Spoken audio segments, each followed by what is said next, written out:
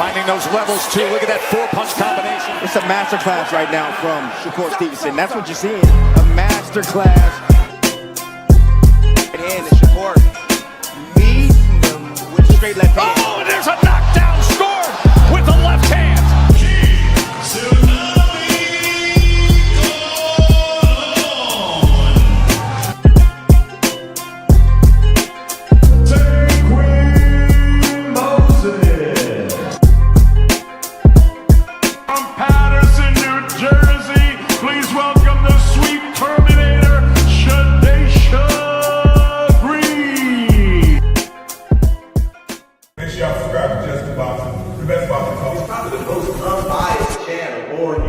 Right now, we're going to give him his just due. Shout out to my brother, Just Due.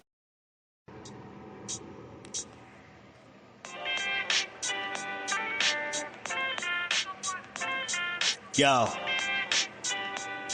you know the deal. We back again. We never slacking. Word 'em up.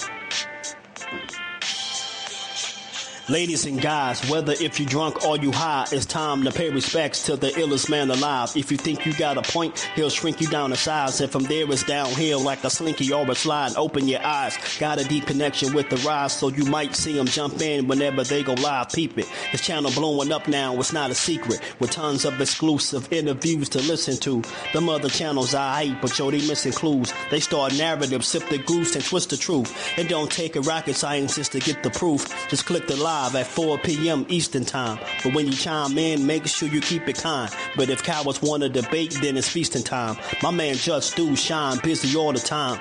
Grind 24/7, 365. Videos he might have 365. My rhyme sick, they make you do a 365. You get a rich if you think you fit to survive. It's Jusdueboxing, time to click the live. Ain't no beginners, if you soft, you ain't down to ride. I crush you, respect too, it's Jusdu. He got the illest boxing show on the internet. The boy been a threat and he ain't even had dinner yet. Word 'em up. Yeah. You know what time it is.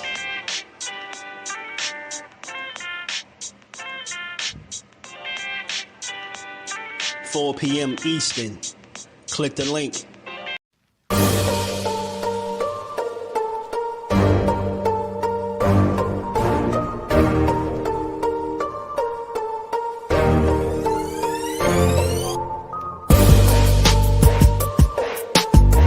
The truth will tell on your ass what you doing or what you're not doing every single time.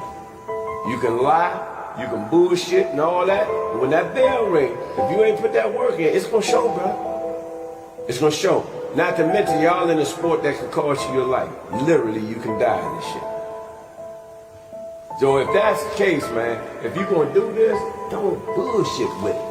If you don't really want it, say to yourself, keep it real with yourself. I really don't want this shit. I can't put the work in that it requires. Walk away. Ain't nobody mad at you. Go out there, you're young enough, you go get educated, get a skill, do something, man. But don't play with this, man. People you can get killed in this shit, man. Man, what's good, man? We back to build again on this boxing. Man, look, double tap that screen, hit that like button, sub to the channel, turn your notifications on, support the grind. We right back at it. We're gonna talk about it again. Interesting developments. Nonetheless, man. This situation right here is turning out to be pretty entertaining and funny, to say the least, man. It's a lot going on, but we're gonna talk about it, man. We're gonna talk about all of it, man. It's a lot. What's good with y'all though, man? Again, make sure y'all hit the like button for your boy. Let me say what's up to the fam. Ace, what's good with the family? All love, my guy. Mike Kirkland, peace, bro. How you feeling? Jordan back in the building, man, was good. Take Davis doing something negative. It's always a blessing and a curse in the sport. Exposed to money-hungry individuals, dude, still hasn't been stripped. I'm telling you. Yeah, Judah Vision, my guy, said that album. Yo, my album is done. That's what it is, my guy. That's what I like to see. That album, got that album done and ready to go. That's what I like to hear. Forever Jesus in the building. What's good, family? And my dog Cal Cooler getting it started early, man. 2 for 20 Tuesdays. That could be a big thing in boxing. 2 for 20 with Tuesdays. Oh man. And we ain't never got a box again. Well, Right. well. I already been getting these bet, but now it's time for you to get your just do. Shout out to Rich Box said Breakfast Club reported there's a video club Tootsie. Oh, that was you. I think that was you in my comment section. I asked you, are you lost? I think you might have missed. You wasn't here for the earlier live, Rich. But we only need the Breakfast Club. Like we got the, we on point. We got the deets. We got the video. We had played the video earlier from what's his name? Aiden Ross saying that it's a video. Even before that came out, the female's lawyer was talking about a video. So we know. So we aware. I don't know what conversation you thought we was having, but we on point. We fully in the know. Mag 7, what it do? He said this only makes take bigger when he gets right and gets back. The man is literally the face of boxing. Cal Cooler, my brother, man, I appreciate all the support, man. JP is in the building, was good with it, man. Look, he could be, he said he ain't the face of boxing. He said he's just a guy that box. And yeah, I was on earlier. I don't know what's been going on for Average G's. Like, it been going on for at least 2 months now. I don't know what it is with the notifications. I said this before. I thought it was just something people say. Right, but nah, they really don't be sending out notifications. I don't know what be going on, but that's why we be just on doing our thing. We be on cooking, man. Y'all hit that like button. Let's get the likes up and let's build, man. Yeah, we was on earlier for damn near 4 hours, man. So we right back, but let's get to it. So yeah, man, we Bruce Gas, peace to the OG, back in the building. We fully aware of the situation as far as what they're saying is a video that exists. I mean, it just the only thing is nobody's seen it, I guess, right? None of us. I mean, shout out to Tim. How you feeling, bro? We back. I'm feeling good, man. I'm feeling good. You know what I mean? Just we back to talk this boxing with the fam. It's always a good day. But I had seen something when I had jumped off here earlier when I was talking to y'all, and it was Coach Kenny. Coach Kenny been posting on his stories. Shout out to him, man. They're the fam. Shout out to Coach Kenny. But he was posting on his stories, and he had some interesting things to say.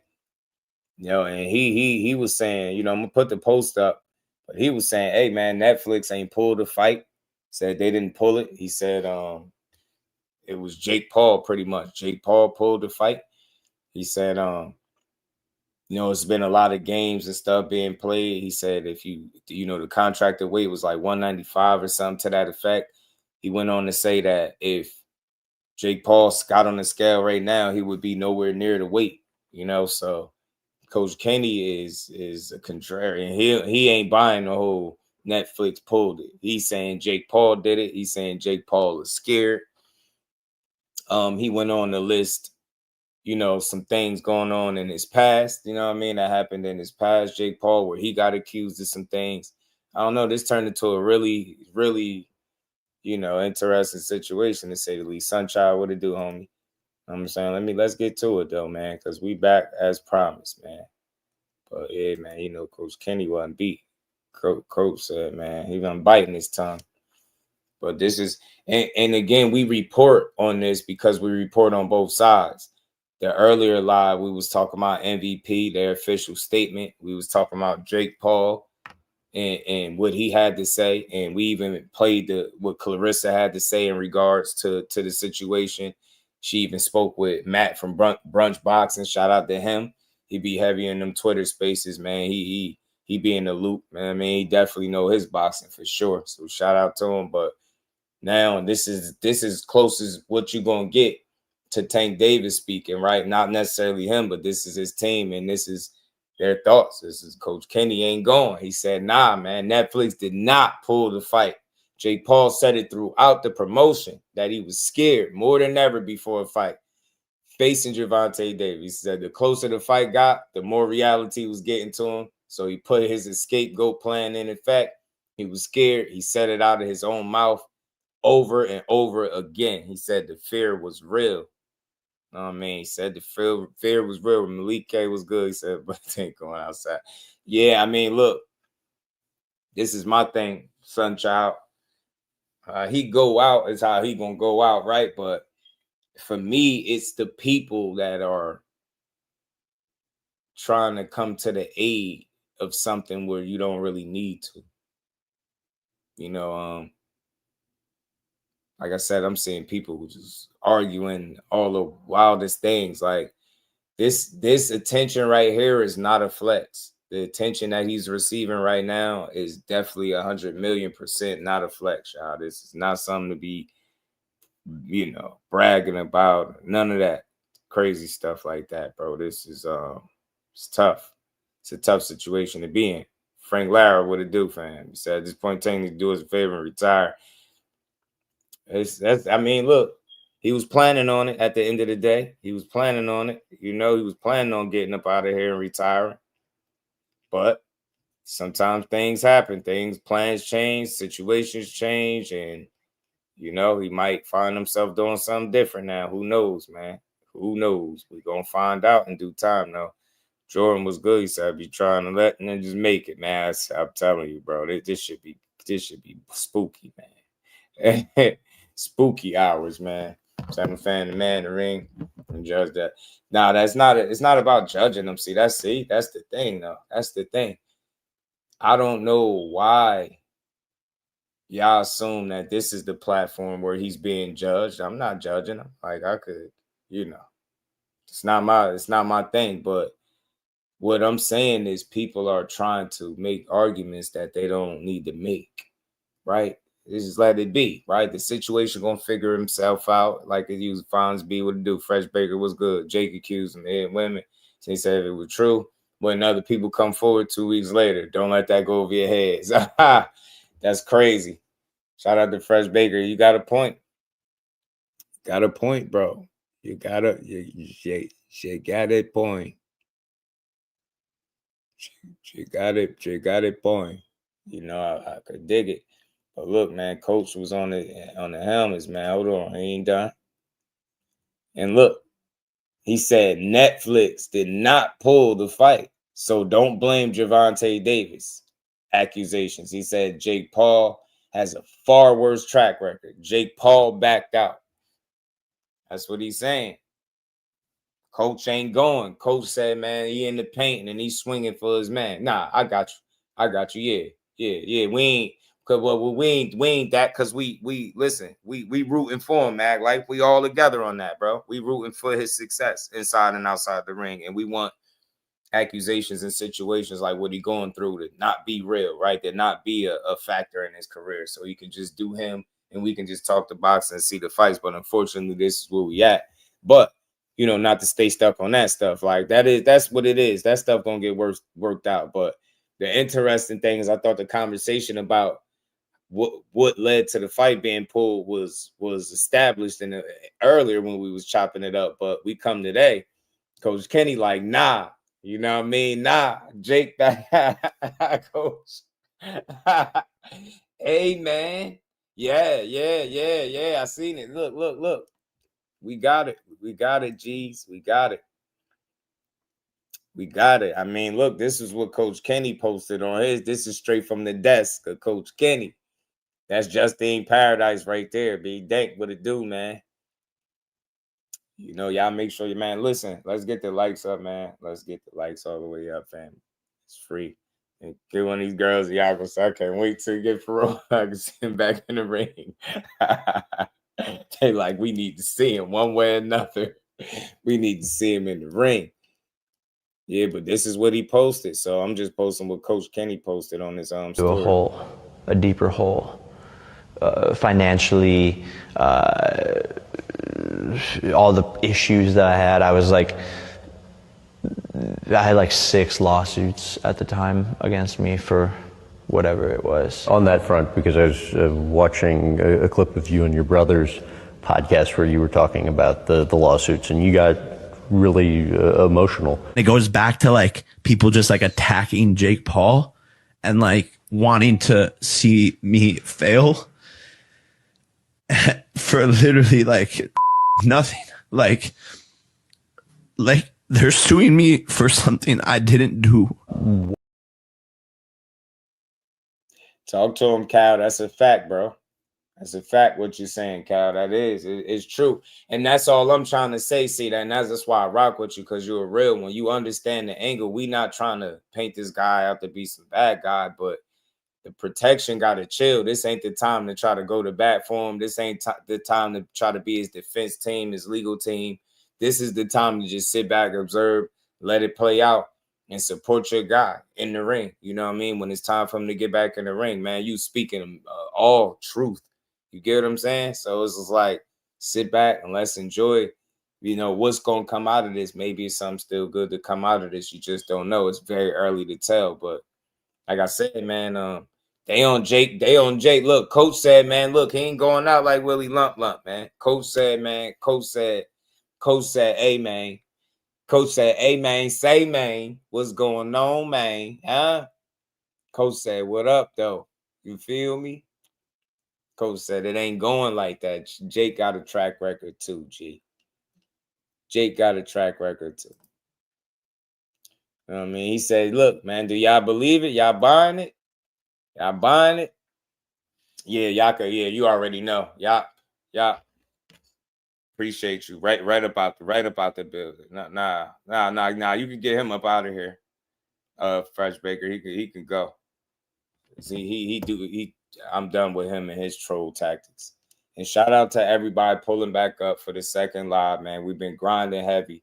Make sure y'all double tap that screen, hit the like button, subscribe to the channel, and support the grind, man. Let's go. Let's talk about it. But look, this is where Coach Kenny is at. Coach Kenny, like, man, look, he found a way out. He was getting shook.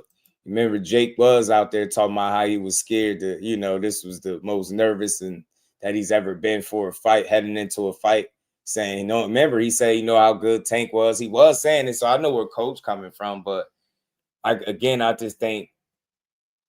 think when all things considered, I think the overall decision was bigger than just one person making it, if you ask me. You know what I'm saying? We was talking about this earlier. Remember, before this came about,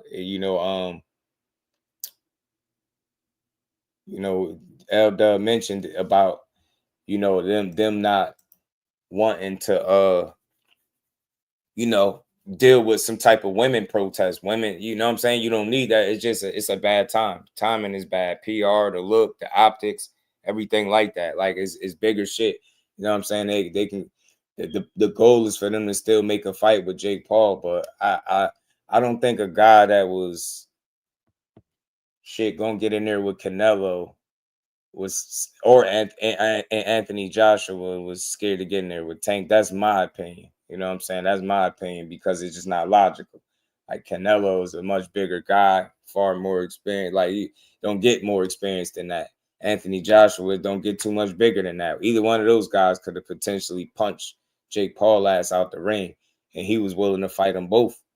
You know what I'm saying? And that's the absolute truth. So I don't think he was scared. I don't know about defining a way out. I understand coach's position. Look, if Tank is my guy, look, I'm gonna talk my shit too. Hey, hold on. Hey, hold.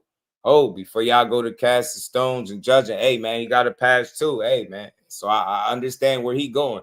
Because if you're on his team, I understand if you are fighting for him. Yes, understood. But if you are not, and you just a fan and you trying to go to bat like you know him personally, you got to sit back and just chill. Sit this one out. Sit this one out, G. You know what I'm saying? Sit this one out. My bro said, not today. Peace to the queen, Lisa. How you feeling today? Always good to see the queen in the building. He said they believe this shit. Yeah, some people do, bro. It's crazy. Kendrick was good with it, fam. That Jake was scared. Instead of holding these coaches to us accountable, we would rather point fingers and deflect. Yeah, Kendrick. And that's what I'm saying. We don't need none of that, man. We don't need none of that. Y'all already know Zoom verse, my dog. Y'all get Y'all get the disrespect out of here. We ain't dealing with that today. We rocking out, we building, man. We putting hours and hours in, man. Rock with your boy. We gonna talk about it. So Coach Kenny is not going. He's not letting this man go out like Willie Lump. He like Jake ain't want that smoke. G. Tank was about to put it to him, man. Tank was about to put it on his ass, man. You hear me? That's what he said, bro. He like, bro, ain't really want this. Ain't really want this work. You know what I'm saying? Found a way about the fight. He ain't want none of this. He ain't want none of this shit here. Look, man. Coach Kenny was going in. Coach Kenny said 2 weeks from the fight. Said, and let's not forget, Jake Paul contract weight is 195 pounds. I bet if he get on the scale today, he is nowhere near fight weight. So many games being played. And look, from the coach's perspective, in his defense, he got a right to state his case and say how he feel and state his opinion and what he sees the facts, right? He's not wrong for that. That's why I'm not going to attack him. But for me, where I stand in it is I've said it, like I seen this happening before it happened, so I'm not surprised that it did happen, right? You get what I'm saying? Like, it's just the optics and the PR. Like I said, it's not a good look. And then you got women speaking out, talking about not fighting on the card.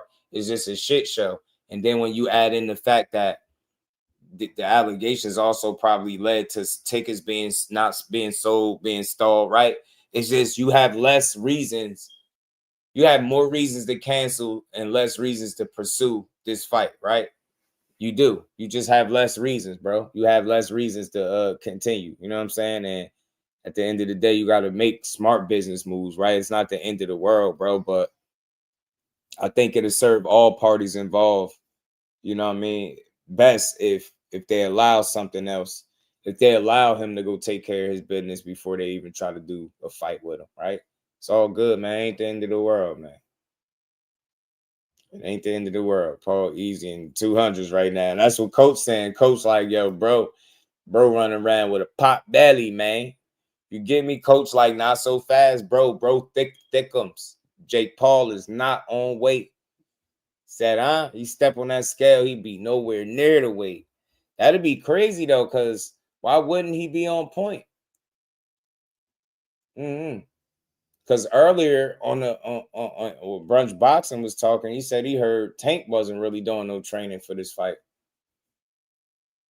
So he wasn't really doing no training. So it's a lot going on, man. It's a lot being said, but I'm not there. I'll just go only put what's out there, y'all. Reef, I got my dog. Bring up Tank Jake. Nah, they brought it up. He brought it up. He brought it up, Zoom. I don't know when you got in. You probably got in a little late. DP Rocker, what it do, homie? I mean, B-Dog, what it do? I don't think it matters whether it was Netflix or Jake to pull the plug. It's not really a big deal, but it's a good conversation, bro. But I don't, again, Coach has his position as a coach. But for me, I didn't see Jake Paul, a guy that was telling us all that who he was fighting before he was fighting him, being scared to actually do it. You get what I'm saying? I think he's crazy enough to do it. You get what I'm saying?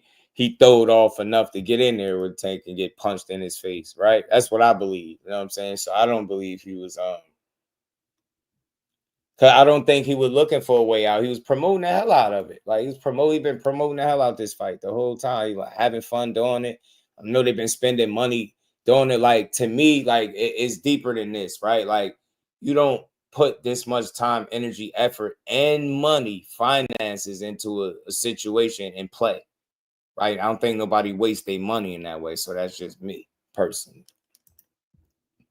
But Coach ain't going. He said, nah, G. Said, nah, man. Yeah, I wish he would, though.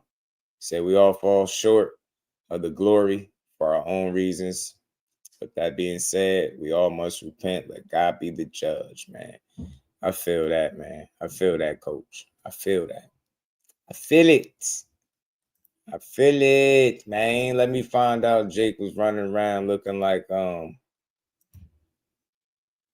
fat bastard off Austin Powers. Let me find out he was running around looking like Austin Powers, man. Huh? Is this what was going on? Hey, Jake. I wish we could get Jake on the line. I ain't gonna lie. I wish we could get Jake on the line. Be like, hey, Jake, man, rumor has it, man, you ain't been training, G. Running around with the prosthetic belly and shit. And whole time you really fat up under there, G. That's what they saying, man. Prosthetic belly playing and shit, man. Say he gonna be cool. Said take run boxer. They think this pick. They think this pick is real. They bet not. That's the prosthetic belly for sure. I done seen the process and everything. That's the little fake belly. You know, like the Austin Powers joint. That's what he got going. But that's what they think. They feeling like, bro, big, man. Coach said, nah, man, not so quick. Jake, you ain't been working out, B.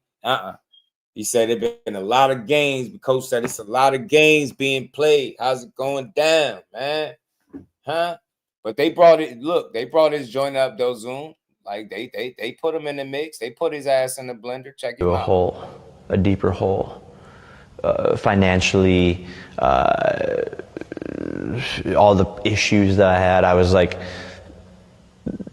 had like 6 lawsuits at the time against me for whatever it was. On that front, because I was watching a clip of you and your brother's podcast where you were talking about the lawsuits, and you got really emotional. It goes back to like people just like attacking Jake Paul and like wanting to see me fail for literally like nothing. Like they're suing me for something I didn't do. Coach said, hell nah, we ain't about to play with you. Coach said, nah, bro, we ain't not so fast, Jake. He said, not so fast, G. You got pass too, G. Said get touched up on by Shakur Ray 4 probably shook his confidence. They tears are wild.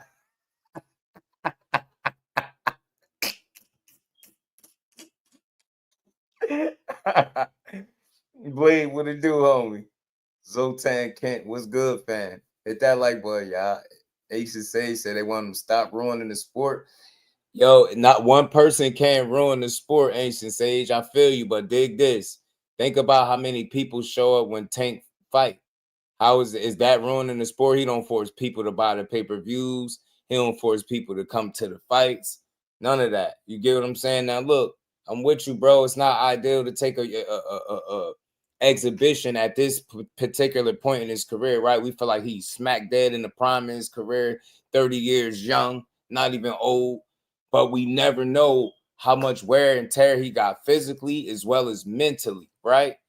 Know what I'm saying? So it's not necessarily tainting the sport. Now, look, check this out. Hey, Ancient Sage, if Tank Davis and Jake Paul was like, you know what? We about to charge out $100 pay-per-view for this fight, for an exhibition.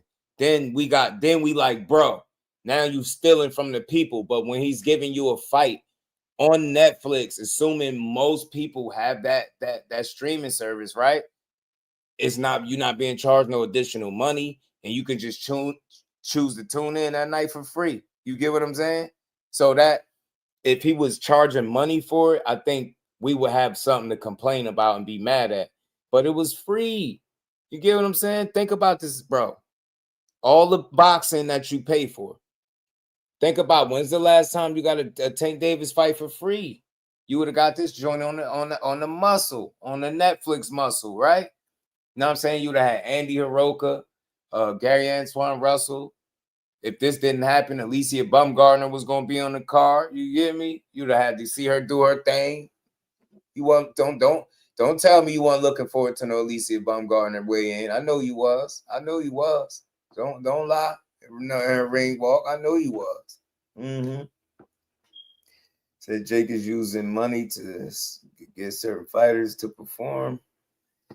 I mean, I know people made that claim, but Jake got it. He got lawyers involved when people kept making them claims that his fights was fixed. They said they was about to start putting cases on people for saying his fights was fixed.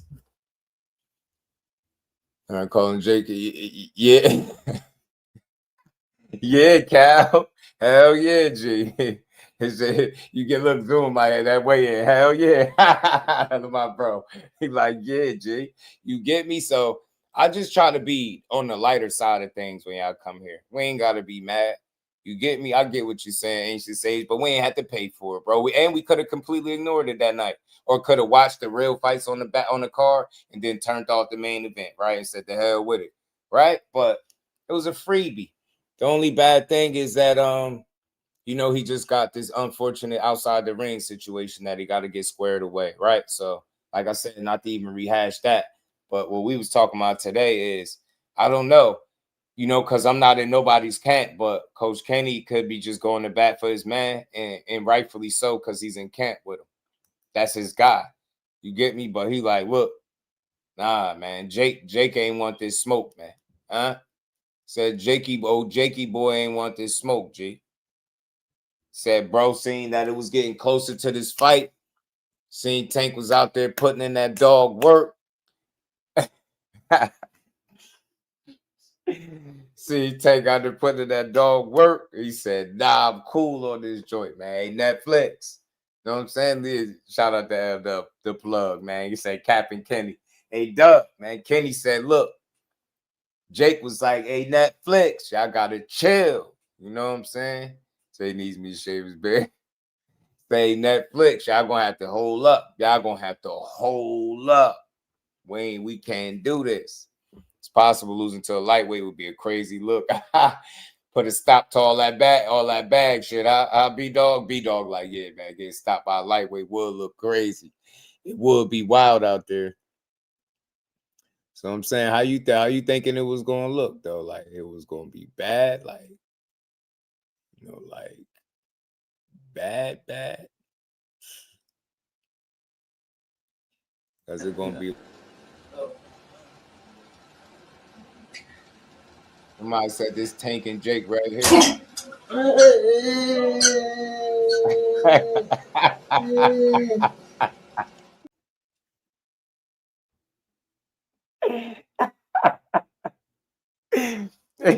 They said, I heard that's how Tank was going, Jake. That's a Coach Kenny mind.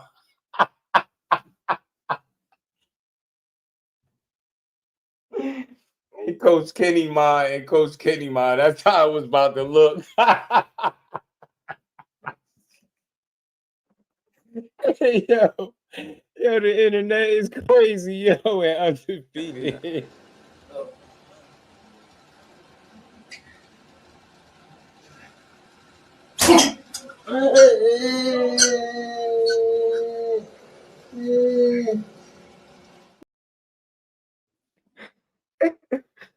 Oh man. Oh man, somebody they said that's Tank. That would have been Tank and Jake right there, bro. Oh my god.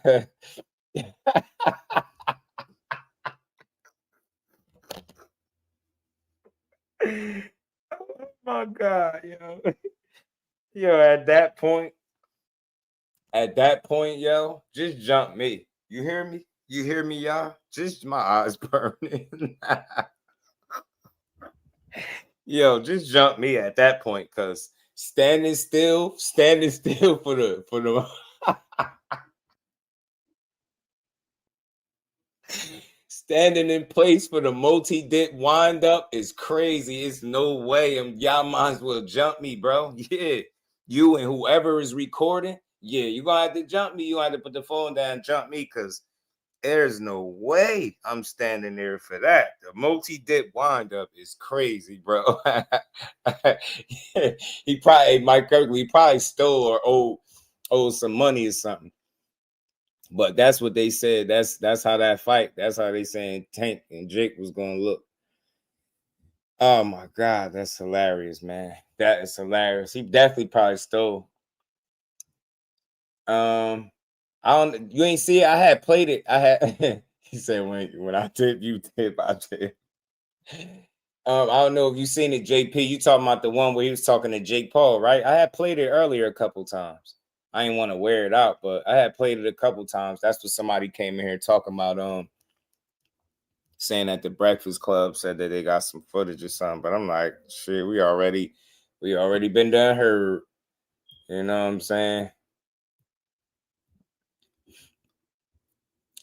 J.A. Dix, he said the precision home runs. That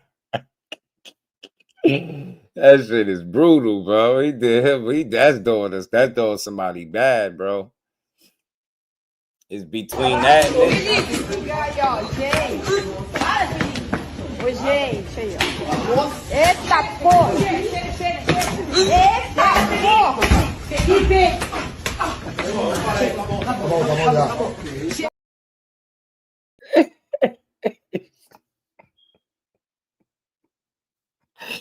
Yo, the internet is crazy, man. And what's good with it? The internet is out of control, man. I'm telling you, bro. I really trying to tell you. The internet is a crazy place, bro. Goodness, man. Hilarious, bro. Hilarious. Hold on. I'm trying to see if I still have it in here. Oh, yeah. There we go. Well, bro, it was quick too, wasn't he? He kicked his ass in that corner, didn't he? Y'all know I'm the clip king, man. Y'all know I'm the fool, man. I find all types of boxing related. It's boxing related, right? He put hands on him. But this what you talking about. Beat up a girl, drag her through the parking lot, punch her in the face, and it's like, bro. Okay. Wait, but how do you know that happened? It's a lawsuit. Miami-Dade is coming. There's a video, like everything, bro. He did this in public. Just understand, this guy was sober, driving to Tootsie's, and he's just like, I'm gonna beat this girl up. Like, he wasn't even drunk. The video, and he ruins his own life, his own sport. He sets a bad example for people. Like, that's what you was talking about. So that was that. I just didn't want to keep playing that. But yeah, that's what they saying. But I mean, you know, now it's just time to sort it out. Sit on the sideline, sit down for a second. You know, get your bearings back about you and figure out what's the next best step. That's all. You get what I'm saying? That's all. But Coach Kenny ain't gone, bro. Coach Kenny said, nah, but look, Desert Storm Bradley. Hold on, let me play what Desert Storm had to say. Desert Storm chimed in. Hold on, y'all. 12 was good with it, homie. Tim Desert Storm Bradley, you already know the rest. Man, damn. The circus has been canceled. Damn. Look, man, I feel bad for a lot of people connected to this, man. You know, I feel I know a lot of people that's supposed to be working this, man, and I feel bad for you, man. I do. I feel bad for them because they was going to get a nice, pretty penny. You know what I'm saying? To be working for this MVP Promotions. But, look. And he just dropped this 2 minutes ago, so this Tim Bradley. Is Tank really the one to blame? Look, Tank, let's lead on Tank real quick. Look, you got to be the dumbest dude, in the history of boxing, bro. $40 million, dog, down the drain. You got to be the dumbest dude I've ever seen in the history of boxing, bro. Seriously. I'm like, $40 million, bro. Wealth. Literally wealth, bro. Going down the drain. I don't understand it. I can't make the... I don't understand it. But I'll tell you this. You know, MVP Promotions, whatever the hell y'all call it, most valuable promotions, shit, more like rookie promotions. Yeah, more like rookie promotions. You didn't know what you were dealing with. You had no clue. This has always been down Tank's alley, man. Now, let me just say one thing. You know, you innocent until proven guilty. Ain't no charges been pending on Tank at all. True, Cal. You know, but I'm just saying, this has always came up within the last few fights of Tank's career. Yeah, it has. And MVP, more like RP, rookie promotions. Yeah, y'all should have had a backup plan. You should have had a backup fighter. Yeah, you live and you learn. Oh, absolutely. You live and you learn. You should have had a plan B. Just in case this man, Tank Davis, don't show up. Yeah. Mm-hmm. That's what you should have done. Now you're looking like idiots. You know, I heard through the grapevine the joint wasn't even selling. Yeah, because everybody's tired of your bull crap, Jake Paul. Yeah, everybody's tired of that. Don't nobody supporting that, man. Yeah, the minute y'all moved it out of ATL, because ATL didn't want to feel liable for something to happen. Yeah, because they saw the fakeness in the fight. Yeah. As soon as y'all went on head to Florida, knew that joint wasn't gonna sell, bruh. That's what it is. Yeah. Fugazi, B. Yeah, that's my favorite word. Yeah. Anyways, man, look. Moving forward. Fight some real fighters, Jake. Fight some real fighters. Yeah, work your way up through the ranks. Just like every other fighter, big dog. Don't pick and choose. Don't pick and choose, big dog. Nope. Pick somebody in the top 10, dude. Yeah, face somebody in the top 10. Oh, I'll tell you what. You can make more money that way too, Jake. Yeah, you fight somebody in the top 10. You pay them something. You ain't got to pay them $40 million, but you pay them something. Jake, are you as big as you think you are? Are you, Jake? Now that I think about it, you Mike Tyson. You know, I see your hit list. All these guys are household names, somewhat in boxing. Jay, I'm just reading your comment. You stupid. Yeah, Ryan Garcia has a huge following. You want to fight him. Tank has a huge following. Tank, are you nothing without these guys? Are you nothing without having a real fighter go in the ring with you? Someone that you know that you outsize them by like 50-something pounds? Come on, Jake. We see the games. We see the games, bro. But this is what happens when you play the game, bro. You played it wrong. And you got beat this time. Anyways, man, look. Feel sorry for the fighters on the undercard, the real fighters. The real fighters on the undercard. I feel sorry for y'all, man. For real. You know? But other than that, it's a learning experience. Jake, fake Paul. It's a learning experience. You and your team. Yeah. Jake. You know? But other than that, it's a learning experience. Jake, fake Paul. It's a learning experience. You and your team. Paul is crazy. Yeah. Jay Leon. What's up, bro? How you doing? Yeah, you know what time it is. Tim taking Paul. It's a learning experience. You and your team. Yeah. Jay Leon. What's up, bro? How you doing? Yeah, you know what time it is. That laugh is diabolical. But anyways, that's my time. Yeah, Tim, shout out, bro. Tim, shout out. Tim funny as hell, bro. Tim be wildin'. Tim don't give a damn about nothing. He be on it. Yeah, I appreciate the I told y'all before, I appreciate the content creator Tim Bradley, man. He's a fun dude, funny dude, bro. Funny dude, man. But I mean, look, it's gonna get talked about for a while, man. You know, y'all could expect that. But like I said, for me, the reason why I spent the block on this, because I didn't expect, you know, Coach Kenny had caught my attention with some of the things he said. Like, you know, one could question, you know, you never know if his weight was right? His weight. I wonder what Jake Paul had to say about all that, right? About his weight, about what Coach Kenny saying about his weight not being on point. Get what I'm saying? Yeah, feel me out. Let's get the likes up. Dear Adonis, I'm sorry that man is your father. Man, y'all crazy. That's what it was, man. They was saying Jake was fixing them fights, and he said he gonna get the lawyers involved, G. Coach, like, man, he was nowhere near fight weight, man. It could have been. It's possibility, man. Anything is possible, man. In this game, man.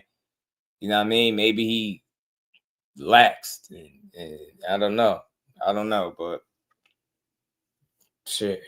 Got that fake ass Drake going. Should then calm down, didn't it, Mike? That Drake mania to calm down. It seemed like it was a point where it seemed like that shit never was going to end, right? It seemed like it was never going to end. Damon was good with it. X-Shift said Jake Paul caught belt and sparring for no reason. It's nasty work on Tank's team trying to blame Jake for Tank's stupidity.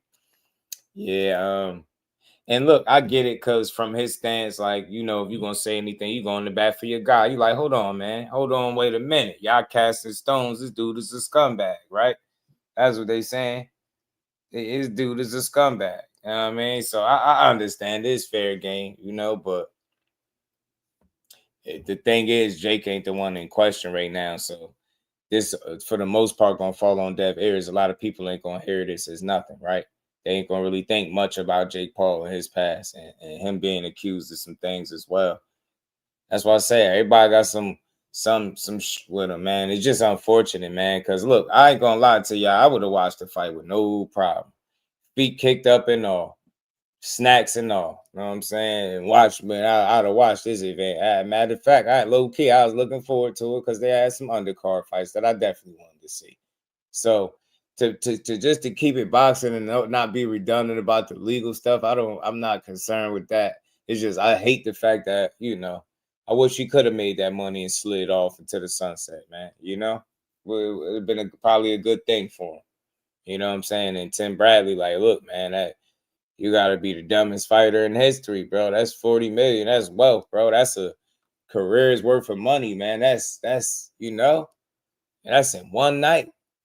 Man, that's up easy, you know, in a major way. So I was anticipating it, Mac. I'd have been looking forward to this joint, man. Like I wanted to see some fights, bro. I wanted to see some fights. I really did, man.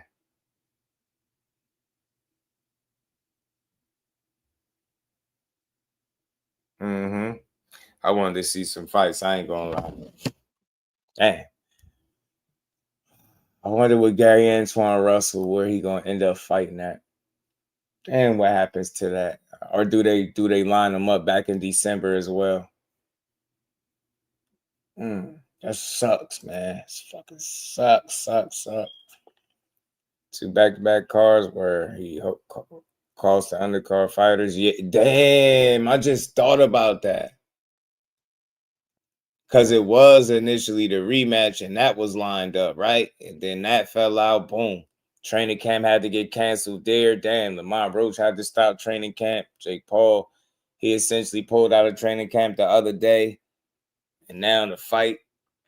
Yeah. Yeah, I mean, a shout out to my guy L-Dub. He was saying something. He was speaking on it too, saying like it's not a good look. You costing your people money, so you might have to sit down for a while till they figure out the next best move for you. Cause I mean, if you ain't right up top, if you ain't right with self, then you find yourself going from being an asset to a liability. You get what I'm saying? And I think as long as you got demons that you fighting, you can put yourself in a space where you could potentially be a liability, and that's not something that you want. That's not your MO. That's not what you represent, right? You get what I'm saying? That's not what you represent. You represent, you know, bringing attention to the sport. Like, look, man, let's have a conversation because since we back here, let's keep talking about it, bro. The situation is like you. Shout out to Mike Kirkland, my brother, man. He said, Judge, you think we get Tank versus Shakur, Tank miss out on that payday?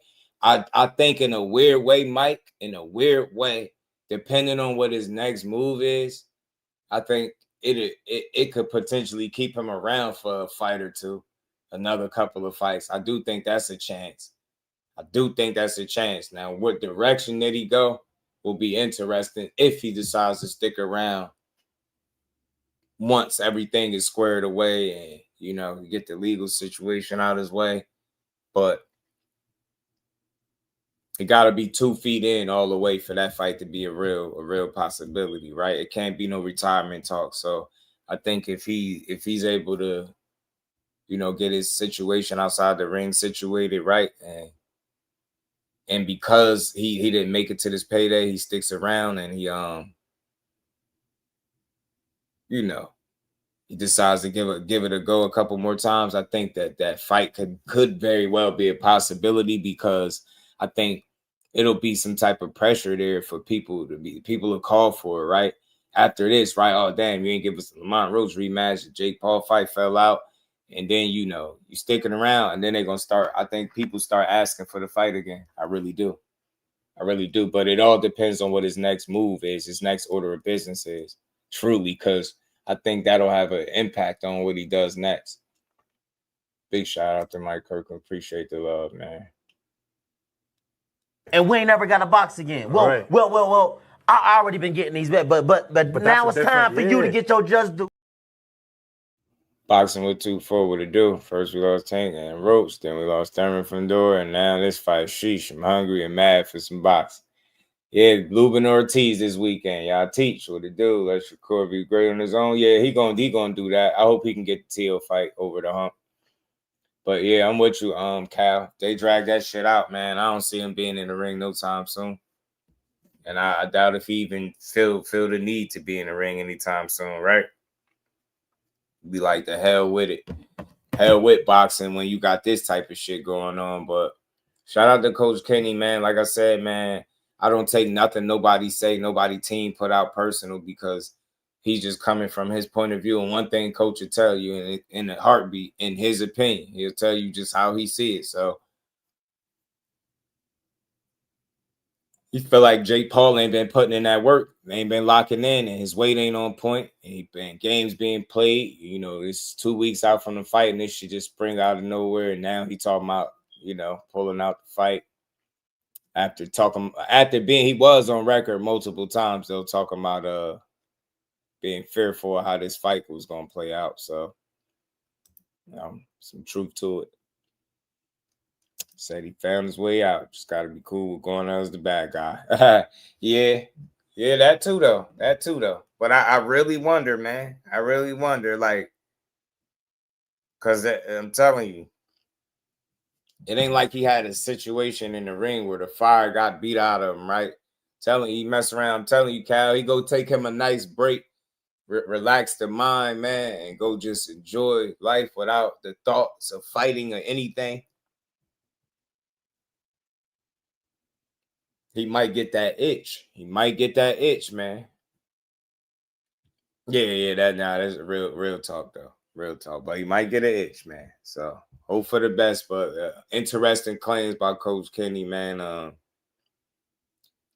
Shit, scared or not, man. I ain't scared to make no $40-50 million. I'm gonna tell you that right now.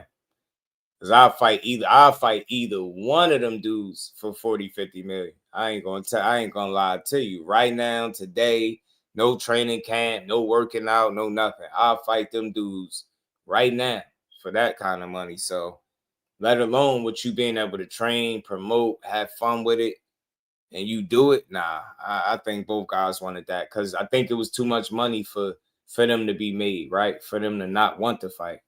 You know what I'm saying? I'm telling you, hey, Lisa, they could beat my ass right now. I'm out of shape, smoking everything. I'll be tired about 45 minute 30, 2 minutes. Has to be huffing and puffing, but I for 40, 50 mil.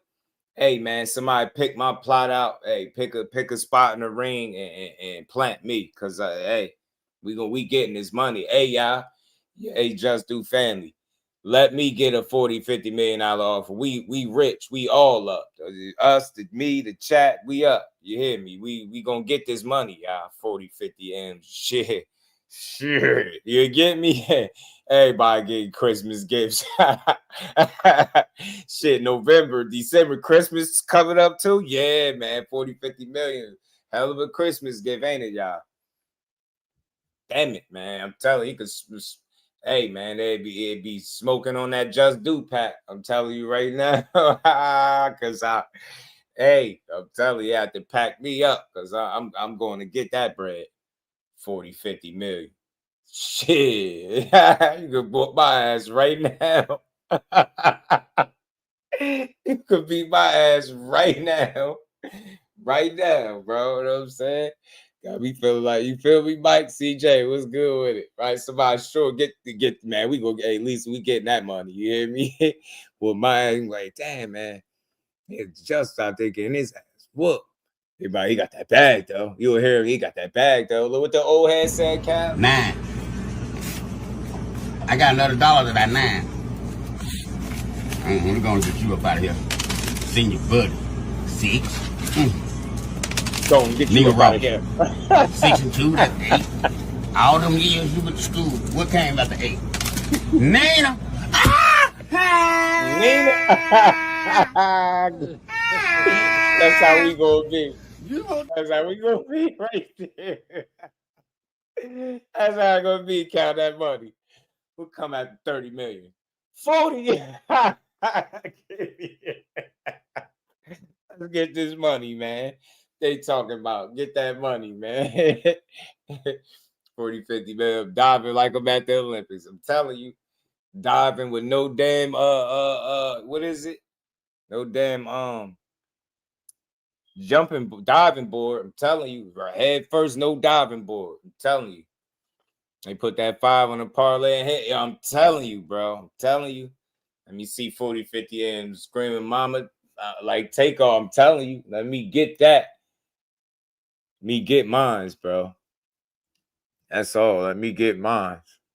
Start speaking in codes, man. Get that money and start speaking in codes. What, bro? If you drink 2 5-hour energies, how much energy do you have? 13, nigga. What? 13? Questions. How do you get 2 and 5 and 13, bro? 2 plus 5 is 7. Bro, what you the get fuck? 7. You get 7 energies. Bro, listen to the question, bro. He asked about 2 5-hour energies. You gotta think about that. That's what he's trying to trick you at, bro. 2 5-hour energies, they weigh 10 ounces apiece. That means you can have 13 hours of energy throughout the day, you stupid ass dummy. Go to gym class, nigga. Bro, how can you, what are you talking about? How can you drink energy anyway, bro? Energy is in the air coming from photosynthesis and precipitation. Bro, what are you talking about? Gym class and stuff, bro? Nigga, energy is on the fucking earth, nigga. I should knock you the fuck out. Nigga, go to fucking class next time, nigga. Fucking stupid, boy. Nigga wildin', bro. It's all precipitation. You talking about gym class and stuff, bro.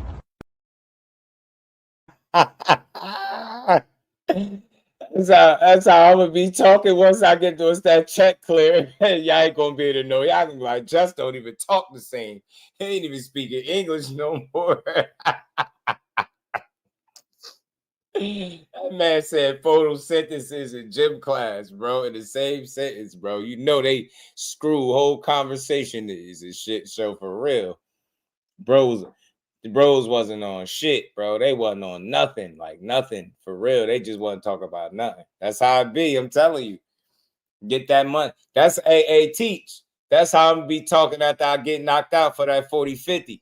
After I get knocked out for that 40-50, that's how I'm gonna be. Dead ass, that's how I'm gonna be talking. That's how I'm gonna be talking. After that 10 hours of energy is crazy. Boy, it was good, homie. It was wild, man. I'm telling you, I'm gonna be in there. I'm gonna be in there looking like Montana Love when Lubin was putting belts. That's gonna be me in there. With the white. That's me right there. How do you have to do it? Make it.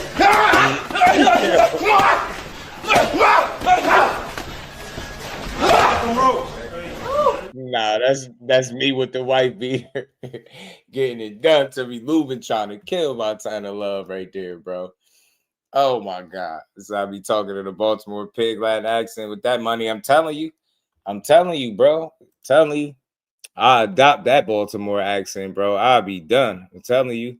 Last one though. Y'all know we like to laugh, but we're gonna get back to the boxing. But last one, I'll be talking like this, dude. Y'all won't even I get that 40-50 after I get knocked out. I'll be speaking a different language. Thank you. Basically what I'm doing right here, I'm lifting your sprocket cables up and fixing your transmission denominator right here in the back on yang. And then I'll probably go ahead and give you a turn up on your throttle dying. And then go ahead and put some spoiler sprocket cables in the back so it'll come together into the alignment. And it's gonna get the alignment right when you go and get your the inside of your engine shaft located. You see what I mean? Explain it. All right, so basically it's like, you know, like underneath your jettle right there where you got the sprocket cable dang in the back under, and then you can put the piston shaft noggins that connect into with the tubes that go into the radiator brigadiator on the yang. You blend that together and then you get a blend in the back of the throttle. No whole lot to it.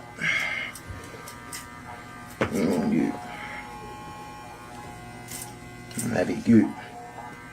For you dumb yangs out there don't understand goot, basically what I'm saying is I'm big as goot, and I'm gonna lift his shacks all the way to the bison. On you.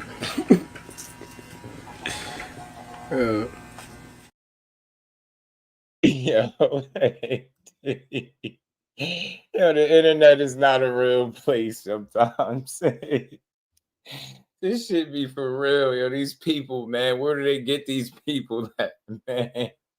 Said when babies first start talking. And you know the crazy part, Jordan, I found out that that's really a language. Like it's people that could do like a whole conversation like what he just did, and they be dead serious. Bro, they different out there and be more at that. They got their own talk about a lingo. Bro, that's not even English at this point. Like it is, but it's not. Like, as you get me, it's like, bro, y'all different. Y'all different. Y'all got it. Y'all got it. Y'all got it. Because I don't know what you said. I don't know what bro was talking. I think he said he was giving them a shape up and a taper. I think he said all of that to say he was giving them a shape up and a taper. Don't quote me on it, but I think that's what he was saying. I think that's what he said, y'all. Tape up in the shape, you know, taper in the shape up. I got him. You know what I mean? It's all patterns. Just got to pick up on them. I'm telling you, that shit is wild, bro. Gonna have me, I'll be sitting there looking at you crazy. Like you got 4 heads, bro. Kid, I made up my own language. Some people used to do that. The chicks used to defeat the females, man, in school used to do that. They used to speak in like, pig Latin or something, Fresh Baker. And the teachers used to get mad as hell and be ready to kick them out because they couldn't understand it. But the two girls that used to do it used to be able to understand each other back and forth. I used to be lost, bro. Lost. They had that, whatever that shit was, down packed. It was wild. Wow. It was like that. It was like listening to the video I just played. It's like, what, bro, what? Even if you slow it down, I don't know what you said. Telling you, man, crazy. Or shout out to B More, man. Y'all differente. But man, a lot of different takes, man, from this fight, bro. But let's see who ends up in the ring come fight night, man. Let's see who saves the day. Let's see if Jake is able to pull a rabbit out of the hat and save the day. That one, damn, telling you, CJ, that one take the cake, bro. That one take the cake, bro. Take the damn cake. I'm trying to tell you.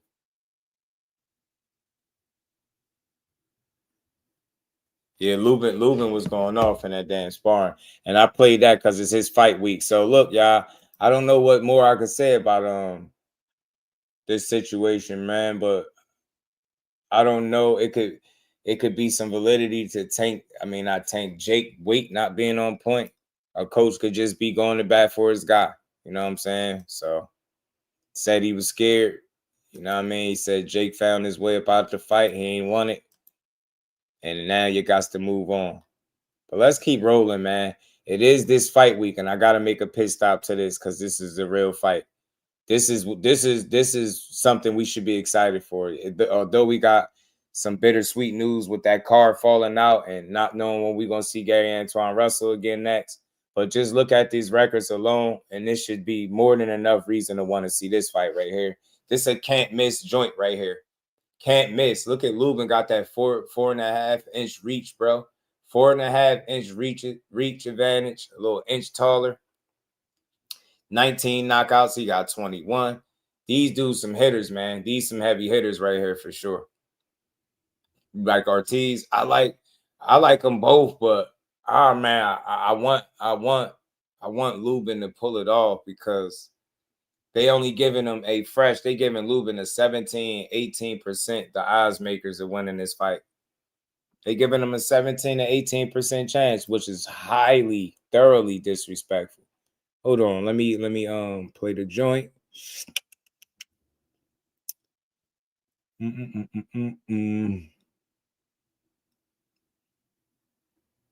When you look at Lubin, is there pressure to dominate? Is there pressure? I don't know if there's pressure, but I know that a lot of people are.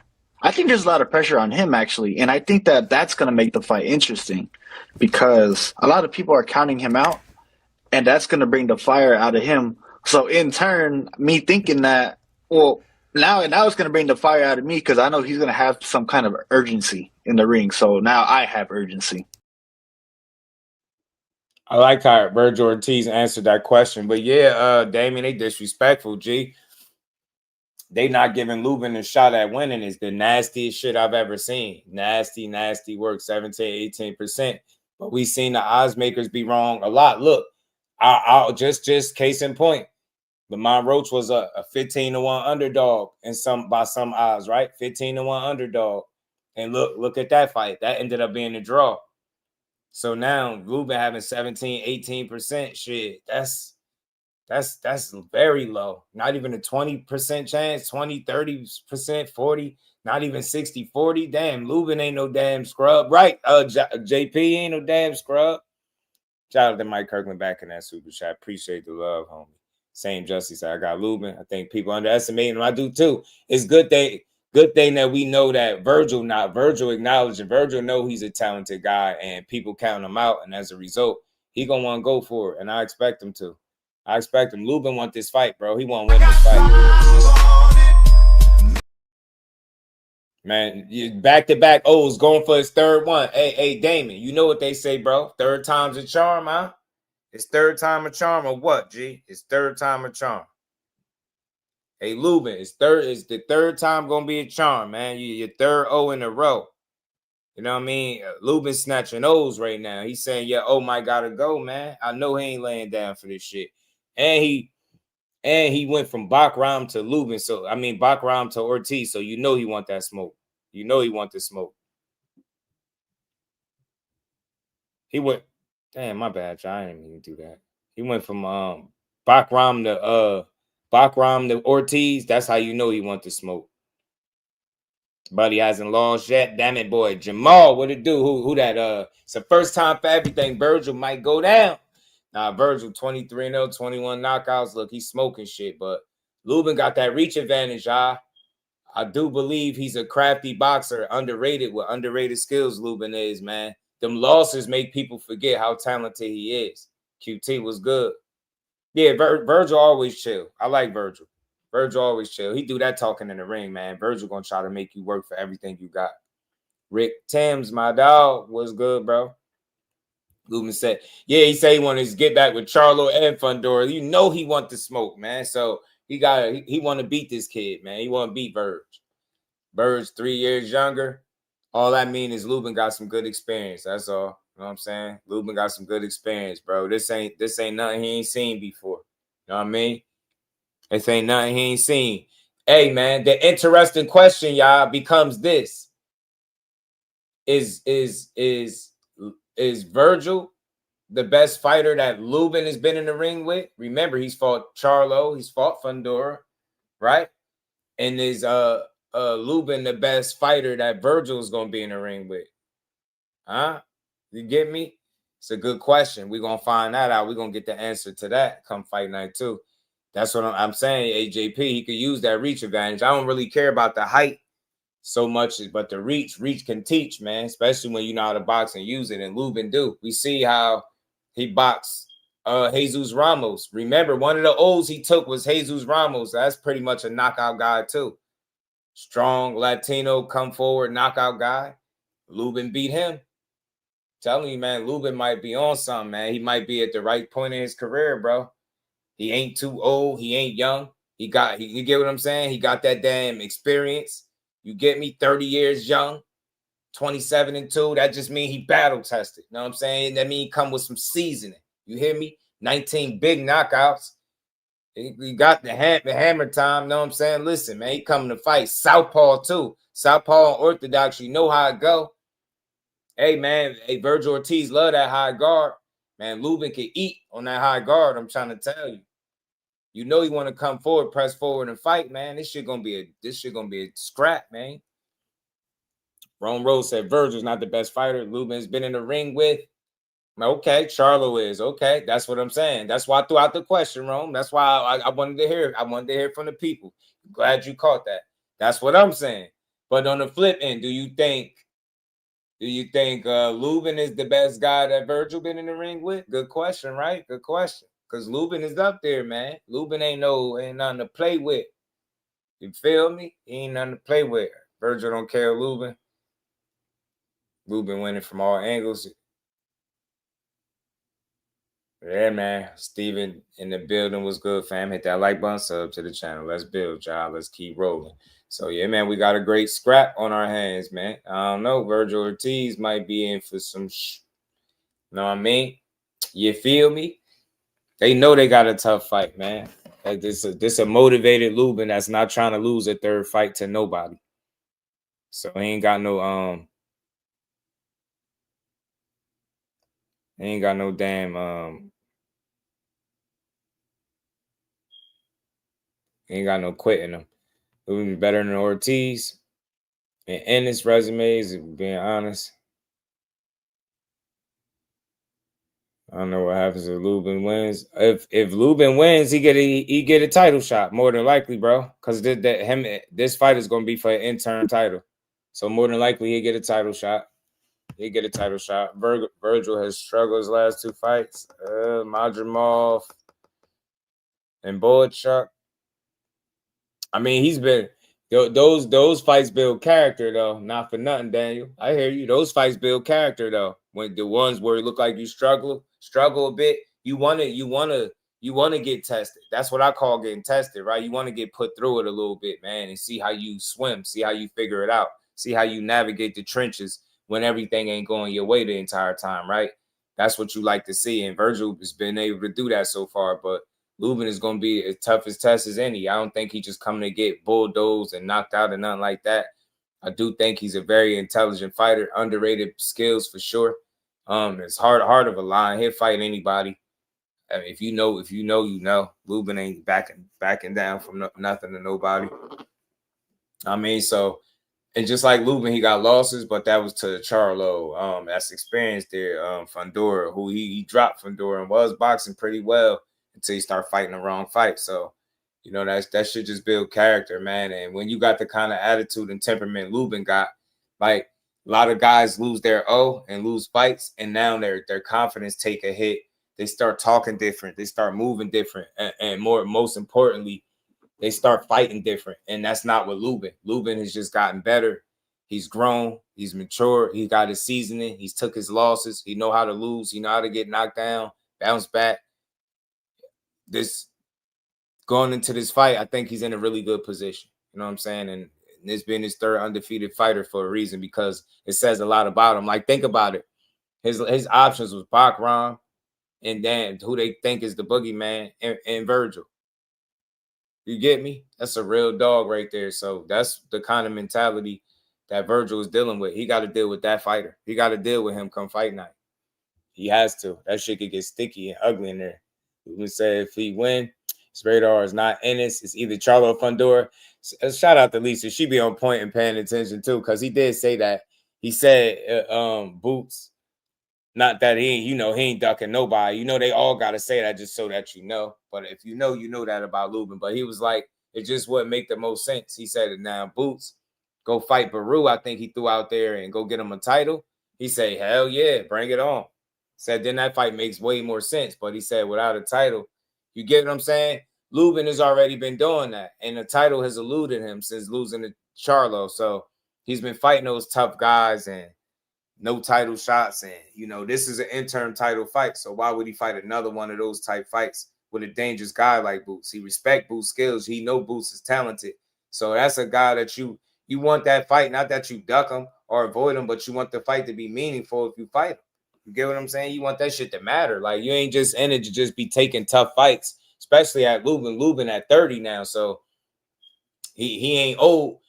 But he's still on the younger side, but he ain't spring chicken, but he ain't old at all, right? Lubin is at this stage where you could call him a vet. He got skin in the game, and he's trying to make the most out of his opportunities. That's why you could hear the way he laid it out in his mind. He like, bro, this for an interim title. I beat him. This put me in line to fight any of these other champions. That's what I want. I want titles. And as far as the Boots fight at Boss Peru, he get a title up off of him. Hell yeah, that fight makes sense. Make the fight. You get what I'm saying? Absolutely. Shout out to my dog, man. YSM, what's good with it, homie? Said make the ends justify the means. Facts. Agree again. Lubin wins if he deserves a title shot. You get what I'm saying? So you know. Hey, YSM, click the the community section at, right? I got the link posted in there because you won't be able to click it if I drop it from here. You go right to my community. I got the link right there for you, my guy. If you can't click that one that Ant just dropped. Wish I was 30 again. You know what I'm saying, CJ? Say agree if Lubin wins, he deserves a title shot. Yeah, definitely he deserves a title shot for sure. I'm with you. I definitely think so. I think so. You know what I mean? Third, especially if he's able to defeat his third undefeated opponent in a row. Much respect to Lubin, man. Much respect to the Erickson Lubin, bro. Much respect to him. But I know Virgil's a tough fight. But so look, Lubin want to ruin the plans that Boots got, right? He want to ruin the Boots plans. He like, hold on, man. Y'all out here scheduling fights. You know what I'm saying? Acting like he ain't got to fight me. Now he like, nah, you ain't even going to make it to Boots. I love that talk, though. Nick Clip said Lubin is still in the bit. Ruben or who's that? It's still in the mix. But yeah, I'm telling you, man. Look, Lubin said, nah, bro. The nerve of y'all in boxing, y'all out here scheduling fights, acting like I ain't got these hands, bro. What he say? What he named his joint Sledge and Hammer? You get me? He ain't playing. Boots fan, but I'm still pulling for Lubin. Yeah, me too. I like Virgil, love Virgil, but I want to see if Lubin could get over that hump. Because if he don't win, they're gonna be like, every time you get the bigger fights or that step up fight, you lose. YSM, what's good, my guy? How you feeling? Yes, how you doing, man? Man, always good, man. Always good to talk to you. Oh man, I see you doing your thing, man. I got a beef with Lubin now. With Lubin? Yeah, I got a beef with Lubin. Talk to me. I love it. And I think anybody will be able to understand this. Mm-hmm. All right, so we did an interview with Lubin. Mill City did an interview with Lubin. A couple of people did interviews with Lubin. Yeah. And why everybody here is scared. I'm gonna let you know that now. Everybody here is scared because we all know what fight we want next, but we ain't sure we gonna get that fight. You feel me? Everybody over here is like, Lubin, like shit. You know what I'm saying? And you can hear it when people talk about the Boots and Virgil fight. It's like, yo, but I don't know, man. I don't know. What I didn't like about what Lubin said is you spent the better part of 15 minutes in each interview criticizing the choice of Lima. Yeah. And then under the same breath, you said you wouldn't fight him next. And so if you have that particular mindset, how do you know that the other people at 154 pounds didn't have a path that they had, a path that they were already going on when he came up and approached them about a fight? Right. That's my criticism. My criticism is you are one of the guys who are unwilling to fight him. And then you're criticizing a guy that was willing to fight him when, if you actually do your homework, you realize a lot of other guys said something similar to what you said. Oh, I don't like the money. Oh, I got this other fight. And so you're criticizing the guy that said yes, but in turn, you are a part of the guys that are saying no. And so how can you criticize and at the same time be unwilling as well? Yeah. That's my only beef. Like, and I understand you want a title next, and right now he don't got a title, but then you can't say shit about whatever opponent he choose because you are not available to him. Right. And how many other people were not available to him? And so now it's, you should have fought this guy, you should have fought that guy. Who? Right. You telling me you want a title. I get it. Well, how do you want a title? Because you were the mandatory to the IBF. Right. It wasn't enough money, and cool, I understand it, but then that's not, you want a title.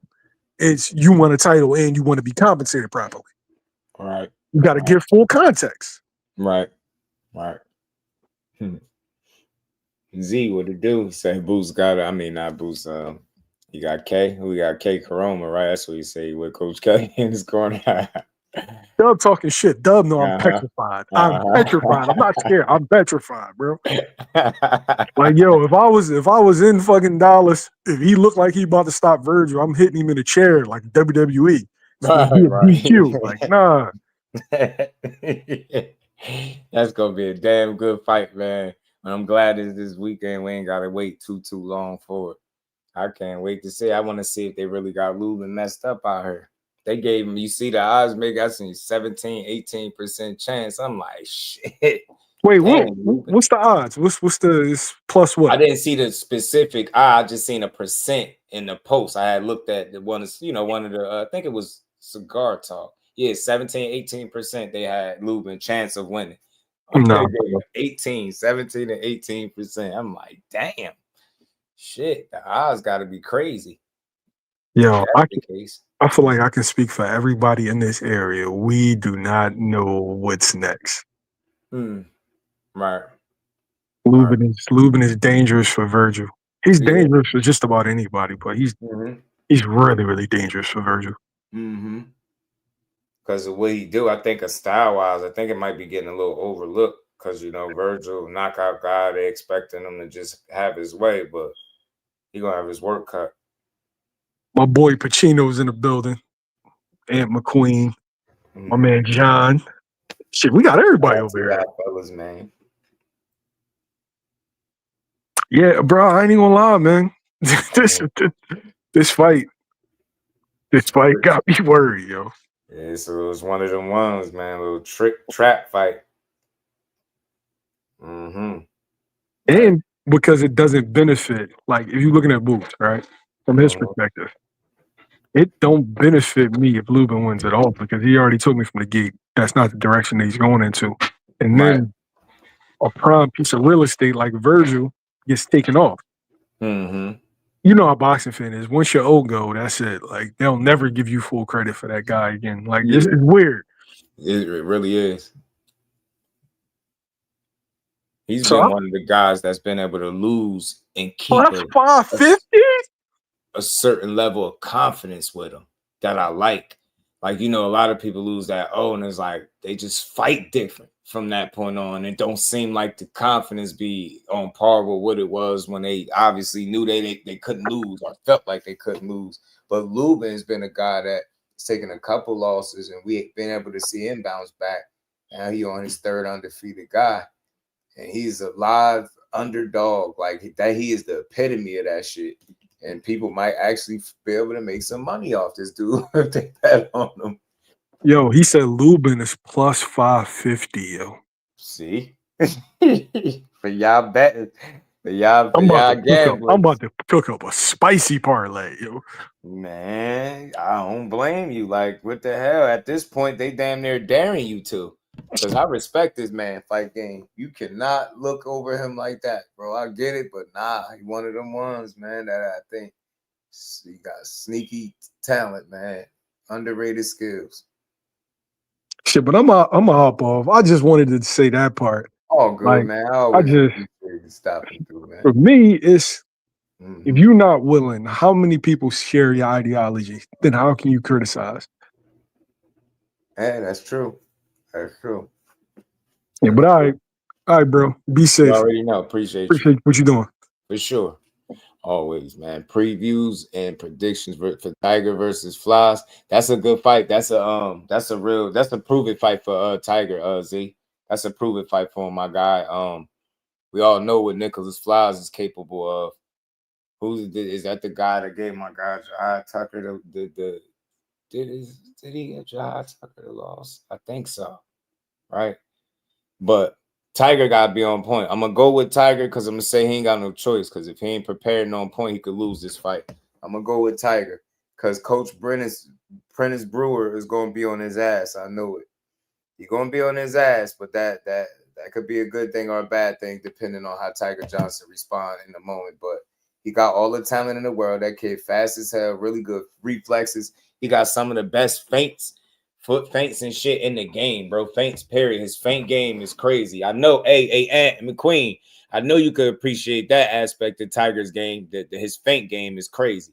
Fast as hell, talented, really good reflexes. He got good power. He seemed like he hold back or something like that. Like, you get me? Seemed like he hold back. If I'm saying the right thing, like possibly, like he don't go through the gears all the way for me. So this is a trap fight, dangerous fight for it's a dangerous fight.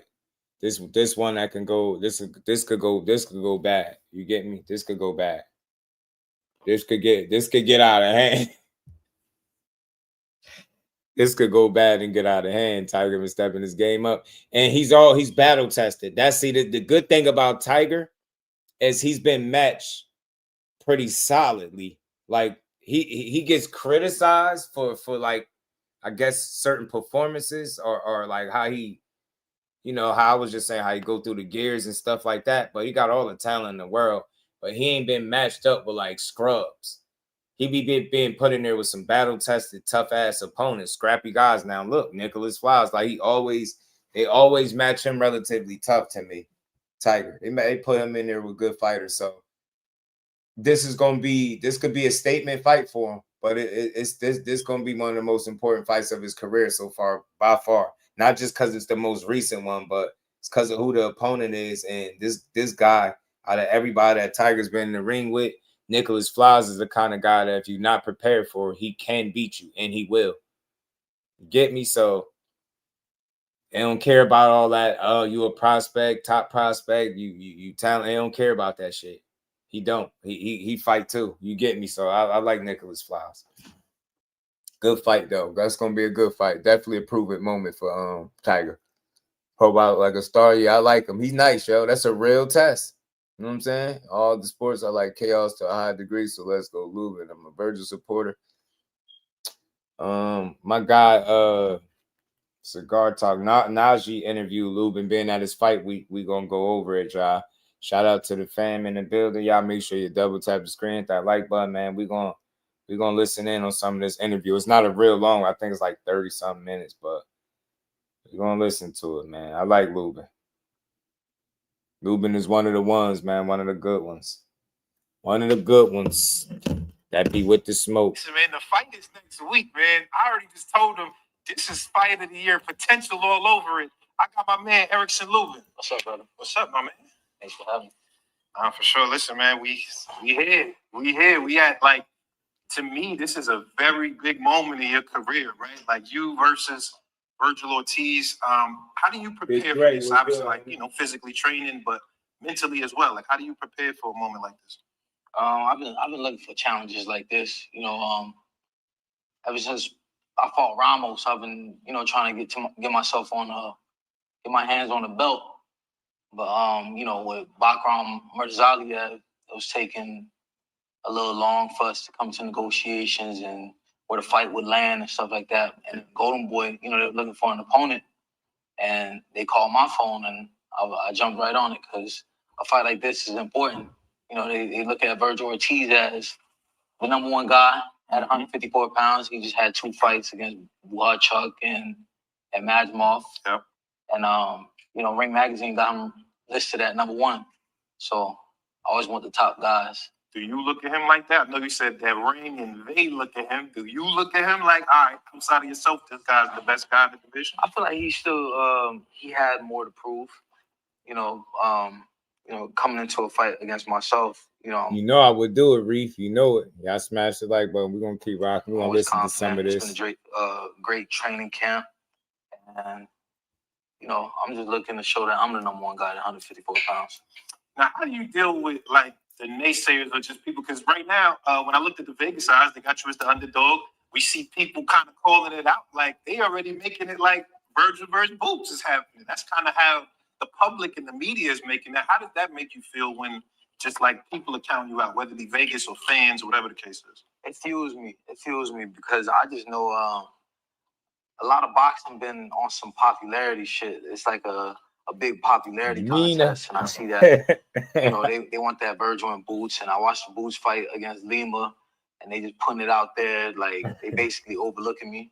But I know Virgil. I know what type of fighter he is. I know he ain't overlooking me. Yeah. You know, I can see it in his eyes when we did the stare down the other day in Dallas, and you know, this is a fight where two fighters were highly skilled fighters, and we don't got to do too much talking. It's like my hands gonna do the talking. Right. We gotta be up here popping shit. We gotta be naysaying and name calling, none of that. We're gonna fight and give the fans what they want. Yeah, for sure. How do you, as like implementing your game plan, like how do you stick to it? Because I've heard you say in other interviews where there's times like, you know, for the Fundora fight where you was like, damn, I could have been boxing, but I was thinking I got to fight. You know what I'm saying? How do you kind of stick to the game plan, you know, being that this is such a big fight? I mean, just going off of my experience, like the Fundora fight, going through that experience and regrouping and coming back from that, you know, just, you know, whatever the game plan is, I just got to follow it. Yeah. Stick to the. You see, that experience, losses are not always bad. You can learn from them. You can get better. You can be more equipped and prepared for that next challenge. And if you get in a similar situation that you was facing when you took a loss, you know how to respond and handle yourself in that moment. That's what you're seeing from Lubin. And he's shown you the ability to bounce back not only once, but twice with both of his losses, right? And them being stopped his losses, right? But he ain't the kind of guy that you can just think you're going to get in there and stop. You're going to have to fight, man, because Lubin always been one of them tough guys with boxing ability, good power in both hands, and he tricky and creative in there too with his game offense. plan. When he get in his bag, he dangerous, yo. That's a fact with Lubin. You take, because you mentioned his fight with Boachuk. I guess that was a fight. I actually thought Boachuk won that fight, to be honest. Close fight. You know, I wasn't mad. I wasn't saying robbery. I thought Boachuk won. But do you look at those fights like and kind of take and pull little things from it where I'm like, okay, I can do this, I can do that, or? I mean, I take from every fight. I look at the fights with him, even the ones where he stopped guys, he made easy work of them. I looked at all the fights and yeah, I take away. I always wanted to know that, dude, when guys are doing homework on fighters, if they fighting the knockout artists, do they study the KOs, like, right? Or do they study the fights that, you know, they go the distance? Like, how did that work? Lubin say he watch them all when they knock guys out and all. Like, he watching all this shit. Take away a little bit of everything. Yeah. You know, even though their styles are different than mine, you know, I could mix it up. I know I could fight, I could bang, I could box, I could do whatever I have to do to win. Yeah. Well, this is like this moment right here, because listen, this is one of those moments that this fight crosses you over to the next, like, you know what I'm saying? I'm not trying to say that to add pressure, but just me as the media and how I analyze the landscape, this is a moment where, like, you know, I know some of the other big fights in the past you've fallen short, but this is one that it'll catapult you to the next level. Do you feel like, does that come with added pressure knowing that? Nah, if it is any pressure, it's good pressure. Because, you know, I've been in the game a very long time, and I've been at the high level for a very long time. You know, just my third year, I fought for the world title against Charlo. Yeah. And, you know, that was a lot of pressure. And that's a fact, man. Got to put some respect on his loss. Even in losses, there's ways to respect fighters even when they take a loss. Because, like I said, how many 21-year-olds is jumping in there with Jermell Charlo? They not. People just... And we all know, one thing we all know was people probably don't like to talk about it a lot because the result was the result. You got caught in the first round. That was it. But we all know if that punch didn't land near and that would have went past the first round, there's no telling how that fight truly would have played out with him and Charlo. That's why that's a rematch I would love to see him get. Beat the because I know for a fact the rematch will go different. I know it. Just a young For age. a fact, I'm willing to bet money. 22 years old. And 22. He's 22. They're kind of putting that type of pressure on Virgil a little bit.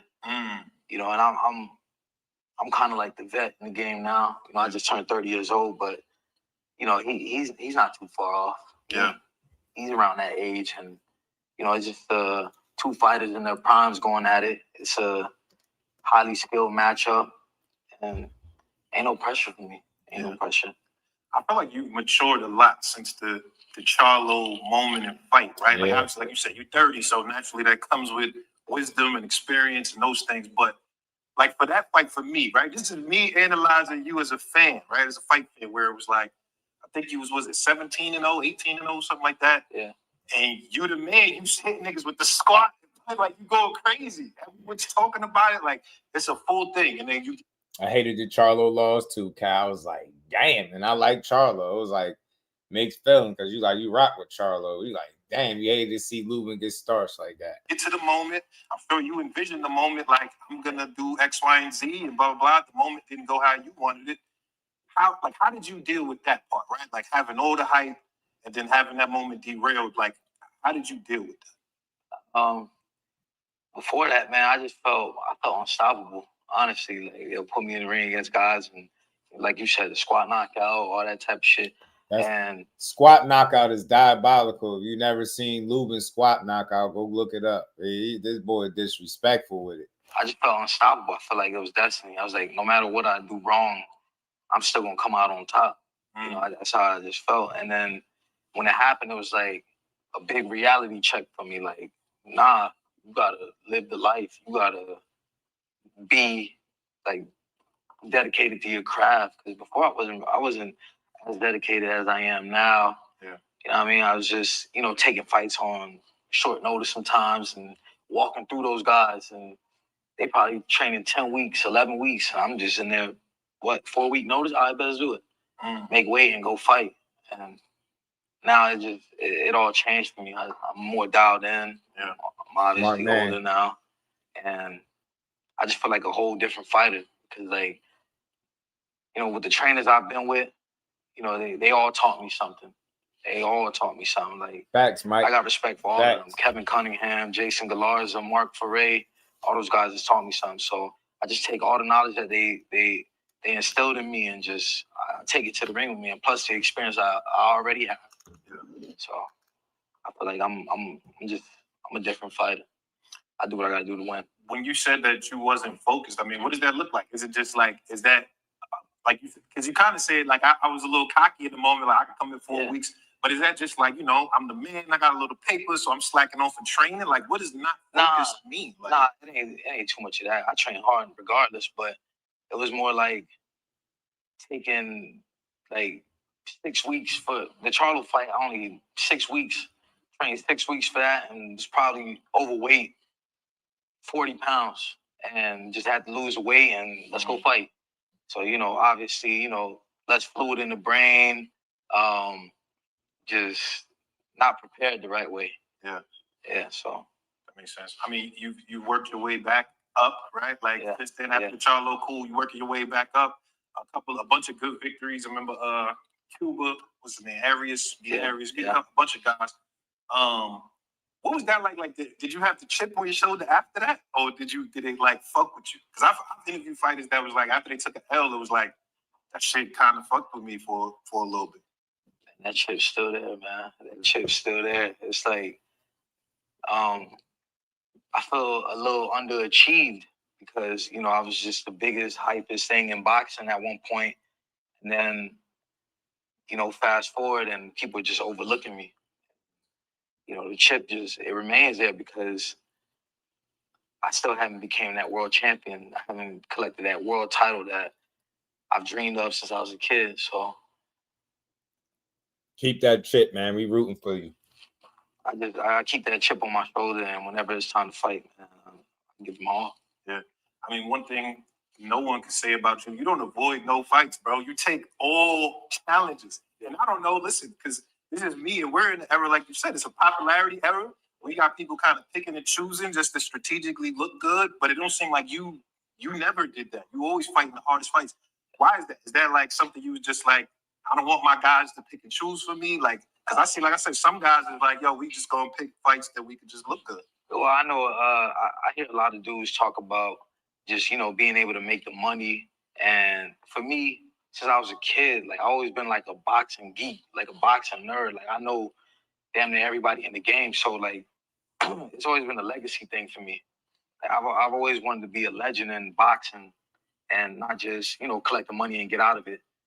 And, just me being that person, I just always like, I took to always thinking about being a legend. So I want to fight this person. Like when I came in the game, when I got signed, I told them I wanted to be world champion by the time the Olympics came up, I turned pro in 2013. That's a year after the last Olympics. I was like, I want to be world champion by 2016 if I'm not going to go to the Olympics. And, you know, they put me on that fast track. Yeah. I was like, and then when the Charlo fight came, I was just like, immediately, I was like, yeah, I want that fight. Yeah, let's take that fight.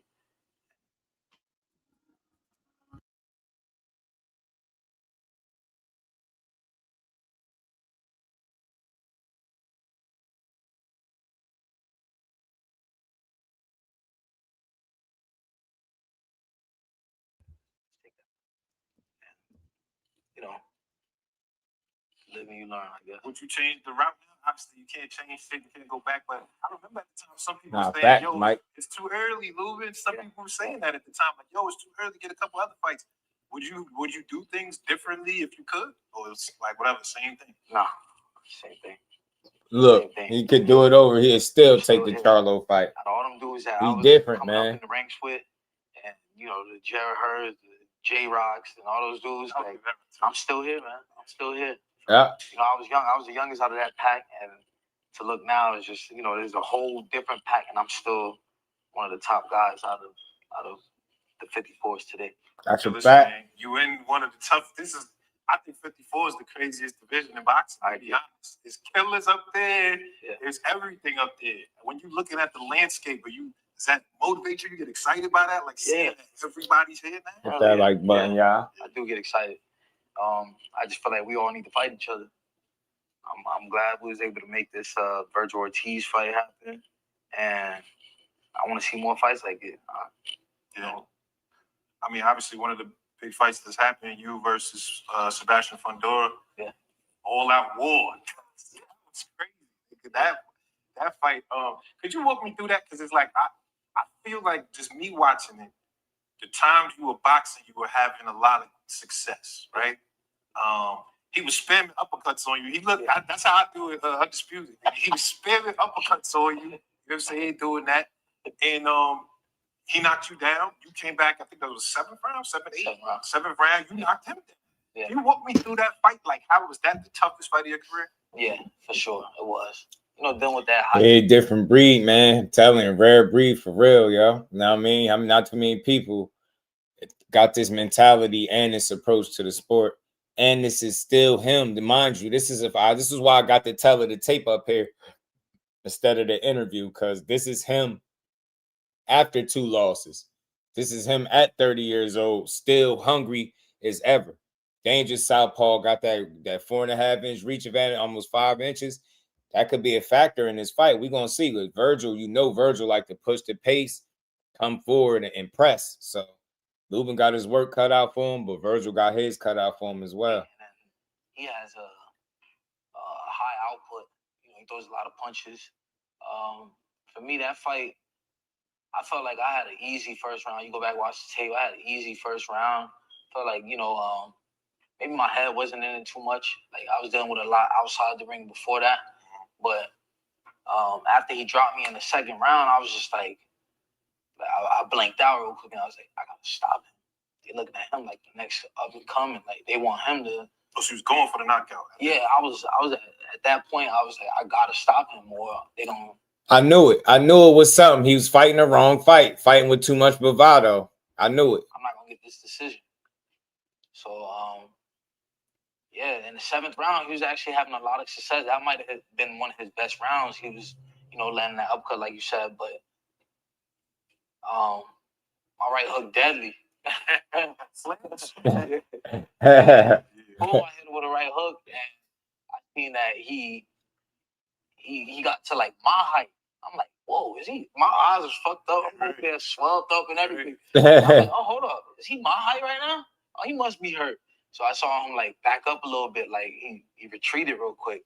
So I started letting him go. I dropped him. Mm-hmm. Talk to him, Lubin.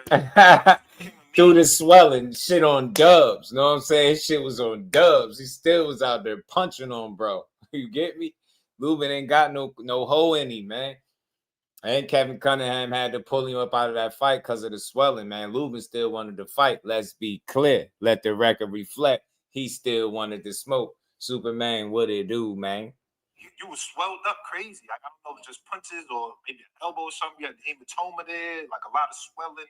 It was memeing you and everything. Did it look as bad as it, like, or did it feel as bad as it looked? Like, as a fan, you was looking like, oh shit, because your face was real swollen. Or did you not even feel it like you was just in it? I ain't feel it. I was in it. My adrenaline was rushing. And they took me to the hospital after that. It was just a hairline fracture on my nose. That's it. Yeah, that was it. But how was the recovery like crazy after that? Nah, it wasn't too crazy. It probably took me like a month and a half, 2 months maybe. And I just probably had like a little bruising after that. Just kept dealing with some bruising. After a while, it was good. Now, how was that for you as a fighter? He a soldier. You hear that? They say coaches are there to save fighters from themselves, right? Like, obviously, Kevin Cunningham, I believe, was the trainer at that time. Stopped the fight. Seemed like you wanted to keep fighting at that point. What is that like as a fighter? Keep fighting. Like, in this fight, I want to continue. He stops the fight. Like, where are you at mentally? You mad at him? Do you understand? Do you like what's that? Well, I wanted to see the scorecards, and then when I found out I was winning, I was pretty upset. But me and Kevin, we had him up. He was just telling me that he's looking out for me. He didn't know what was under the swelling. He didn't know if I was bleeding in my brain, maybe something in my eyes or something. So I respect it. That's a fact, Cal. It's a fight I definitely called for after. And, he obviously took a different route a few times, and maybe one day we'll get it on again. I was gonna ask you that. If you was to see him today, how would that be different?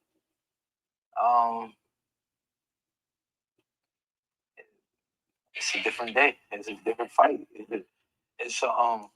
He's a great fighter. He's obviously advanced his game a little bit too, because he's not just sitting there trying to brawl with everybody. He's starting to fight off the back foot a little bit. Legacy was good, homie. Yeah. Y'all hit the like button for your boys. Support the build. We're gonna keep rocking. See what happens. Well, we got to run through the rest of the division and talk, because y'all got some names over there. Like you said, we started off, I call him B Murder. That's my boy right there. B Murder, Bacron. That nigga, it looks like Draco.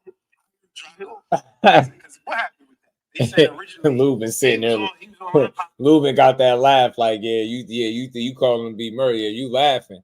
And I get him. Lubin got that look like, all right. Shit, like, man, you don't want to fight me. That ain't him, man. That ain't him. I know that ain't him. Somebody tweeting for him, man. He tweeting all crazy and shit. Yeah, he go crazy on you that time. I see that. Yeah. What happened with that though?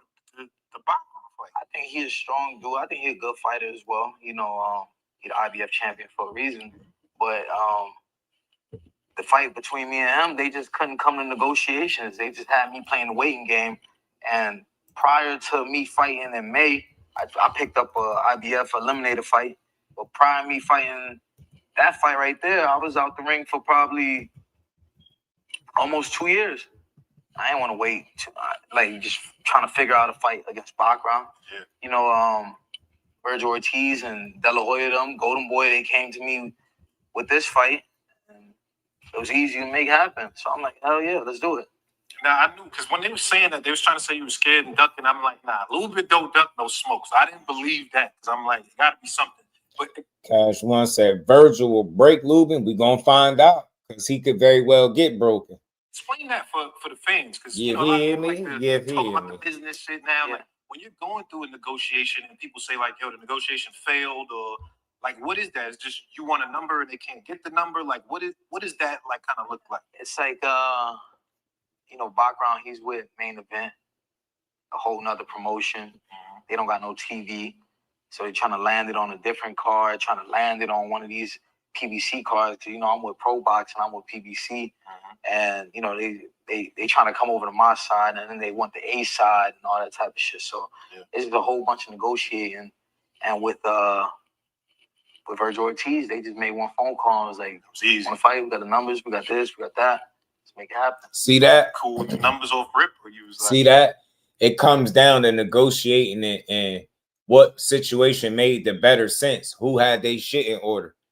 Yeah, he'd have fought Bacron with no problem and fought him for his title. But he like, shit, the Golden Boy and Virgil Ortiz opportunity came. took a phone call. They had their shit in order, numbers laid out, money in place. He like, hell yeah, I'll take it. So that's why you gotta appreciate fighters like this, because either alley, either path he was traveling, it was a dark alley. Bakram Murtazaliev, dark alley. Virgil Ortiz, undefeated, dark alley. You know what I'm saying? Both of them guys, power punchers, knockout artists, strong, tough, physical guys. Like Virgil, I mean, they all dogs, all three of them. But Lubin is really a mentality-wise. That's why I want to see him become a world champion, because guys with that kind of mentality, that think like that, that's really about fighting and taking the challenges, deserve to hold his strap, man. He deserved to have a title. I swear he do. If there's anybody that deserve a title, it was him. Fight, we got the numbers. There's always one. Facts. Was you cool with the numbers off rip, or you was like, nah, come with that bag? It was good off rip. They gave you the offer was good. Like, all right. Okay. Yeah, I don't want to say nothing. All right, so let's go through the next person in the division. The young boy just got his title, Xander Zayas. You know what I'm saying? Mr. Puerto Rico. Protective custody. That's a call. Protected custody. Damn. They calling Xander Mr. PC, huh? Dang. I mean, you know, young fighter, very marketable. You know, got good boxing skill. And we're gonna see what he do in this division. You know, I want to see some of these dudes just not, you know, come up to this division, fight a. You get it, Doug.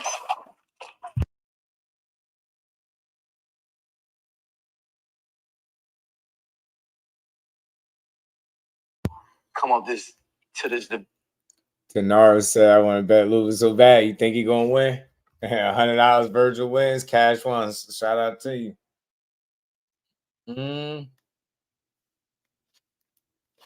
I'll say this, Tenars, if you're a betting guy, YSM, the homie YSM was just up here. I think he said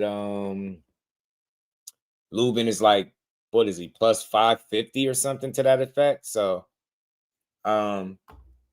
if you're a betting man, I don't think it's a bad thing putting some money on Lubin for the upset, is what I'm saying. If you're a betting person, because I'm gonna be real, it's a 50-50 fight. It could go either way.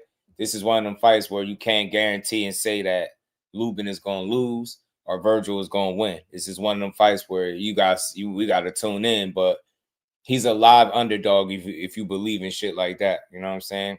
Zayas is gonna hold that belt hostage. Cash, you want to bet? We could bet 50, 100. What you want to bet, huh?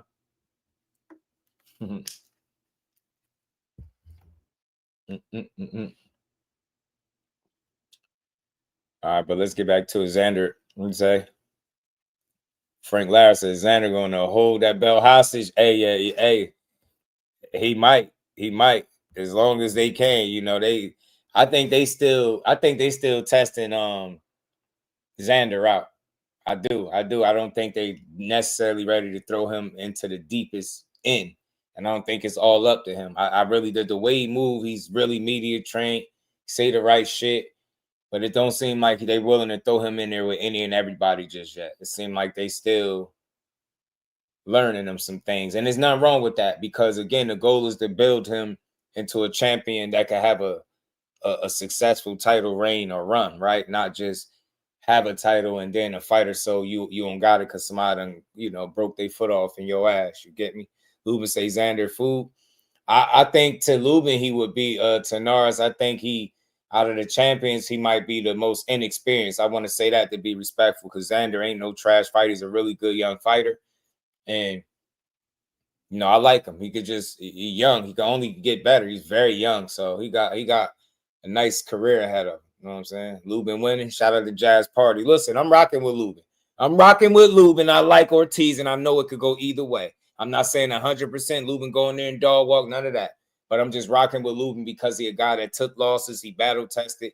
People try to throw him away after the Charlo loss, after the Fundora loss, and he's still here. He about to face his third undefeated opponent. Let's go, Lubin. You get me? Double tap that screen, hit that like button if you're new in the building, and make sure you turn them notifications on. Support the grind. We done pulled up for the second time today, y'all. Fight a halfway decent dude and then call themselves the best in the division. You know, you gotta fight these dudes. You gotta fight the best. Rap was good with it, homie. like myself, there's like I like Virgil Cash. I like Charlo's of the world, damn got good fighter. Fedoras of the world. Like those are we the guys that's been here in this weight class. This is our weight class. So it don't sound like you really believe in them like that, though. Because a lot of people saying you that. gotta make me a believer, man. You gotta make me a believer. Yeah.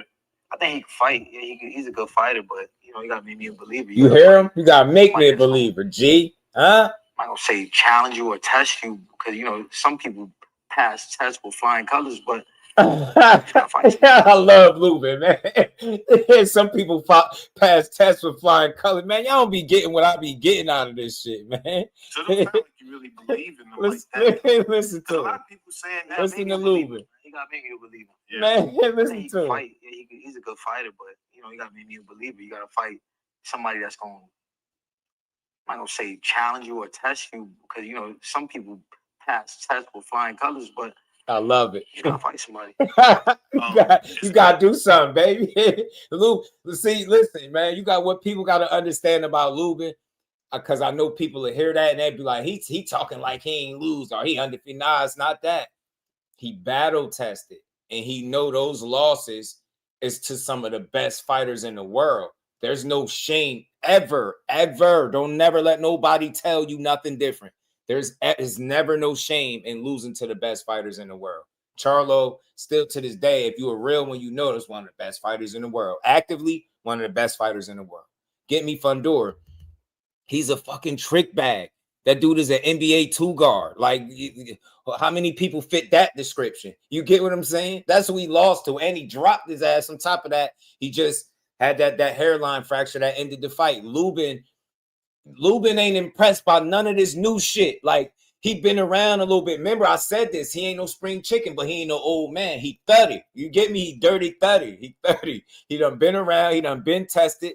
He done jumped in there with Charlo at 22 and got knocked out. He done been in there with the Tower Inferno and went toe-to-toe with him, put him down, suffered a hairline fracture, and they had to stop the fight. Like, he been tested, so none of this new shit impress him. So when they be talking all this boogeyman shit, when he was talking about Bakram, calling him B murder, he looking, Lubin laughing like, yeah, all right. That's why he like, bro, look, I think he's a good fighter, you know, but man, these dudes got to show me something. You got to fight somebody that's trying to beat your ass pretty much. Like, not these guys that you're supposed to beat, these 50-50 upper echelon 154-pound matchups. It's shit different up here. Because he know from experience at the absolute top of 54, you don't know who will run the table. All those guys can lose on any given day. At 154, somebody could win or lose. That's how talented I think the upper echelon and even the middle of the pack of the division is. Pass test with flying colors, but Hammer and Sledge, Tenars, you feel me? Is that a fight you're interested in? Yeah, as long as you got that belt. Yeah. So, absolutely. Okay. I don't even know. See, and that's what I respect about Lubin, because he at the point where he know what he want, and I always respect that. He's put in the work. He's took the tough fights. He's lost some tough fights, right? And he's bounced back from some losses, right? From 2 losses, he bounced back both times. He won his opportunity at a title, and I think rightfully so. He 30. You gotta hurry up within the next year or so. You want to capture a title, bro. You want to have one of them joints around your waist, man.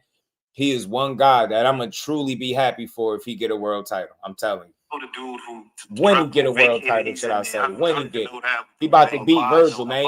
He about to spoil the Boots plans. Let me put that out there. He about to spoil the Boots plans, y'all. You know what I mean? And I'm telling y'all, I'm picking with my heart a little bit with Lubin. I rock with him. Lubin, do work, man. I like Verge, but we got to do work. Be good. I don't even know him. Like, I ain't watched that fight against him and Tejas. I don't know, saw the highlights on IG. But you know who's the new nigga that they saying the boogeyman nigga? Who? B Murder? Nah, not B Murder. Oh, he's one of them. Boots. Chilron, Boots, Ennis. They saying niggas is scared of Boots. A lot of people, the media, the fans, they like 54 scared of Boots. That's what niggas are saying right now. Hey, see? That's what they saying. That's not what a lot of fighters are saying. But listen, shout out to Najee. Lubin ain't impressed by none of it. He said, who? Who's saying that? He's like, man, who's saying that shit? Like, bro, not over here. And then when he had to think about it, like, I mean, shit, that's what they saying. That's what they saying. But I don't think that shit. Like, you can see it on his face. I wish I would have put this on the TV, man, on the screen. I mean, I love know it. that. Abbas Baruch. Yeah, he good. I don't even know him like. I ain't watched that fight against him and Taz. I just Facts, saw the Raphael. highlights on No IG. smoke. No But smoke. you know who's the new nigga that they saying the boogeyman nigga? Who? Be Murder? Nah, not be murdered. Oh, he's one of them. Boots. Jerome Boots Ennis. They saying niggas is scared of Boots. A lot of people, the media, the fans, they like 54 scared of Boots. He said, he said, who's saying that? That's what niggas are saying. Right That's what they saying. That's what they saying. I love this shit. Jerome Ruben, like, that's what they saying. That's what they saying. A lot of people, the media, nigga, they saying the boogeyman nigga. Who? Be Murder? Nah, not be murdered. Oh, he's one of them. Boots. Jerome Boots Ennis. They saying niggas is scared of Boots. A lot of people, the media, the fans, they like 54 scared of Boots. That's what niggas are saying right now. Hey, that's what they saying. That's what they saying. That's not what I'm saying. That's not what a lot of fighters are saying. But you know, he came up to the You heard him? That ain't what I'm They saying. like 54 scared of Boots. That's what niggas are saying right now. Hey, that's what they saying. That's what they saying. That's not what I'm saying. That's not what a lot of fighters are saying. But you know, he came up to the division. He smoked that dude in one round. I give him Ruben props ain't for going, that, bro. He like, who's saying that? that dude. I didn't know. And nobody really put that dude. My bad, John. Yeah, I just really love this shit. I find joy in the simplest shit with boxing. Because instead of like, all right, you got fighters that sell you shit when they respond. And then you got ones that respond from an authentic place. Lubin is very authentic and it's refreshing to hear. Like, he's so calm and relaxed. He just sitting there. He like, who's saying that? He like, what? Who's saying that? He like, all right. That's what they saying. That's what they saying. He said, I mean, I ain't saying that. Fighters ain't saying that. Like, he had to clear it up. Like, bro, I don't know where you hearing that at, but we ain't on the same page, bro. Hell nah. One more time, y'all. That's what niggas are saying. Boots. Jerome Boots Ennis. They saying niggas scared of Boots. A lot of people, the media, the fans, they like 54 scared of Boots. Yeah, you ain't. That's what niggas are saying right now. They ain't going. Hey, that's what they saying. That's what they saying. That's not what I'm saying. That's not what a lot of fighters are saying. But Look, you know, he that's came not up what to I'm the saying. division. That's not what a lot of fighters are That dude saying. in one round. Nah.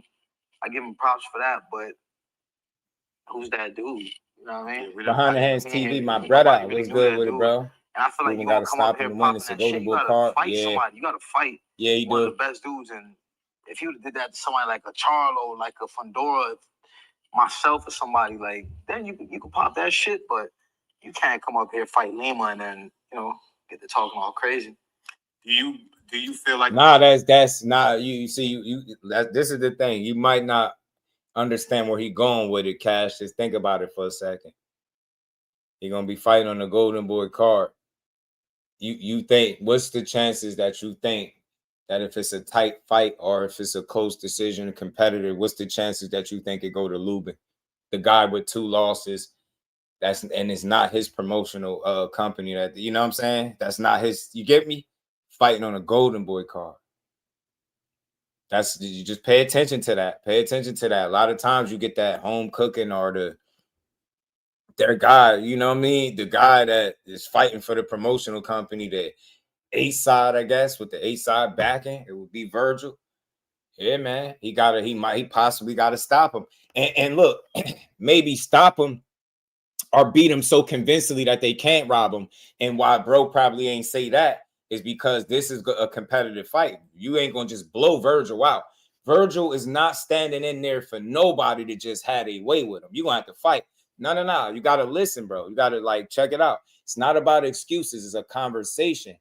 We know how boxing works, and we know sometimes that this is why people don't get favorable decisions.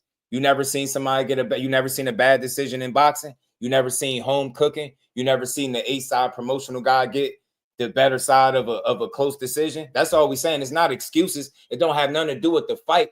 That's the politics side of boxing. That's the unfortunate side. The Golden Boy would want nothing more than him to win this fight. You get what I'm saying? They want Virgil to be a star, a champion.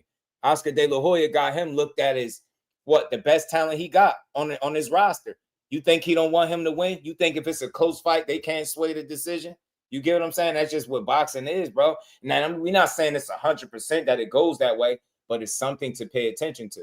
Pay attention to it. Trust me. Do you feel like the hype is warranted? Because it's not just him. Like, yeah, you know, I feel like now he's kind of come out his shell and talking a little bit now because he hasn't historically been a talker. But there's just a lot of hype around his name from fans, from media, from everybody. He's a great fighter. He's a tremendous fighter. He has great skill. I ain't taking nothing away from Boots. He's a great fighter. See, he get Boots his just due. He got to fight somebody. Same way. Nah, that's totally different. That's not the same. That's clear cut. See, no. Right there, Cash, that's the example of what I meant. Beat somebody so convincingly that they can't take it from you if they wanted to. The whole entire building knew Mikey Garcia was losing. The only person that remotely, he even knew he was losing. He knew he was losing so much so after every round, he kept throwing his glove up in the air to let the crowd know, look, I'm still in this shit. I ain't quit yet. But he was getting his ass beat. Mikey Garcia, his brother, he had to beg his brother not to stop the fight. So, nah, just be open to the conversation, bro. Everything don't got to be one way. It's nothing to do with the fighters. It's just the politics of boxing. I know if you watch boxing long enough, you would agree that it's politics. You know what I'm saying? So that's what bro was saying. Like when you fight on when you going on to these, you know, promotional companies and you fighting one of their prize pupils, bro. Virgil what's bigger than Virgil over there at Golden Boy? Like in terms of like promise and talent and who they pushing for Oscar. You get what I'm saying? There's nobody bigger, not even Ryan, because he ain't as disciplined as Virgil, right? So you get me? So that's the they want nothing more but for him to win. And I'm not saying they're gonna cheat, but it's just one of those things where you gotta read the room and know what you up against, bro. When you going up in somebody's backyard against one of their top dogs, you gotta make the shit convincing, or they will take it from you. That's all we saying. That's all we saying. That's just how boxing go. You know what I'm saying? They will do it. The guy with the pull and the promotional backing will get the opportunity, will get a favorable decision if it comes to it. Not saying it's 100%, but we've seen it more times than not. That's all I'm saying. Micah said, I got Lubin. Man, talk to him, man. I'm with you. Lubin about to pull it off. DD Brown says, salute to everybody in the chat. Shout out to you. Hit that like button if you haven't. Sub to the channel. Support the grind. Shout out to everybody in the building, man. You have to KO the champ. And neither one of them are a champ. It's an interim fight. But in this situation, being that it's a Golden Boy card, is Virgil Ortiz will be treated like he's the champion, if that makes sense to you. And he gonna have to get his ass. He gonna have to, like, Lubin will have to make a decision very convincing, like wash him damn near, like dominate him pretty much, or stop him. Or he gonna run the risk of getting I'm telling you, if it's a really close fight, competitive, more times than not, it probably won't go his way. You know what I mean? Yeah, that's what I'm saying. We saying the same thing. He gonna get treated like the champ. That's what I'm saying. We on the same page because it's a Golden Boy card. So look, Cash, now you're more in line with what Behind the Hands TV was saying. That's what he's trying to tell you. Yo, that's what it is. And look, Erickson Lubin know what he up against. He battle tested, man. He been in there against the tougher guys. He know what's up, man. Shout out to you, man. Make sure if you're new in here, sub up and let's keep building, y'all. When Lubin's eyes were swollen in face, like Maz Potato, he dropped Fundora. Facts. He was saying it in this interview right here. How he dropped him with his eyes still swelled up and everything, man. Lubin a dog, man. He gonna be prepared, I think, for this opportunity. I believe. I think we're gonna see a great fight this weekend. Same way, I feel the same way about Xander. I feel the same way about a lot of these fighters. You know, not everybody, they're not taking that route. I've told. Yeah, that's true. Do you feel like it's that? See how he talked? They didn't take the route that he took. That's why he don't be like when somebody telling him it's a killer at 154. He like, who? Like, you feel me? Lubin like, what? I've been here my whole career, bro. I'm the killer. What do you mean? If you ain't talking about me, who the killer? You get me? I'll fight whoever. And you gotta have that mentality, losses and all. That's why I rock with him. Win, lose, or draw. Lubin I will always watch this dude because he gonna go in there and try to win. He ain't backing down from shit. Don't matter who it is. And he tough as hell. Tough as hell. He gonna make you fight. A fight that you want now, even though I know you said you're interested in belts. I'm not a belt, but it's like you got a name right now. Would you be interested in a fight with Boots? I want them belts. Yeah. I'm not saying I'm ducking any smoke with Boots, but you know, if he pick up a belt, we can make it happen. You know, if they offer a big enough bag, then we can make it happen. But just to fight him on Look, I want people to hear that again. I'm not saying I'm ducking any smokable boots, but you know, if he pick up a belt, we can make it happen. You know, if they offer a big enough bag, then we can make it happen. But if they offer a big enough bag, then we can make that happen if he don't got a belt. I'm only highlighting that because Lubin is a real one. You know he don't avoid challenges, right? He don't avoid tough fights, right? We know it because he on his third undefeated opponent in a row. The man literally went from Bakram to Virgil, which is insane. He went from tough to tough. Either way you look, he had a real fight. You get what I'm saying? And even he is saying, without Boots having a title or them offering that bag, I ain't trying to fight him. That don't have shit to do with ducking. It's business. Making smart moves, bro. He's battle tested enough. Boots is a dog. If I'm going to fight somebody like that, I better be getting paid or it better be for a title because I'm going to probably get both. If it's a title fight, I'm probably going to get the money with it, right? But if it ain't, yo, the bag better be correct because it ain't. Basically, what he's telling you, you get to a point in your career where you shouldn't just have to be fighting fights just to prove that you're tough. He's already proven that. You know he'll fight the guys. Now it's about securing the biggest and best fights for yourself. You taking losses. You taking tough challenges before you probably was ready to. And because of it, you had a couple of setbacks. You bounced back from them setbacks. But everything is about forward progression. How do you continue to move forward? You got to get fights that make the most sense for yourself.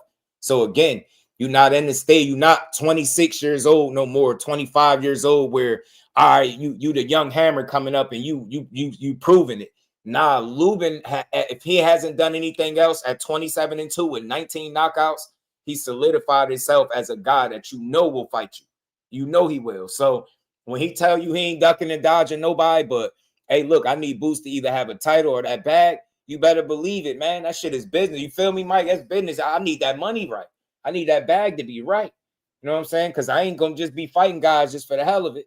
You heard him acknowledge how skillful Boots is. He know Boots is skillful, but he like, bro, ain't no more just putting me in there with these guys just for the hell of it. You get me? Nah, we that bag got to be right.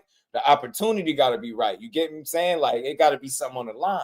Because, again, who the hell want to fight 3 undefeated people in a row, none of them for actual titles, and then turn around? If he was to fight Boots next, just say hypothetically if he beat Virgil, that'd be 4 undefeated fighters in a row with no title on the line is insane, bro. At 30 years old, hell no. With losses being battle tested, the man fought Charlo and Fundora. Hell no. He trying to fight them people, man. He trying to get his worth. You know what I'm saying? Crawford the Mexican versus the Mexican monster. Shit, hell no. Uman could go play A-side on the pro box because he was signed there. Yeah, he taking a big risk fighting Virgil and giving up his A-side privilege that he would have had if he just stayed on his platform. You right. Shout out to Behind the Hands TV. Be like, say who you got. I'm going with Lubin. But I know the fight could go either way. But I believe in Lubin's ability. I believe in his skill set, his talent, his experience. He's still youthful enough. I like his demeanor, his temperament, how he answered questions, his approach to the game. He with K Karoma. He feeling like I think he said he in the best, this some of the best shape he been in, I think he said. And I think that can put him in the driver's seat to win. But it's going to be really tough beating undefeated, tough, willed, strong, hungry Virgil Ortiz. He put everything into his fight. So Lubin got to be prepared for that 110% that Virgil is going to bring. That's one of the hardest fighting fighters in the game, bro. He fight hard, man. He fight like he ain't got nothing to go back to. I swear Virgil fight like he poor. Like, and I mean that respectfully. Virgil fight like I don't got nothing but boxing. And I love the energy. I love his approach to the game too. He trying to get you out of there and he want to make sure of it. So, and it ain't no disguise. It ain't no secret. Virgil want to make sure that you don't make it to the last bell, bro. Said you're an amateur, not pro yet. Amateur, shout out to Micah, man. Appreciate you stopping through, man. Box growing up and kickbox just for self-defense and respect. All pro fighters, not a joke. Yeah, they're elite. I'm telling you. 155. Shout out to you, bro. I'm going for the FBA fighter.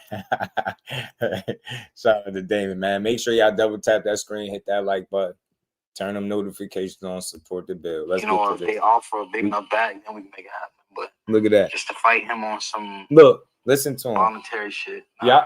But do you think he's the guy just fighting him on some voluntary shit? No. Like he's very transparent. He like, no, like this ain't that, bro. That fight better make sense. You know that's a dangerous fight. That's a person that's self-aware. Like, bro, I just sat here and told y'all Boots skillful as hell, but y'all ain't about to put me through the ring. I'm not no young guy. Like, I didn't just get to 54. I've been here tested. I done took some losses. I done bounced back. I done took a loss and bounced back again. Hell no. You better put one of these other young punks in here with him and just play around. I'm for these titles. I'm for these titles and his bread, or both. I'm for this legacy. Ain't no way. He said it. He want to be one of the best in the game, and I believe it. They saying like he's the one with the fight, man. I ain't just promoting. That's it. I'm saying, I don't know how fighters feel, because I know how we feel as media, right? Like, y'all love Boots. Nah. But do you think we can make it happen? You know, if they offer a big enough bag, then we can make it happen. But just to fight him on some voluntary shit, nah. Do you think he's the guy that they saying like he's the one with the fight, man? I ain't just promoting. I love it. Man, oh man, I ain't put this on the screen, man. He said, I'm saying, man, he can fight, man. I ain't promoter. I said he heard. yo, that little bit too real for this shit, man. But do you think he's the guy that they saying like he's the one with the fight, man? I ain't just promoting. I don't know how fighters feel. I'm gonna tell you that. Media, right? Well, I talk to all the media guys, and it looks like the goods. Like you said, we got to see him fight somebody, and I see the fans. So I just wonder, how do the fighters also feel like that, or the fighters just I think he's a good fighter. That's all I'll say. Moving. You know, there's some fighter that's gonna test you.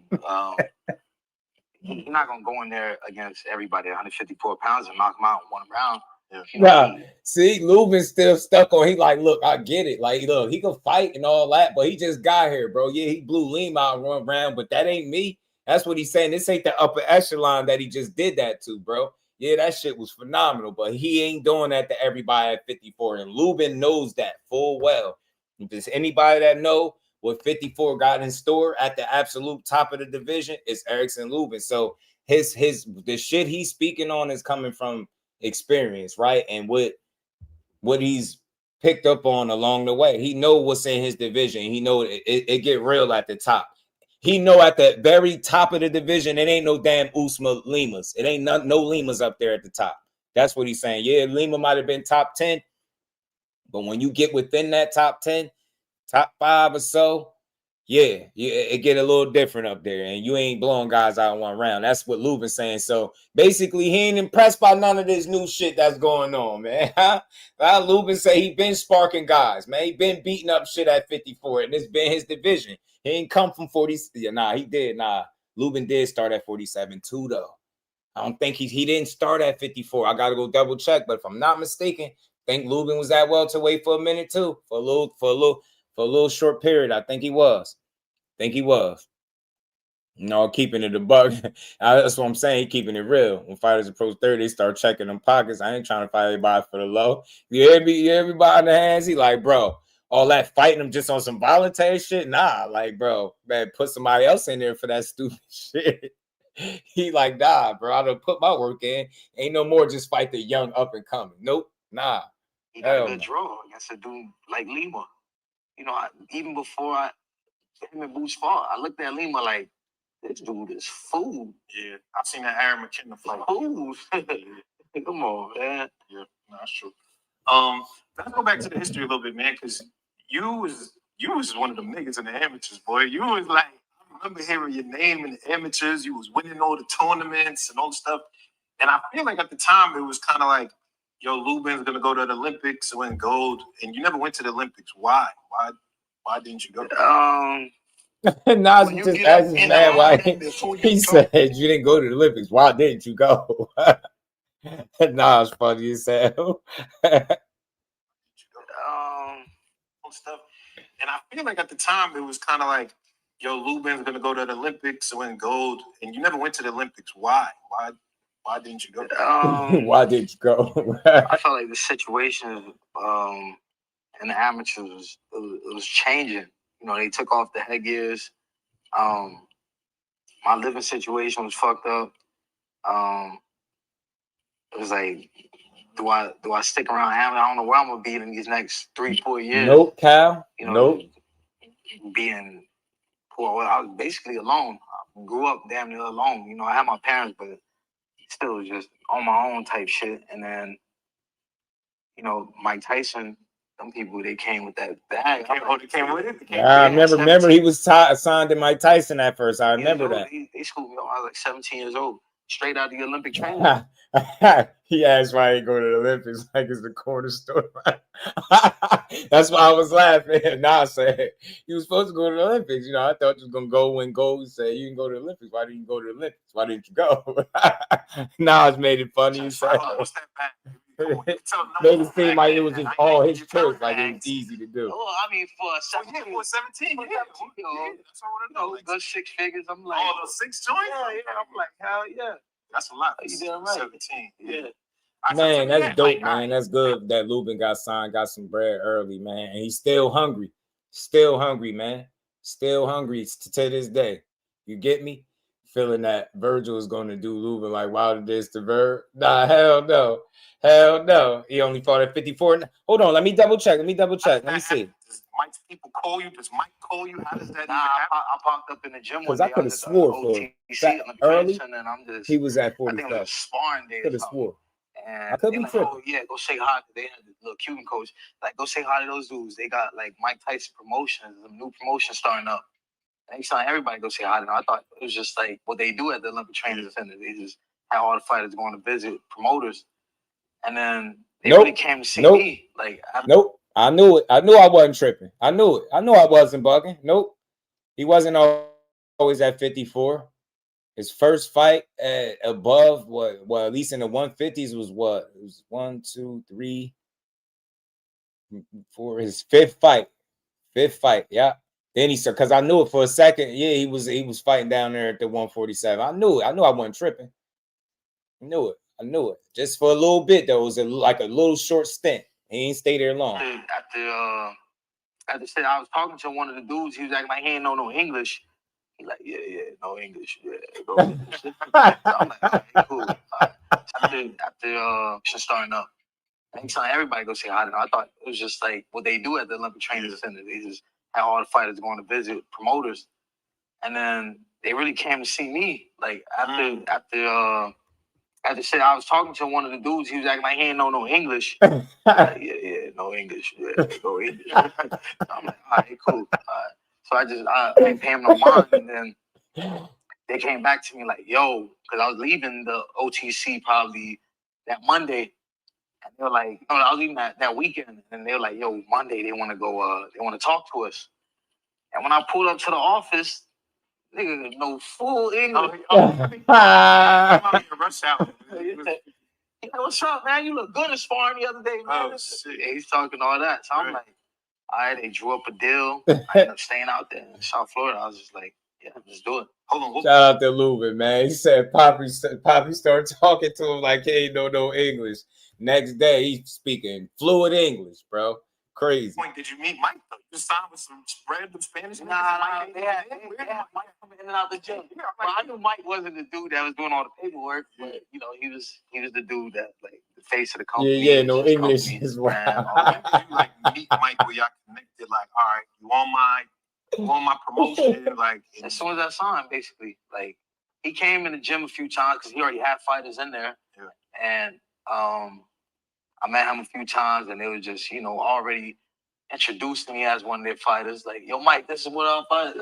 Right. And then, what did he say to you? Giving me tips on the bag and stuff like that. Yeah. Like this little shit. You know, Mike, he ain't say too much. And then that's dope, man. That's when we started traveling. We started going different places. Some of his fights that he, remember he was doing that little stand-up. I said the Cube was like that down there. Like some Broadway. Yeah, no English. He was doing that. So every time he had a show doing one of those, I'll go to those, be around him for the ESPN dates that he had. You know, he put me on a few of them. My second and my third fight, not my first fight, but my second, my third fight was on ESPN, my Mike Tyson show. And out of 29 fights, I probably had like 20 on TV. on national television. So it would definitely put me out there. So, all right, what point do you transition from, all right, I'm off the Mike Tyson stuff? That's another thing, too. He been fighting on TV a lot longer under the lights, should I say. His experience has been a bit different than your typical fighter. So he's a seasoned vet in the right kind of ways. That's why this is a very intriguing matchup. And it can end up being a tricky but challenging fight for Virgil Ortiz. Let's see what him and Robert Garcia got for Lubin and K. Caron. I had a manager who was basically behind everything. Gary Jonas, he owns Pro Box. Oh yeah. Yeah. So he basically moved us over. He moved the whole stable over because, you know, things between him and Mike Tyson's team just didn't align. You know, we just went a different route. And PBC was the hottest thing. Yeah. You know, I fought him on a few PBC cards when I was even with Mike Tyson. So yeah. What point did you start to really feel like, all right, I'm that guy, right? Because like I said, it's in the amateurs, you had a lot of hype on your name. You're coming in, always played with no English. Everybody, like, you know, your first couple fights. Did you already come in the game with that mentality, like I'm him, or was there a certain moment that it kind of flipped for you? I mean, it took a while for me to for it to sink in, but you know, after every fight that I had was, you know, being broadcasted on national television and on some of the biggest cards. But after I did that little squat knockout to Jorge Cota, I was like, remember that. That was crazy. I was like, I felt unstoppable after that. Yeah. I ain't even know I did that shit. What you mean? I ain't know I did. I knew I did it. Like I wasn't prepared to do that. I just did it because like I usually do that in sparring. I just, you know, be playing around or I try to make somebody miss like that. And then I went back to the corner and my trainer was just like, yo, come on, like get in your rhythm, Right man. behind like, do that squat you be doing. Oh, nigga told you that. Yeah, like, do that squat you be doing. Yeah. So then I went out the next round and I just did it. Boom. And then like followed up with the left hand and just knocked him out. I was like, damn. Yeah. So when I seen the videos, it went viral. Yeah, for sure. Yeah, man. Moving wild for that squat knockout. What would you say is the hardest part of your journey, right? Like, you know, you're doing all these things to become a world champion. Everybody's not privy to seeing the things that you do behind the scenes. What's the hardest part about trying to navigate the road to becoming a world champion? I feel like it's the business side of it. You know, just I've been dealing with since the Charlo loss, honestly. I feel like the Fundora fight wasn't even a title fight. It was the interim title fight, which is definitely prestigious, and that's what I'm fighting for right now. But it wasn't for a D title. You know, I was looking to fight Charlo again during the time. Fundora needed me more than I needed him. I was sitting at number 1 in the WBC. Yeah, he didn't even have to take that Fundora fight for real. Still. So I just feel like the business side of things and them having me sit at number 1 for a while and then having to fight a final eliminator, then a final eliminator, and then going into another sanctioning body, having to fight after being a guy like Ramos who they were high on, having to fight another final eliminator here. I hear no English every between me day. and Bakram. Texas is basically Mexico. You know, I feel like that's the hardest part about my career. Yeah. I'm gonna ask you about Ramos. How did you feel after the Ramos fight? Because some people, I seen that video too with they said y'all was in the back and everybody was celebrating, and Gary was the only one that wasn't really happy. I saw that. But how did you feel about the Ramos fight? I thought you won. I was there. I thought you won. Some people didn't. A lot of people just favored the aggression. But how did you feel after that fight? That night, I mean, shit. I didn't really care because it was just all about the win for me. Like, just secure the win. You know, it was my birthday that night too. And after, you know, looking back and seeing people's comments, you know, all the boxers was like, nah, Lubin won that fight. But, you know, the fans and the casual fans, they all just, you know, they coming out saying that Ramos was robbed. They still got shit to say about that. But you know, even Ramos was in the ring like shaking his head. Like, he was lumped up. He was like, yeah, he won. Yeah.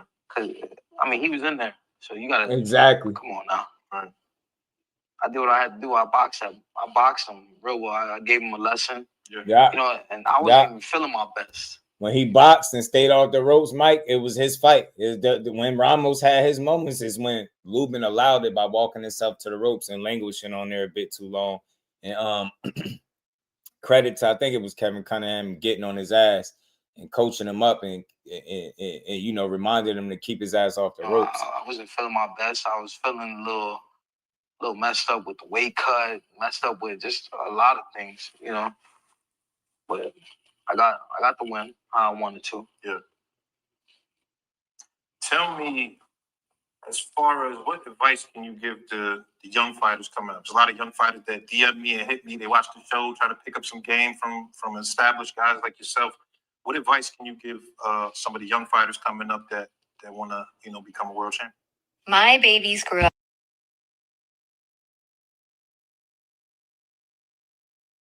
Coming up that want to, you know, become a world champion.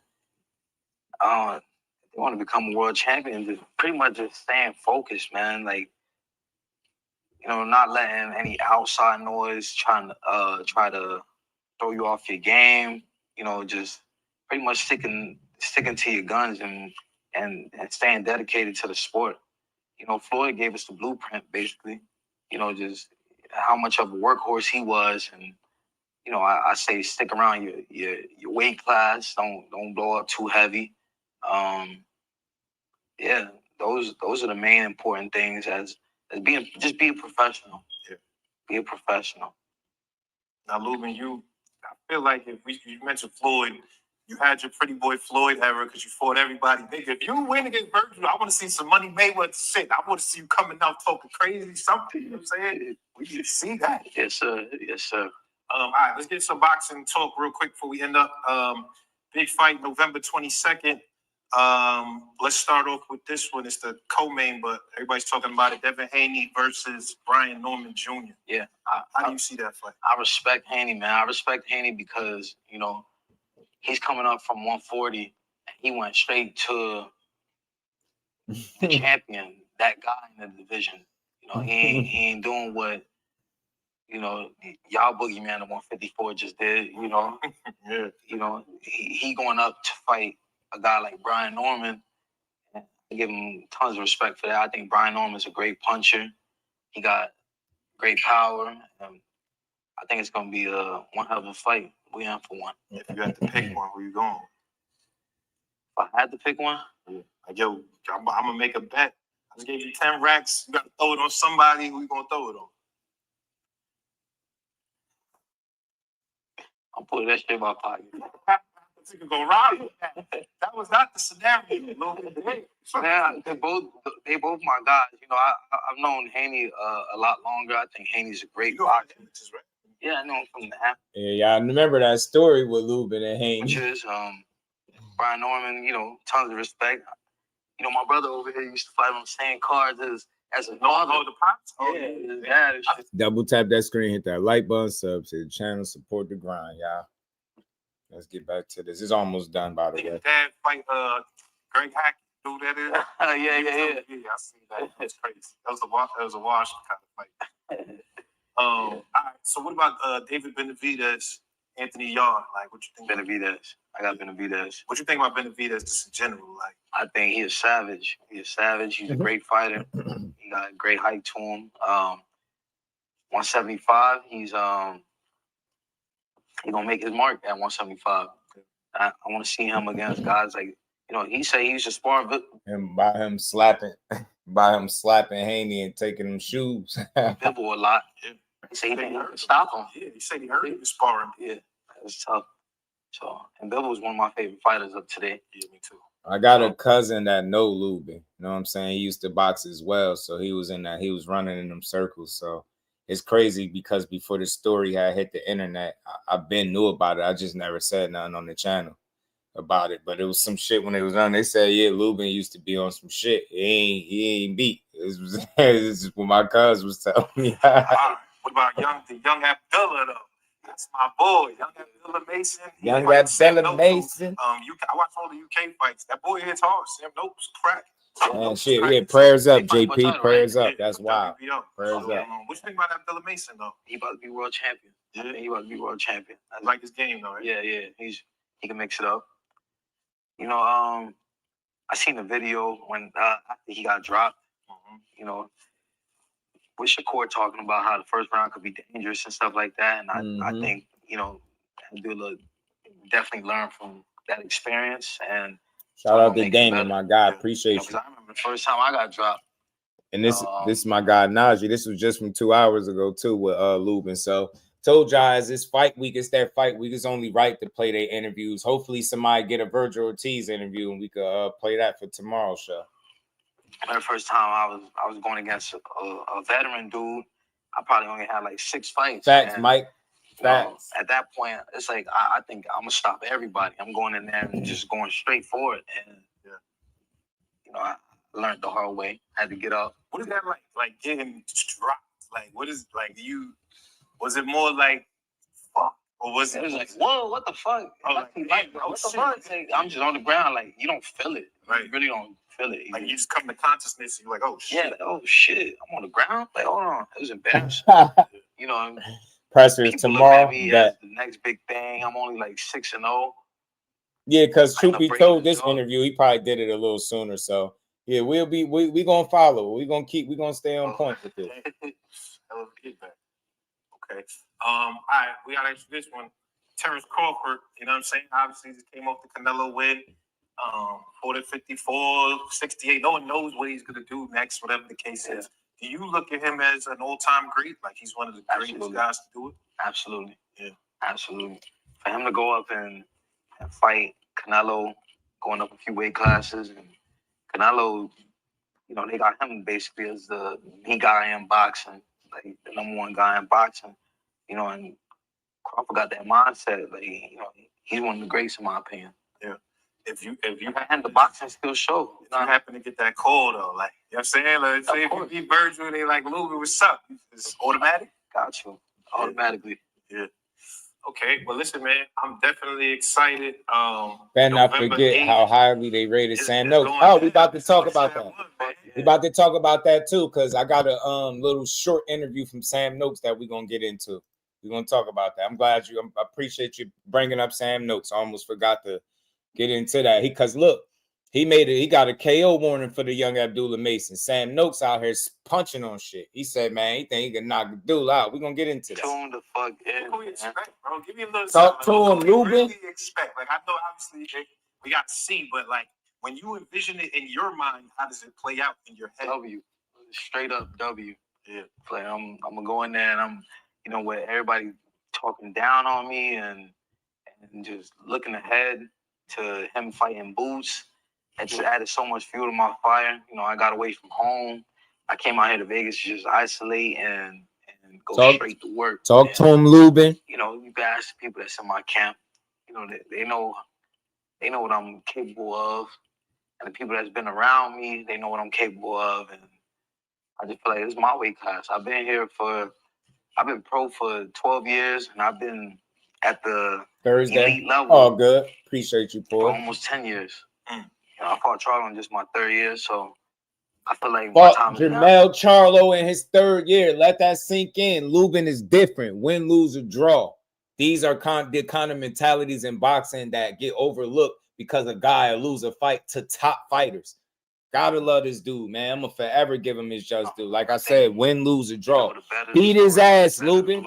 Welcome him to Sledge and Hammer, G. You did? I'm going to his backyard. I'm going to their network. Promotion.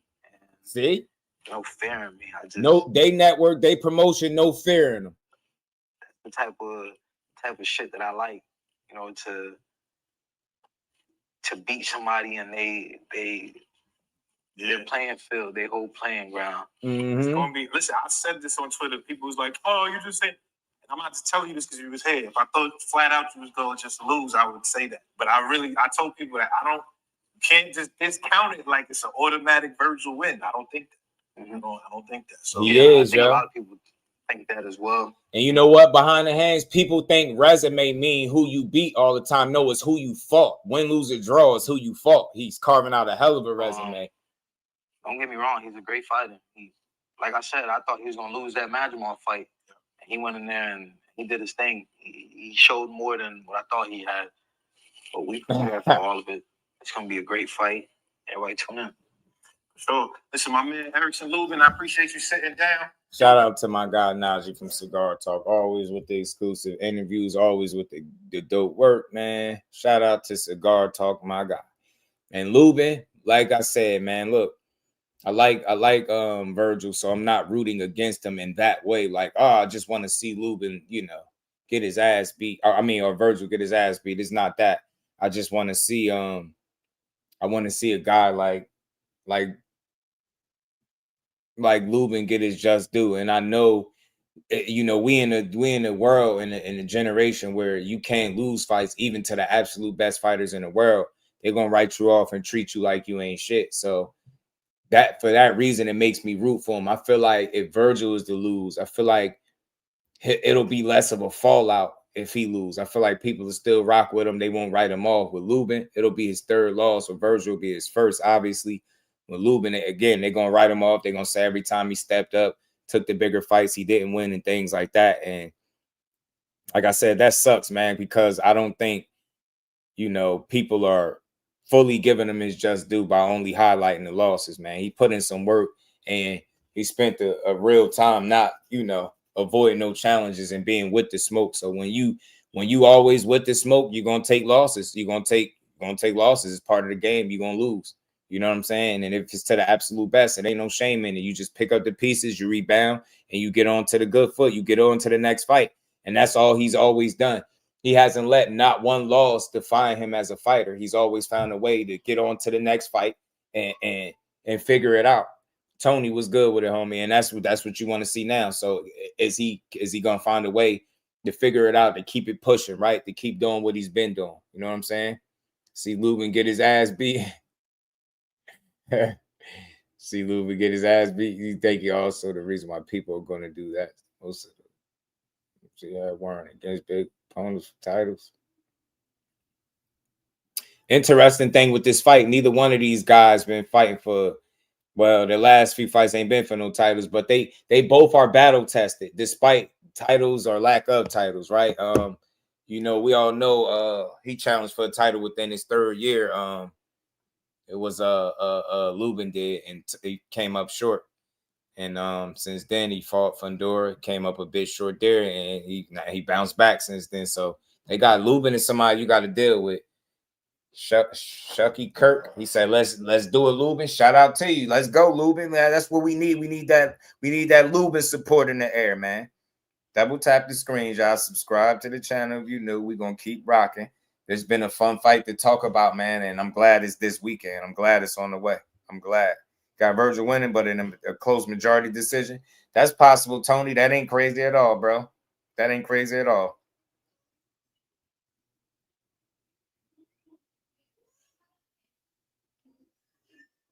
That's possible, man. I think it's going to be a really good fight because both guys are battle tested. They've been through it, right? And I think they could end up being the best fighter that each other's fought in recent memory. Virgil fights so damn hard that it won't be the style, I think, that gives you the most problem. I think it's his relentlessness, right? His attitude. He's stubborn. Virgil wants to hurt you. He wants to break you down, right? And you got to deter him from wanting to get in your chest and make it that kind of fight. And Virgil don't give a damn. He going to go for it. You got to beat him up. Like, you really got to beat Virgil Ortiz up. He got to, it's you or me kind of mentality, bro. You going to get me, I'm going to get you. And more times than not, he going to get you. You know what I mean? He ain't 23-0 for nothing. So, with 21 knockouts. So, these dudes both got legit punching power. Virgil got 2 more knockouts than Lubin do, but Lubin got more fights. He's really battle tested as they come. He's been at 54, whereas Virgil is newer at the division, but he's had a chance to settle in pretty good, especially with his His last 2 bouts being over quality opposition, with that being Boachuk and Madrimov. Boachuk gave him, Madrimov gave him a good run. I thought he did better with Madrimov. I think Boachuk really used his aggression against him in spots, put him down a couple times. He beat his face up a nice bit, had him leaking. That wasn't his best showing, but those kind of fights impress me more, right? I'm more impressed by the fights that you find a way to win where it's not all going your way versus the ones where you just able to just overwhelm a guy from start to finish, blow him out, stop him. That's impressive too. But the ones where you getting tested, you getting dropped and seeing what you really made of, like Virgil was so like locked in from a mental, like he got 0 quit. You have to beat his ass, because I think you remember, and you seen it. Is a point where he got dropped in that fight and he got up so fast that he almost didn't even let the ref like count. He was like trying to get right back to it. I'm like, yeah, this dude, he be in it. Like Virgil, you got to beat his ass. You got to mentally deter him from coming forward, bro, and slow him down. You got to make him feel like, you know, some quit in him. You got to make him second guess some shit, because he going to bring it. The entire time he upright on 2 feet, he going to fight his ass off.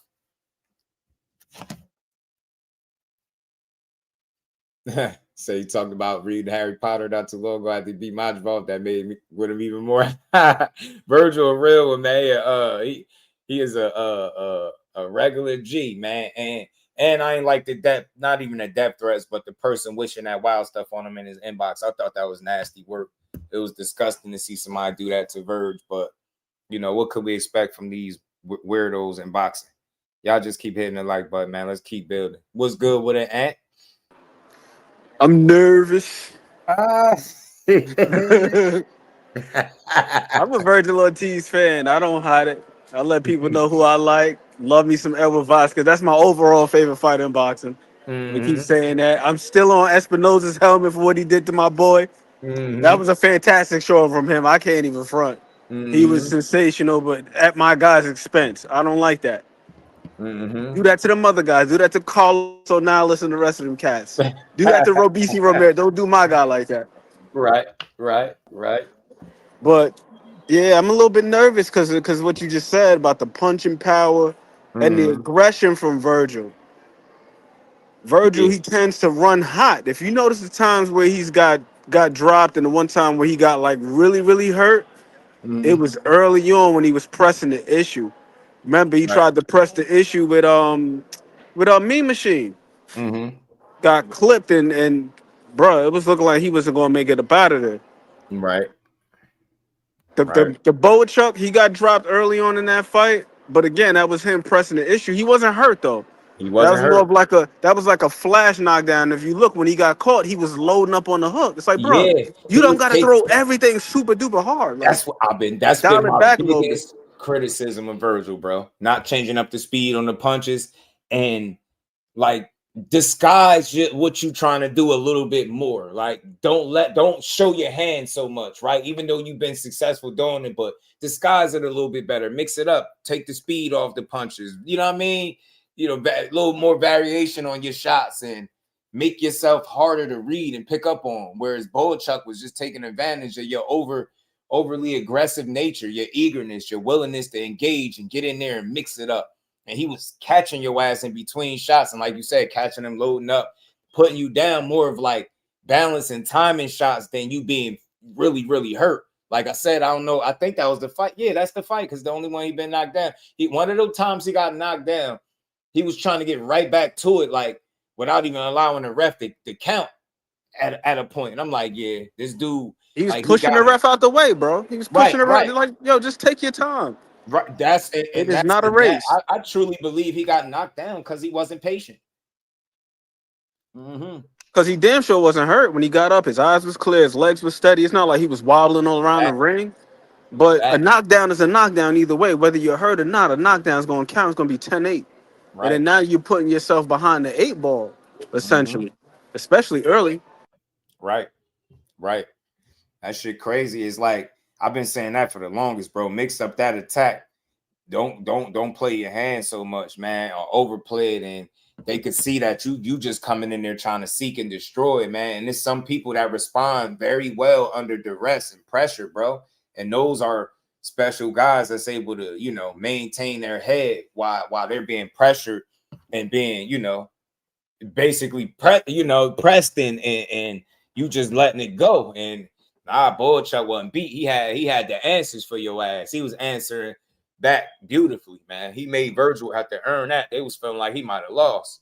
But even in that round where he got dropped early on, he actually outlanded Boychuk by damn near like 20 punches. So he Yeah, outworked him, he yeah, outpaced him, but he still yeah, put himself behind because he was just opening up a little too much. And the thing with Virgil is Virgil, if you look at his technique is crisp, everything is clean.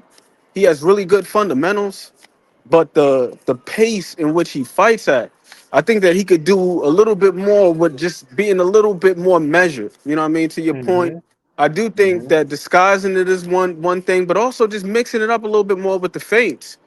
And right. I thought with the Madrimov fight, I thought he did a better job of disguising the attacks. Of course, there was that one clip that was circulating on social media, probably one of my favorite moments, where he did the reverse peel. He acted Yeah, like he was going to peel the guard down, got Madrimov to pick his hands up, and then he placed the yeah, shot to the body. I want to yeah, see more of that from Virgil. So it's like, all right, we know you got it in your bag, yeah, but sometimes the temperament. It's like, yeah, bro, you got to be able to just dial it back and know when to step it up, know when to press, know when to pick up the pace on the guy.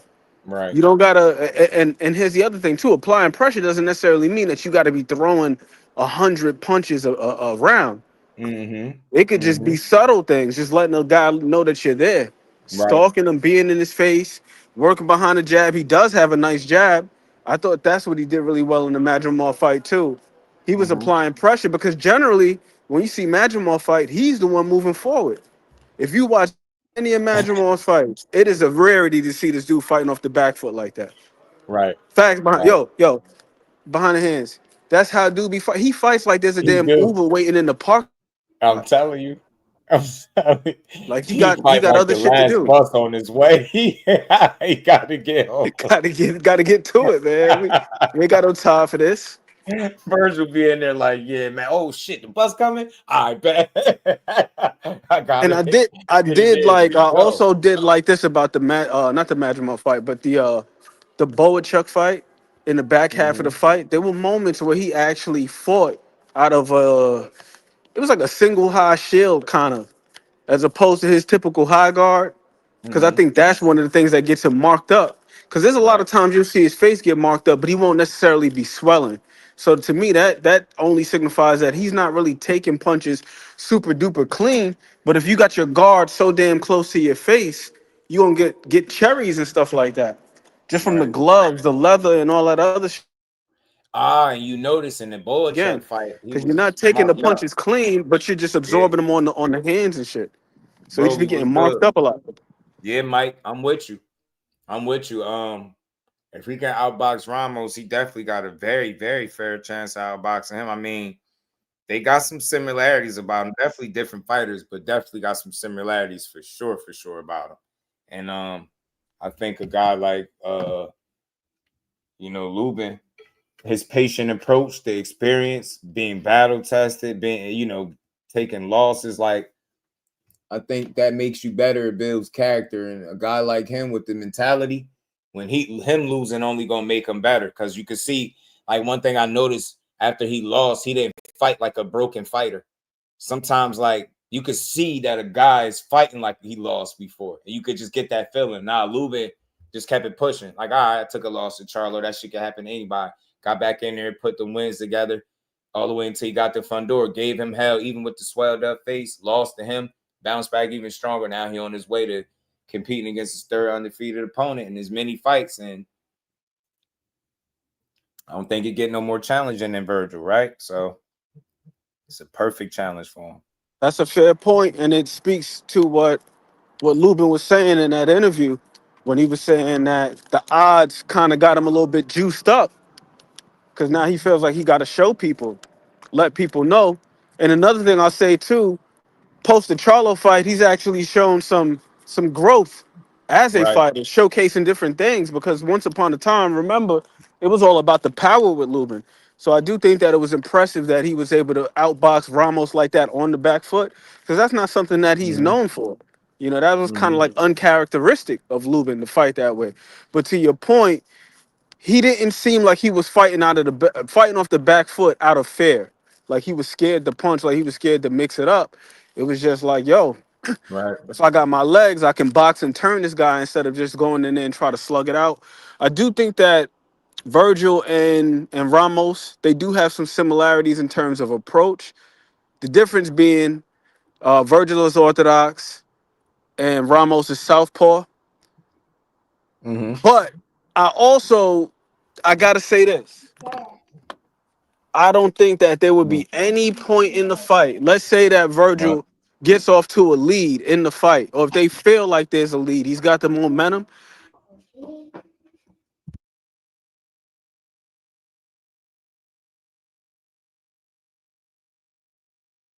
That's really crazy. Yeah, Lanier, I think a hurt fighter is a dangerous fighter. A broken fighter is a broken fighter to me. Broken is not necessarily a good sign. Tate was good with it, but dangerous. A hurt fighter is dangerous, but a broken fighter, you're gonna get broken going in there against a Lubin or Ortiz. So you better come in there fixed because you definitely get your ass broke against one of them. Terry 17 said Booster will destroy both these guys, I believe. Shout out to Terry. Look, he got a really good chance. You know what I mean? I hope we get the chance and the opportunity to see these guys mix it up because they all respect each other's talent. And I just hope that despite win, lose, or draw, guys are still willing to fight the next man up. We don't start saying, we don't want to see this fight no more. Say, for instance, if Ortiz lose to Lubin, I still would love to see him in boots. Doesn't change anything. Like, just keep it pushing, next man up. But we gonna see, man. I know the odds are stacked up against Lubin, so let's see if he can pull it off. I agree with that, though. I agree 1,000%. Because as fans, we talk about the golden era. Look at the four kings. They fought each other. But guess what? They all lost to each other as well. Yeah. Like none of those guys came up out of there unscathed. Right. All of them took a loss to one of them. You know what I'm saying? But yeah, my wife had called me. The point that I was making with Ortiz is this, and also with Robert Garcia. In my mind, I just can't fathom them getting off to a good start and Robert Garcia telling him, "Hey, we know you're ahead right now. Just ease up." I don't know what the hell Ramos's corner was thinking, telling him that midway through the fight. Yeah, and I think that effectively cost them the fight because they had the momentum going into the back half of the fight, into the second half, and he just stuck. And it was just a dumb decision. Right. I can't see that being the case, and that's provided. And that's not saying that this is how it's going to go, but provided Virgil Ortiz gets off to a hot start, auspicious start, and he's doing his thing. Yeah. I don't see Robert Garcia telling him that shit. Like, nah, you could just don't worry about it. Just ease up. You got the lead. Take it easy. Nothing. And then also, Virgil tends to run hot. I can't see him. Let's say Robert Garcia would have even come up with that suggestion. I can't even see him complying with that. Like everything he do is just hard. Like you say, like he fight hard from the opening bell. He throw his damn jabs hard. He throw his hooks hard. He throw every punch he throw. It's like he's trying to punch through something. I swear he's trying to end it right there, like with that punch. Like that's how Virgil be coming. I'm like, damn, Virgil, change the speed. Disguise your shots a little bit better because with the power and your accuracy, and when you get your shots in there, bro, you could really hurt somebody if you can disguise your attack better. But nah, come in there with that same shit because I'm rooting for Lubin. You know what I'm saying? I feel like he got obviously way less room to lose a fight than you do with him already having the 2 L's. But then again, the way our fan bases do our fighters versus, Virgil, people still gonna rock with him. See Canelo, the chick went out on a limb for Canelo, and then when he lost, she still say he was the best. She tripled down at that point, but that's I respect it because you're supposed to rock with people where lose or draw. Lubin lose. Man, see, I told you wasn't that good. He ain't never gonna win the title. Blah, blah, blah, blah, blah. It's just a journeyman. I don't want to hear that shit. Put some respect on Lubin. You know what I'm saying? Yeah, you know how that goes with us. And then we're gonna be the same ones claiming that this is how they do black fighters. That's the one thing we say generally, right? Like, yo, you see how they do black fighters? Like, nah, that's how we do black fighters. We be Right. doing it That's how to we them, do our fighters. telling them they ain't shit. Right. Right. They Tony washed did, man. up.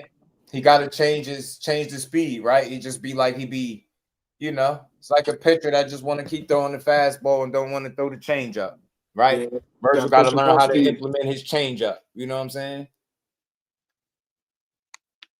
Throw his off-speed pitch. You get me? Not unless you Edwin Diaz. You know what I mean? Because I'm a Mets fan. Edwin Diaz, that man only throw nothing but heat. Every pitch is 100 miles per hour.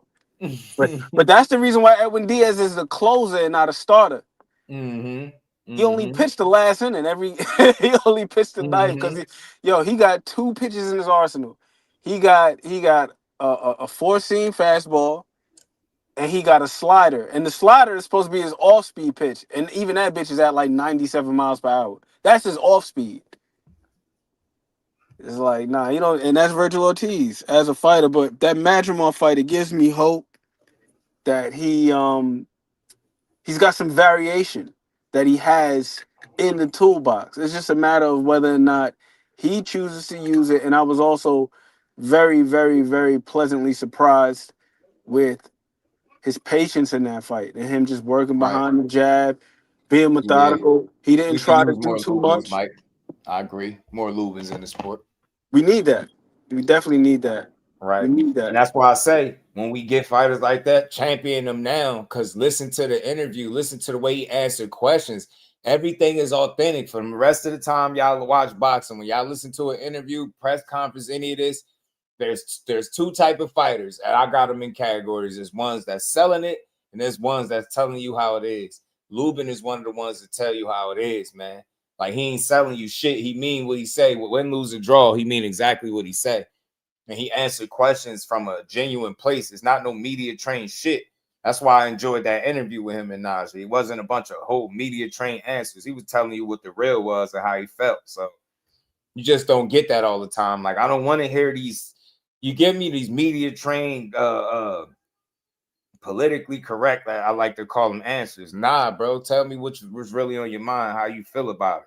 Because you heard him, he asked him about Boots. He like, man, he a good fighter. I mean, you asked Eddie Hearn, like, bro, like, I'm not about to sit here and praise him. I'm in this division too, bro. Look, I just told you, he a good fighter, he's skillful, but now I ain't Eddie Hearn, I ain't his promoter, bro. I'm not about to hype him up. You get me moving, like, bro, like, what you mean? He said, yo, no, they saying Boots the boogeyman and nobody want fighter. He said, who's saying that? He said, I mean, if that's what they saying, that's what they saying. I mean, I ain't saying that. Other fighters ain't saying that. So basically, what he getting at, Najee, he don't know who you been talking to that's saying that. Because he ain't saying it and the fighters ain't saying it. So who's saying it? That shit was funny, man. I love it, man. Gotta love it. Yeah. And there's the other side of that coin, too, Jess, where you got the guys who they feel as though they have to portray this. It's not even confidence. It seems like this false bravado. Oh, this guy's a C-level fighter. Do you really feel like he's a C-level fighter? And if so, why the hell should we care about you fighting? Well, I'm just so many levels above this guy. Like, do you really feel like you're that many levels above this guy? And this guy's just an absolute bum. Yeah, and that's what I mean about the media trained answers, boy. He be tearing you. I be tired of hearing them shits. Media trained, because you know what? Speaking of that, just because you brought it up, because I was gonna play it. It's really short, but he they be doing the inside the ring shit, and he had went on there with who was it? Mike Coppinger he was talking to, and again with the media trained think that answers. like I said, I'm levels above him. I think that he's a good fighter. He's done what he's supposed to do against those guys. Top Rank has done a great job of matching him against the right guys. But now he's fighting a real fighter. A guy who's been at the top for a long time, and I will show him that I'm just levels above him. And Brian, do you think Devin Haney is sleeping on you at all? I would say I don't really care about the dead odds or anything like that. And regardless, he's sleeping on me. I'm pretty sure he's not going out like that. Pretty sure he was raised better than that. But I'm pretty sure he know what he in for as well. I'm pretty sure he's trying to do everything possible, but no matter what, it's not enough. That shit got gonna be enough. Yeah, you got these levels, man. These He was imaginary raised levels better than we that. stacking on to these fighters, bro. Nah, I don't want to hear that shit no more. It's just like it's too fresh from the Ryan shit. Like you was saying that about him. Levels this, levels that. I'm tired of hearing about these damn levels, bro. Go in there and put belt to ass, Devo, and do it. Well, for you to go out there and show levels, you're gonna have to really be you, bro. So man, it's gonna get tough, man. It's gonna be a tough outing for you, G. You know, it's gonna be tough. You keep I think he puts the pressure on himself when he keeps saying how many levels above he is than these guys. I heard something earlier, like people talking about, yeah, Devin is this legacy chaser. First of all, let's be for real. If Devin retired today, Devin's legacy is defined by beating George Ferocious Cambosis. Y'all gotta cut this shit out. No, it's Y'all not. gotta cut this. He beat Loma. Yes, it is. He beat Loma. I was about to say he beat and then moved up and beat a 2-division champ. Y'all can say, oh, his legacy is defined by, but Loma wasn't a title holder. Loma was a contender when he fought Devin. George Ferocious Cambosis had the titles. That's who he had to fight for undisputed. If we talking legacy, like let's be for real. That's the truth of the matter. Him beating George Cambosis is his legacy defining fight if he retires today. That's a lie. Not defending his belt. That was funny. That's a lie. I gotta go. But see, that's what we do. We condition to take credit from the fighters. We'll find a significant point in a fighter's career, and then we'll minimize it because of our own individual thought process. He beat an undefeated George Cambosis that beat fucking Teofimo. He took Teofimo's don't ever forget to mention that. The same Teofimo that had beat Loma.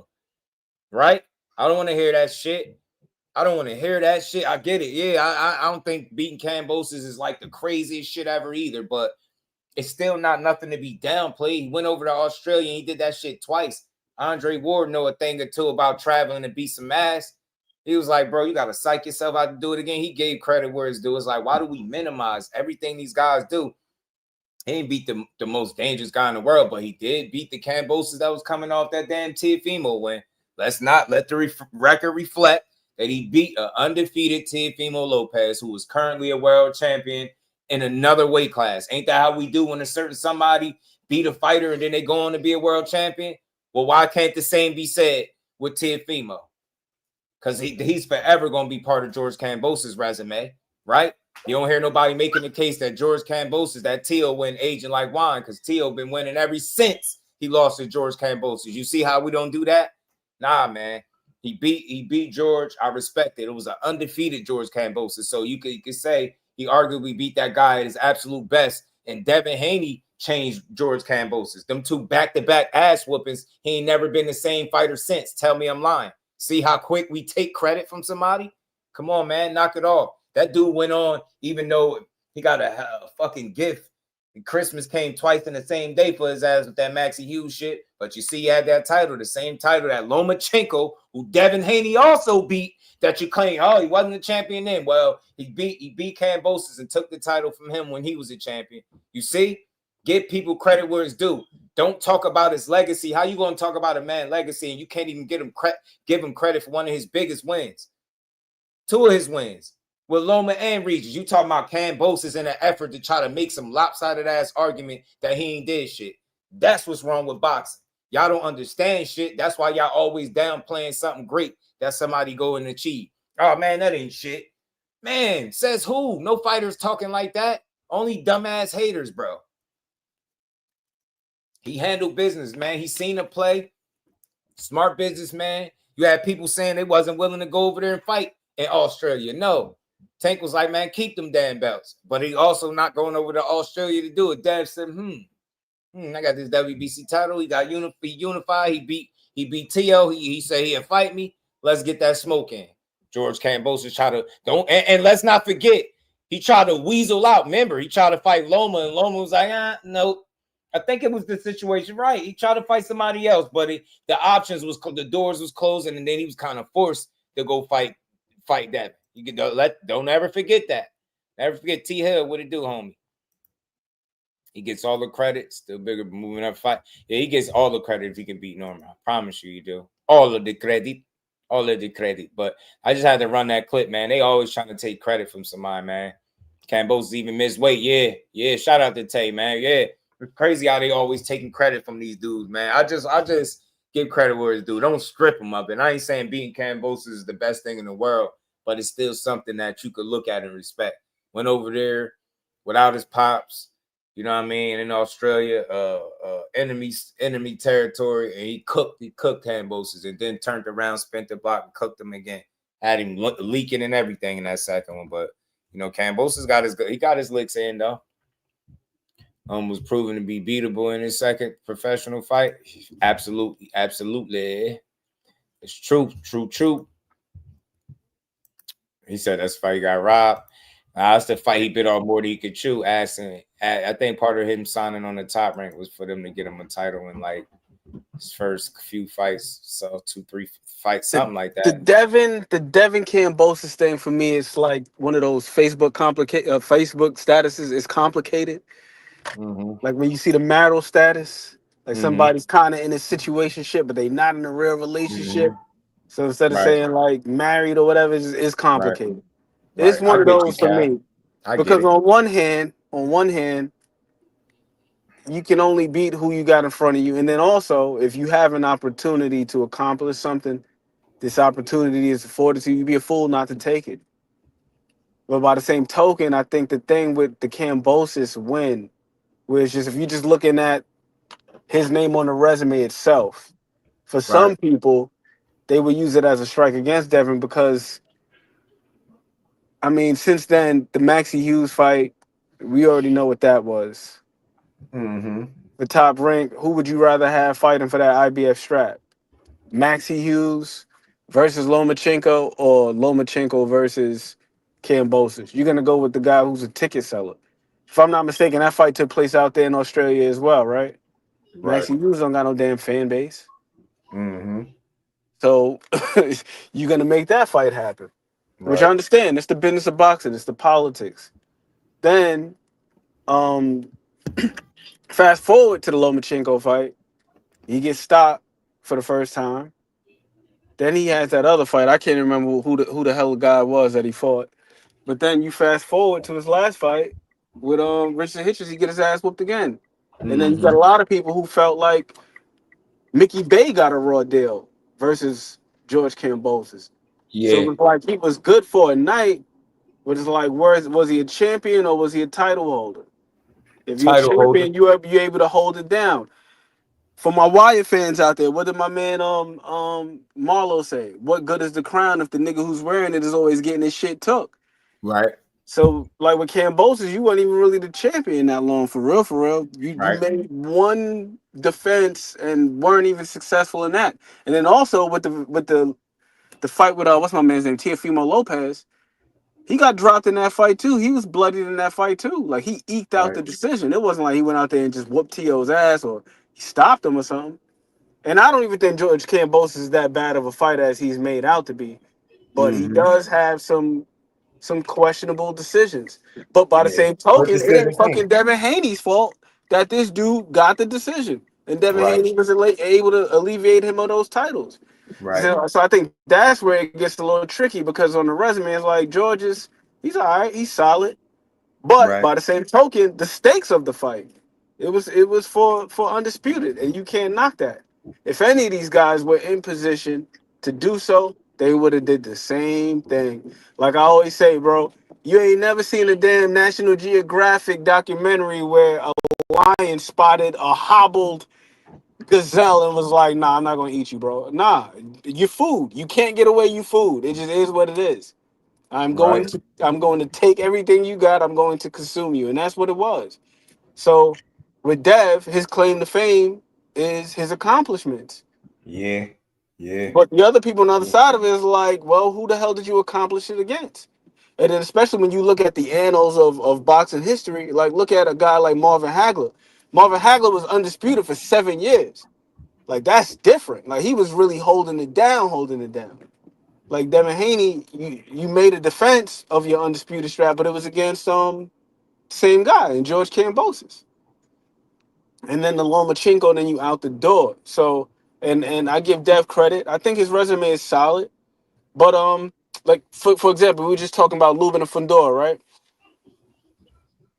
Fundora lost to Brian Mendoza. How many people are going to be giving him this much credit? Like, oh, well, the guy that Shout you out to the beat went Queen on to Miss. become a champion.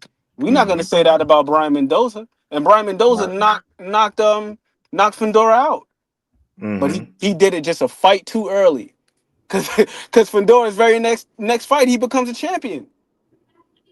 So, like, this boxing shit, when it comes to the achievements and the accomplishments, it is largely a product of timing, circumstance, whether or not your team can facilitate these opportunities for you to become something. And that's not to take away from Dev, because Dev did what the hell he was supposed to do with the guy that he had in front of him.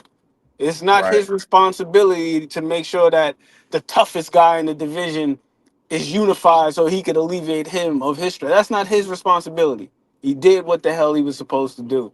So I think, like, with the credit, this is why I always say, I've been saying, hey, if you ain't crazy fond of it, but you gotta respect it, give it to Tim Duncan. Just a little fist pump. Like, hey, bro, I see you. You handle business. You don't gotta go over the top with it. And that's what the Devin Haney fans do. And that's what they supposed to do. They fans. They go crazy. Oh, he was the youngest guy to be undisputed. But then the other side of it is like, yeah, against who? And guess what? Neither side is wrong in their stance. Neither side is wrong in it. Because he was undisputed, but then it was also against a dude who looked shaky as hell first, Maxie Hughes, who got his ass beat by Lomachenko and then just got his ass beat again by Richardson Hitchins and had a questionable decision versus Mickey Bay. So it's like both things are true. Kambosos was not the greatest champion, but Devin Haney was also undisputed. So just give him his proper credit. And like, yo, you did you handled your big one. And as you pointed out, he could have went over there to Australia and failed. To go back to basketball, I just referenced Tim Duncan. How many guys have you seen be wide open on a fast break and blow a fucking layup? Or be wide open on a fast break and miss a dunk? There are no short things. That's what I'm None. saying. He handled business. Point blank period. I know how we view Kambosos as not the toughest challenge, but still a challenge nonetheless. And nothing is for sure or just a gimme in boxing. Still had to go figure that out. That was a scrappy ass dude. He had to teach Kambosos how to lose. You know what I'm saying? That was one of his best attributes. I think his heart, his willingness to engage and just he's scrappy. He gonna push and give you a fight. And you seen in his spots, he had some good moments. And especially, I think it was the first fight and in the second fight, he had some moments in both of the fights. But that second one seemed like Devin was more equipped to put belt to ass. It seemed like he fought with a little bit more confidence after seeing him for 12 rounds the first time around. Dev was definitely sharper in the second one because in the first one, he actually had Dev bleeding. Dev got cut over his right eye in that fight. Tim both went some damn good punches in that first fight. And got hit with a shot that like staggered him a bit too. Yep.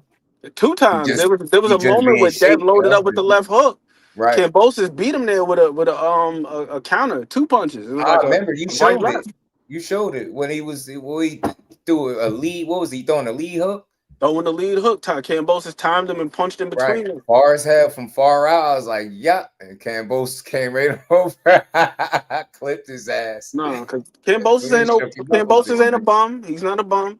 And that's the importance of the whole level talk. Like when we talk about the levels, it's not just Hall of Fame or just trash. Right. Nah, there's levels in between there. Yeah. There's the novice. There's the established guy, veteran guy, the good fight. You know, the fringe contenders, the guys that are like right on the cusp. Like a guy like Igis Kavalauskas. Like Kavalauskas is not a bum. You look at some of these guys that are top guys right now, the ones that have faced him, like Bud, was like, yo, Mean Machine hit me harder than Canelo hit me. Fucking Virgil Ortiz. Kavalauskas had success against him early on, had him holding on. It was getting shaky in it. But for whatever reason, he can give those top guys a scare, but he just can't seal the deal. For whatever reason. He could give him a scare, but he can't seal the deal. But he's not a bum. You put him in there with somebody else, the average run-of-the-mill guy, he's going to clean him up. I think that Madrimov is going to be one of those guys, ultimately. Because you seen him in there with the dude, Kurbanoff. He was out there beating Earth, Wind, and Fire out of that guy. Then he went out there with Bud, and it's like, yeah, he gave him some resistance and proved to be a tad bit tricky. But at no point did it feel like he was controlling that fight. And then the same thing happened with the Virgil Ortiz guy, with Virgil Ortiz. But you put him in there with somebody else, Madrimov is handling business. He's getting busy. There's just certain guys like that, like where I call them the litmus test. Right. Like, you got to be of a certain caliber. David Avenesian is also one of them guys too. I don't give a damn what nobody say about him. Like, I don't think that Boots was supposed to just do anything to him. Look at David Avenesian's his resume. He done fought Boots. Dude done fought Shane Mosley. He done fought Bud. He fought homeboy that was rumored to fight Bakram, Josh Kelly. I think he stopped Josh Kelly, if I'm not mistaken. Mm-hmm. This dude David Avenesian, he ain't no fucking scrub, man. He can fight. And he been in there with some top guys, some sturdy guys, and gave these guys some challenges. But for whatever reason, he just ain't got that extra oomph that, like Frank Martin, he ain't got that extra oomph to get him over the hump. But them first 4 or 5 rounds gonna be competitive as hell every single time. Right. And that's what George Kambosos was for Teofimo. It was like it was a real challenge. Yeah. Like, who the hell had that on their bingo card? Because we done seen, if you would have told me before that fight it was gonna go that way, I would have told you it was lying. I thought it was gonna be another one of those fights like Teofimo versus Diego Magdaleno. Like, remember, he beat Earth, Wind, and Fire out him. I thought it was gonna be one of those. He was beating the shit out of Diego. I thought it was gonna be one of those. Or I thought he was gonna spark him like he did to Rock Hard, Mason Menard. That was a nasty KO. Yeah, he did him filthy too. Did him filthy. Caught him clean on the chin. My man's arm wound up and he was stiff. Yeah. Face first. Into the prelims. I was talking about that too in one of the streams. Yeah, they did the same thing to my man Cool Boy too. They did it to Scooter. He was a good sport about it though. When he came out there, he had the prelim gang on his sweatsuit. Yeah. I like the way he conducted himself.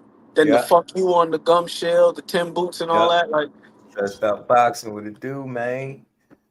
Mean Machine is Bud best wins to this day, in your opinion. I feel you. Mean Machine gave him a hell of a fight though. And Mean Machine he was a decorated amateur. Like, that guy ain't no slouch. Yo, it be them guys like that we be sleeping on. We be thinking these dudes supposed to just get walked through, like the Artems of the world. Dude's a damn Olympic bronze medalist. This guy knows how to fight. He may not have the name, may not have the notoriety, but this guy knows how to fight. Right. Same with Madrimov. Why the hell you think this guy was a champion with less than 10 fights under his belt? Right. Because he was on the fast track. Andy Cruz, how many fights he got? He about to be fighting for the IBF strap. That pedigree, it means something. Keyshawn Davis don't got 20 fights under his belt. He became a champion, got fast track. Shakur Stevenson got what? How many fights he got? Like less than 30. Man is already a 3-division champion. That pedigree, that shit means something. We be dismissing it, man. We be dismissing it. Yeah, Mean Machine hurt Virgil too. He had Virgil on skates. On skates. Had Virgil on skates. Virgil had to figure that shit out for a second. It was getting rough. It was getting rough in there. He ain't fighting fair. That was me in the crib. I'm a Virgil fan. I was scared to death. Virgil had to figure that shit out. Bro be bringing that smoke. Mean Machine, a dog. I ain't gonna lie. 35-1 for reaching that. It's better than his current record. Frank has to jump back. Shout out to Stretched Out Boxing, yeah, but Frank Martin reduced the prelims. I told you everybody to fight Tank, don't just transform into no star. You got to, man, his ass is back at the drawing board, literally. After losing one fight, after doing really damn good in it too. So can't wait to see what he look like from a confidence standpoint, how he approached his fight at 140 with Bartholomew. It's going to be interesting. December 6th, I ain't mad. Prelims, I'm tuning in. But Frank, we still rocking with you. One loss don't mean shit. You lost to one of the best, man. Lost to one of the best. Hell yeah, I'm super Bud excited. came losing. Bud stayed poised and shifted gears on him. I see why. I see why you saying that you like that performance. I see why you saying that, Jordan. Because yeah, you know what? Well, he had his moment with Gamboa too. He had a moment and figured that out. He went through the gears on him too, but he got hurt. He started punishing Gamboa, bro. But I get you. He got tested. Andre Ward would have said that was a knockdown, right? So he survived that. But he did stay poised, and he definitely went through the gears. And you seen a moment where he had the breakthrough, and he started just, where he found the key. He found the key, and he unlocked the door, and then that was just it. It was like, all right, you on borrowed time now, Mean Machine, because he beating your ass. It's like, yo, when you hurt Bud, you better keep him hurt. You better keep him hurt. Don't let him get back in the fight.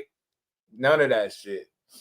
It seems like he gets sharper or something. He get hurt, his acuity go up, which was one of the things that was kind of puzzling me when I was hearing people say, well, what happens when Canelo hits him with a shot? He gonna want his get back. I'm like, whenever he's gotten his get back, that shit has been surgical.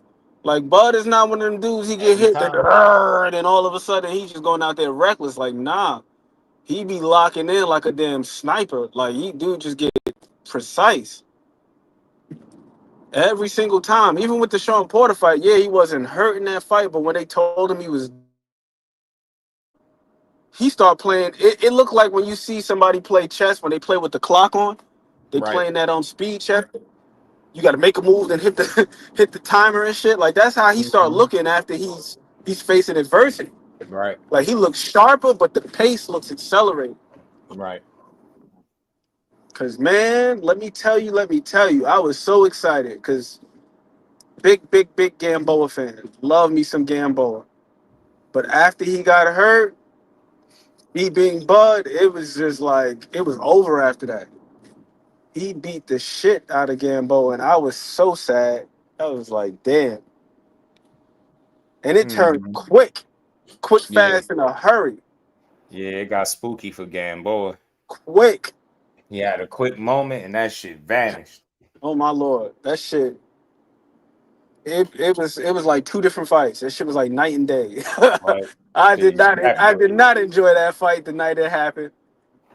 On the rewatch, though. I remember my man sitting there, my Dominican partner was like, man, I got Gamboa. I'm like, yeah, we got Bud. I had Gamboa. I love Gamboa. He had identical records too.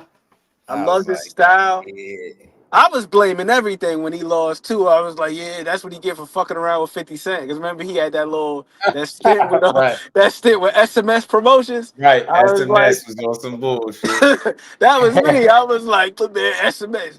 That's what he get fucking around with June. So what the hell made 50 think that was the move? Go messing with that Dan Crawford. You know what I'm saying? Mess around and found out. Messing around with that damn Bud. You know what I'm saying? Nope. That man Bud is just phenomenal. That's all it was. Now when SMS, that man just different, man. Just beat my guy's ass. He figured it out like so damn quick.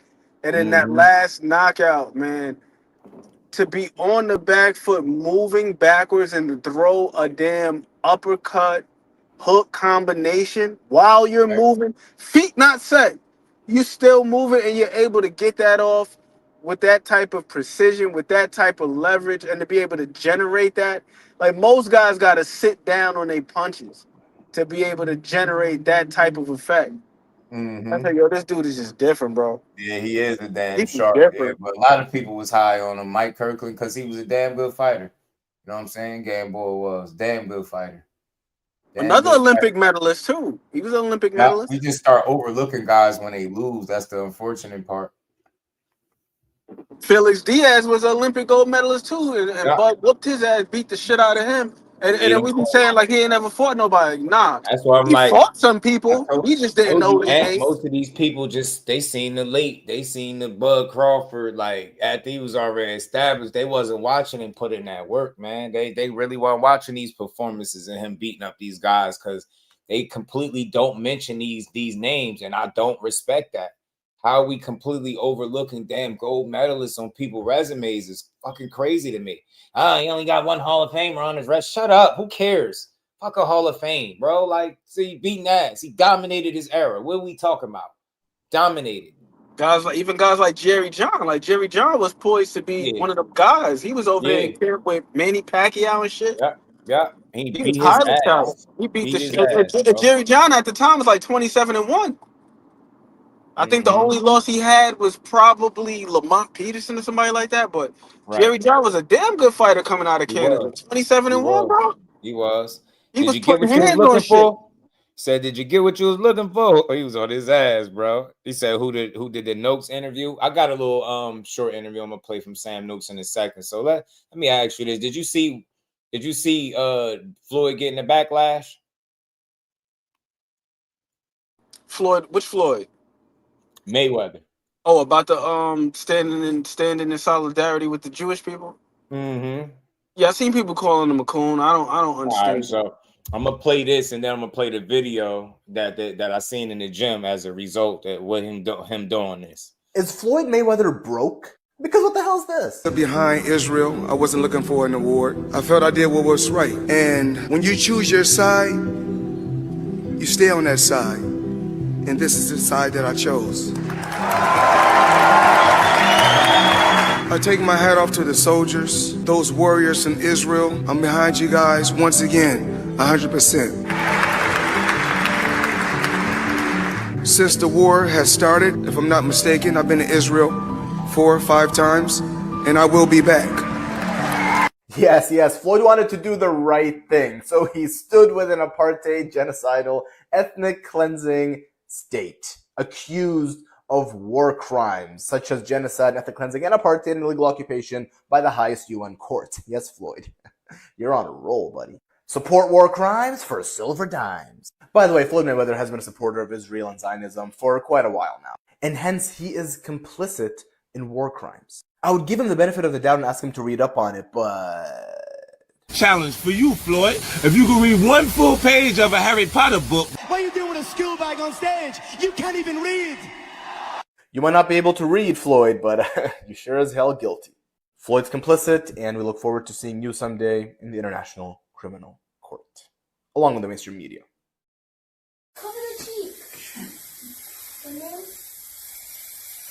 Okay, give it to Enzo. We don't like guys that don't care about children dying. Let's go. There we go. He was a good boxer, but he's a piece of... Yeah. Go on. That's it. Give it to Aaron. Give it to Aaron. Hold on, Aaron, give it some more. Do everything. Hey, gang, making sure they get theirs, eh? I'm not with you guys 10%, 50%. I will always be the voice for the people in Israel. I will always stand behind the country of Israel, the one and only Floyd Money Mayweather in Israel. I will always be here for you guys when you guys don't have a voice. Nah, I don't be like none of them speeches. Them shits be seeming like money grabs, PR moves. They just don't. Nothing genuine seem. Nothing seemed genuine about. He seemed out of place there. All type of shit, bro. Money May, yeah. Tell you he's something different, bro. He be on his own trip, bro. I'm telling you. Swear it's all about the money, and it is like, Al Booker, what's good, family? 50, my guy, don't believe Jaguar right about him being a punk. Don't want to believe it. Yeah, some people say she just be off her rocker with some of her claims. It's like one of them people that was connected and be in the loops and know shit, so they exaggerate a lot of the shit that they actually do know, right? I know people like that. You know what I'm saying? It's like, for instance, right? You ever know people that get women, that have no problem getting them, but at the same token, they'll use the fact that they do get women to lie about extra shit. Like, you ever know anybody like that?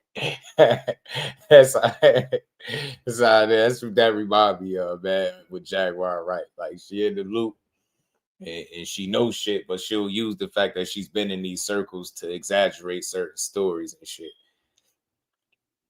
The athletes get paid a lot, but the people who are athletes are all doing Israel, I stand behind you. That the dude, the person that owned Corn Hub is a Jewish person. That's crazy. An old Jewish person too. So just let that sink. Hey, get that paper, man.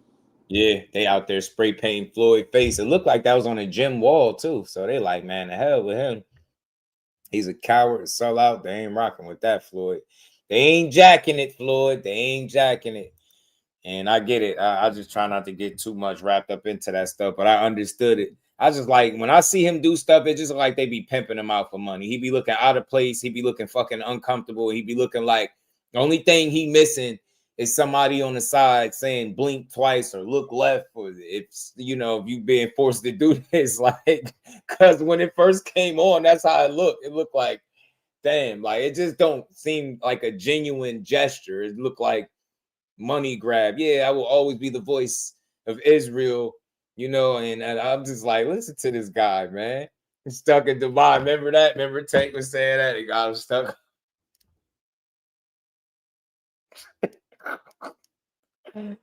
Tank was like, man, you want to leave for that money? Yeah, that's why you out. Get kidnapped as a grown man in foreign soil was crazy. Yo, the money guy, yeah, hey Jordan, the money got him, homie. The money, hey Terry, the money got him. Bro, just do anything. He said they had to read the hostage. No, I'm telling you. Hey Zoom, you see the way he came on? Now, hold on. Because I hold on. Where is that? This shit was wild. I'm like, nah, Floyd. When I stood behind Israel, I wasn't looking for an award. I felt I did what was right. And please forgive me, yo. Please forgive me. When you choose your side, yeah, he looked uncomfortable. You stay on that side. And this is the side that I chose. Same thing, shit. Same thing twice. You choose your side, you stay on that side. This is the side. I take my hat off to the soldiers. They clapping. They go, look. Those warriors in Israel.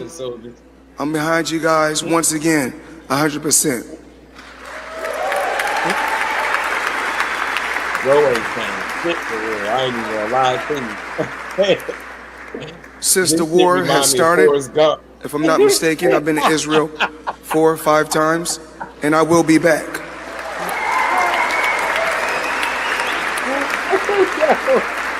Hey, y'all. I know y'all remember that scene in Forrest Gump when the dude was giving a speech. When Forrest was giving, you couldn't hear shit. Yo, you couldn't hear shit, bro, because the mic was unplugged. And he just was, and they was clapping and shit. You couldn't hear nothing. That's that. He not saying shit. They just clapping.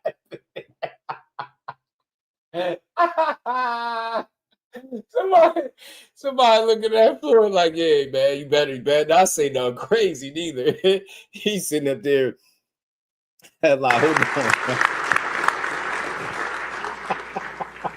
And like I said before, I'm not with you guys 10%, 50%. I will always be the voice for the people in Israel. Oh my God. I will always stand behind the country of Israel.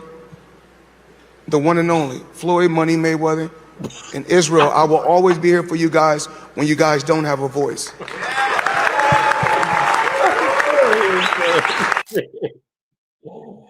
Floyd, bro. Oh my God, man.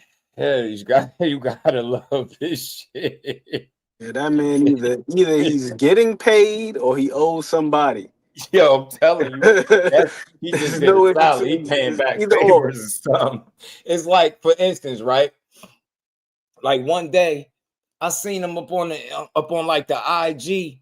He making these videos and shit. Yo, he promoting these big ass bags. Hey, bro, it look like me and you both could jump in them fucking bags. It's like, what the fuck is this? There's no way you supposed to be selling them as a bag that a man is supposed to go purchase that. This shit was wild. I'm like, yo, there's no way. I said, I'm willing to bet money. Whoever is the ambassador of this brand, he's doing them a solid, yo. He paying something. I was like, yo, ain't no way you gonna convince me to go to the store and pay thousands upon thousands of dollars for a big ass bag that look like it could carry people. That shit like it could house people. Hell nah, bro. I was like, and he had a couple of, I was like, yo, these bags big as hell. He taking them out the boxes and shit. I'm like, bro, what is this? What the fuck? What is this, Floyd? Like, what is you on about, Floyd? Malcolm X, Martin Luther King, Mayweather Jr. He said, I will always stand with the people of Israel. You know, I will, when you can be the voice, I will be the voice for you. I will be the voice for you, even when you don't have a voice. They start going crazy. Hold on, one more time. I'm done after this. I'm done. I'm serious. When I stood behind Israel, I wasn't looking for an award. I felt I did what was right.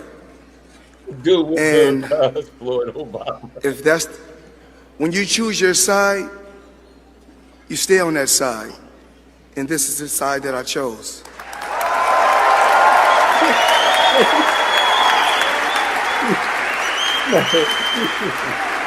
This kid is the Forrest Gump thing, I swear. I take my hat off to the soldiers, those warriors in Israel. I'm behind you guys once again, 100%.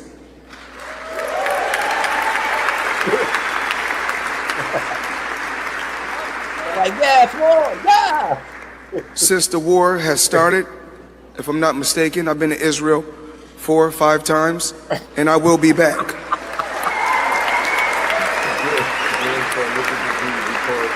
They record a legendary speech, Jordan. Oh, man. Shout out to Floyd. Always going to be one of my absolute favorite fighters of all time. All due respect. Y'all know we like to have a little bit of fun over here. That shit just a little funny, bro. I don't get into the politics much. I already know. The minute, listen to me, y'all. The very second I seen that, before he even uttered the first word, I said, I said he looked like a hostage, he looked uncomfortable, and he gonna get criticized for this. Guarantee you. Before he said anything, I can tell by the giddy up.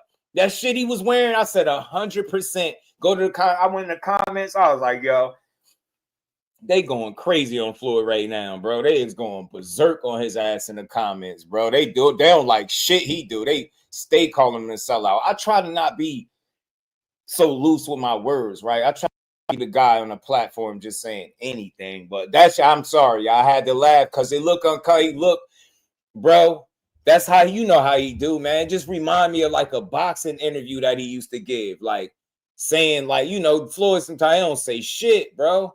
Like, it was a clip earlier where I forgot what he was asked about pay-per-view sales or something, and he started talking about all lives matter. I'm dead serious. I just seen a clip on Twitter earlier.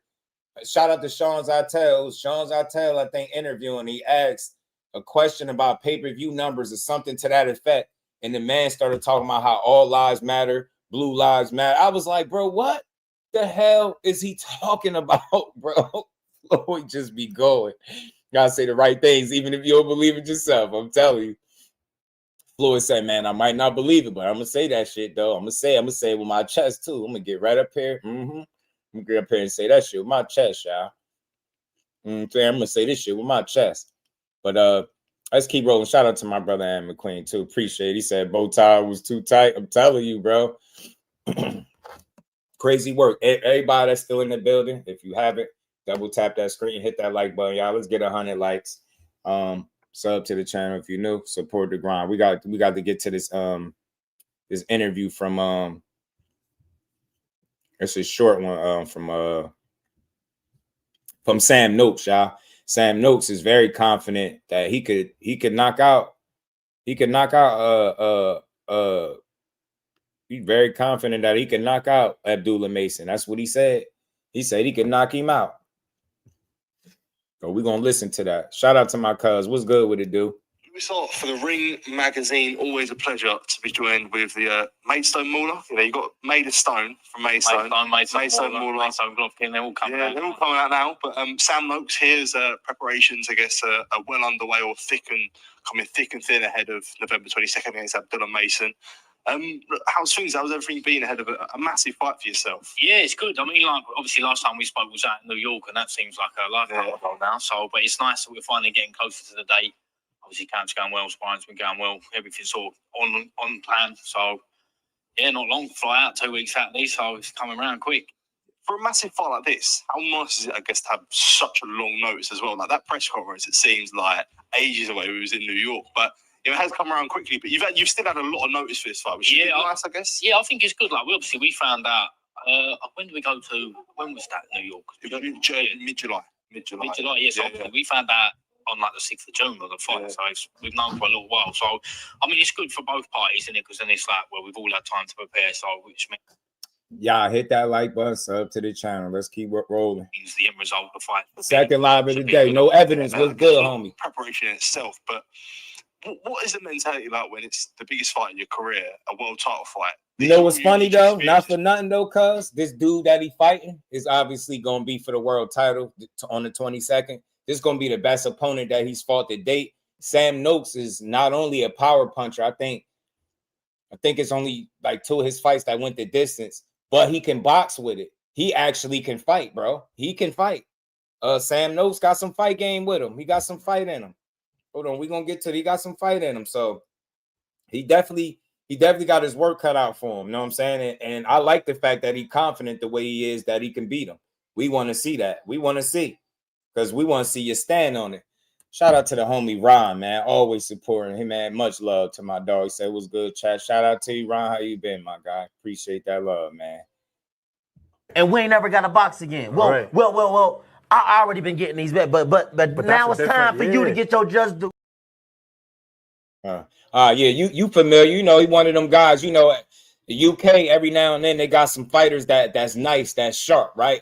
Sam Noakes is one of them. Another guy that's from over that way that's nice that people gonna be seeing some of, I believe, is Dalton Smith. He fighting Subriel Matias. That's a fight that's coming up. And I don't think it's going to be as easy for Subriel as they think. Much love to my guy, Ron. Appreciate the love, homie. Oh, shit, my bad, yeah. So obviously everyone's all buzzing about it, innit? Go through that in the camp. Well, it's obviously like when it first got announced, obviously everyone's all buzzing about it, innit? And I was like, you think you must be well excited? No. We still got a long time yet. So I think obviously Al's been about it, Ed and that, they've all got the experience. And it's more just with obviously knowing how long you've got, making sure you're peaking at the right time. You're not going too mad too early, which is easy to do, isn't it? Because, like you say, such a big event, so exciting. Obviously, everyone's like, wow, just got to my bad. I hate to try to keep stopping. I'm going to try to play it through. Yeah, I like Dalton. He's a good fighter. Question out with Mason is punch resistant with these weight cuts. Hey, man, that's a good point. And Jordan, did you notice, shout out to my cousin Ashley's Corner, she pointed this out a while ago, multiple fights ago, that he be having to strip down when he be getting on the scale. He be damn near ass naked on the scale. So I wonder how long he gonna stick around at 47 and continue to make those weight cuts. And I know he can get away with it a little bit now because he's young, but as he continue to grow, I could imagine it getting harder. But real quick, I just wish these UK people, when they talk, slow down, bro. Y'all, won't y'all take a breath? I talk a lot too, but won't y'all take a breath in between y'all words? Y'all be like long ass run on sentence. They just be like, blah, blah, blah, blah, blah, blah. I'll be like, what? Slow down. Herb said Adrian Broner versus Aaron the Plumber. Like, watch how he start talking. With obviously knowing how long you've got, making sure you're peaking at the right time. You're not going too mad too early, which is easy to do, isn't it? Because, like you say, such a big event, so exciting. Obviously, everyone's like, wow, just got to train. Do you know what I mean? But yeah, I think it's good. I think it's good that we had enough time, and I'm excited that it's nearly time to get in there. Yeah, when you speak about New York area, that was an experience in itself. All these things are sort of unique to you. No, it's unreal. It's a place I'm of course. Yeah. Just being in New York and having that press conference and being there amongst all the names.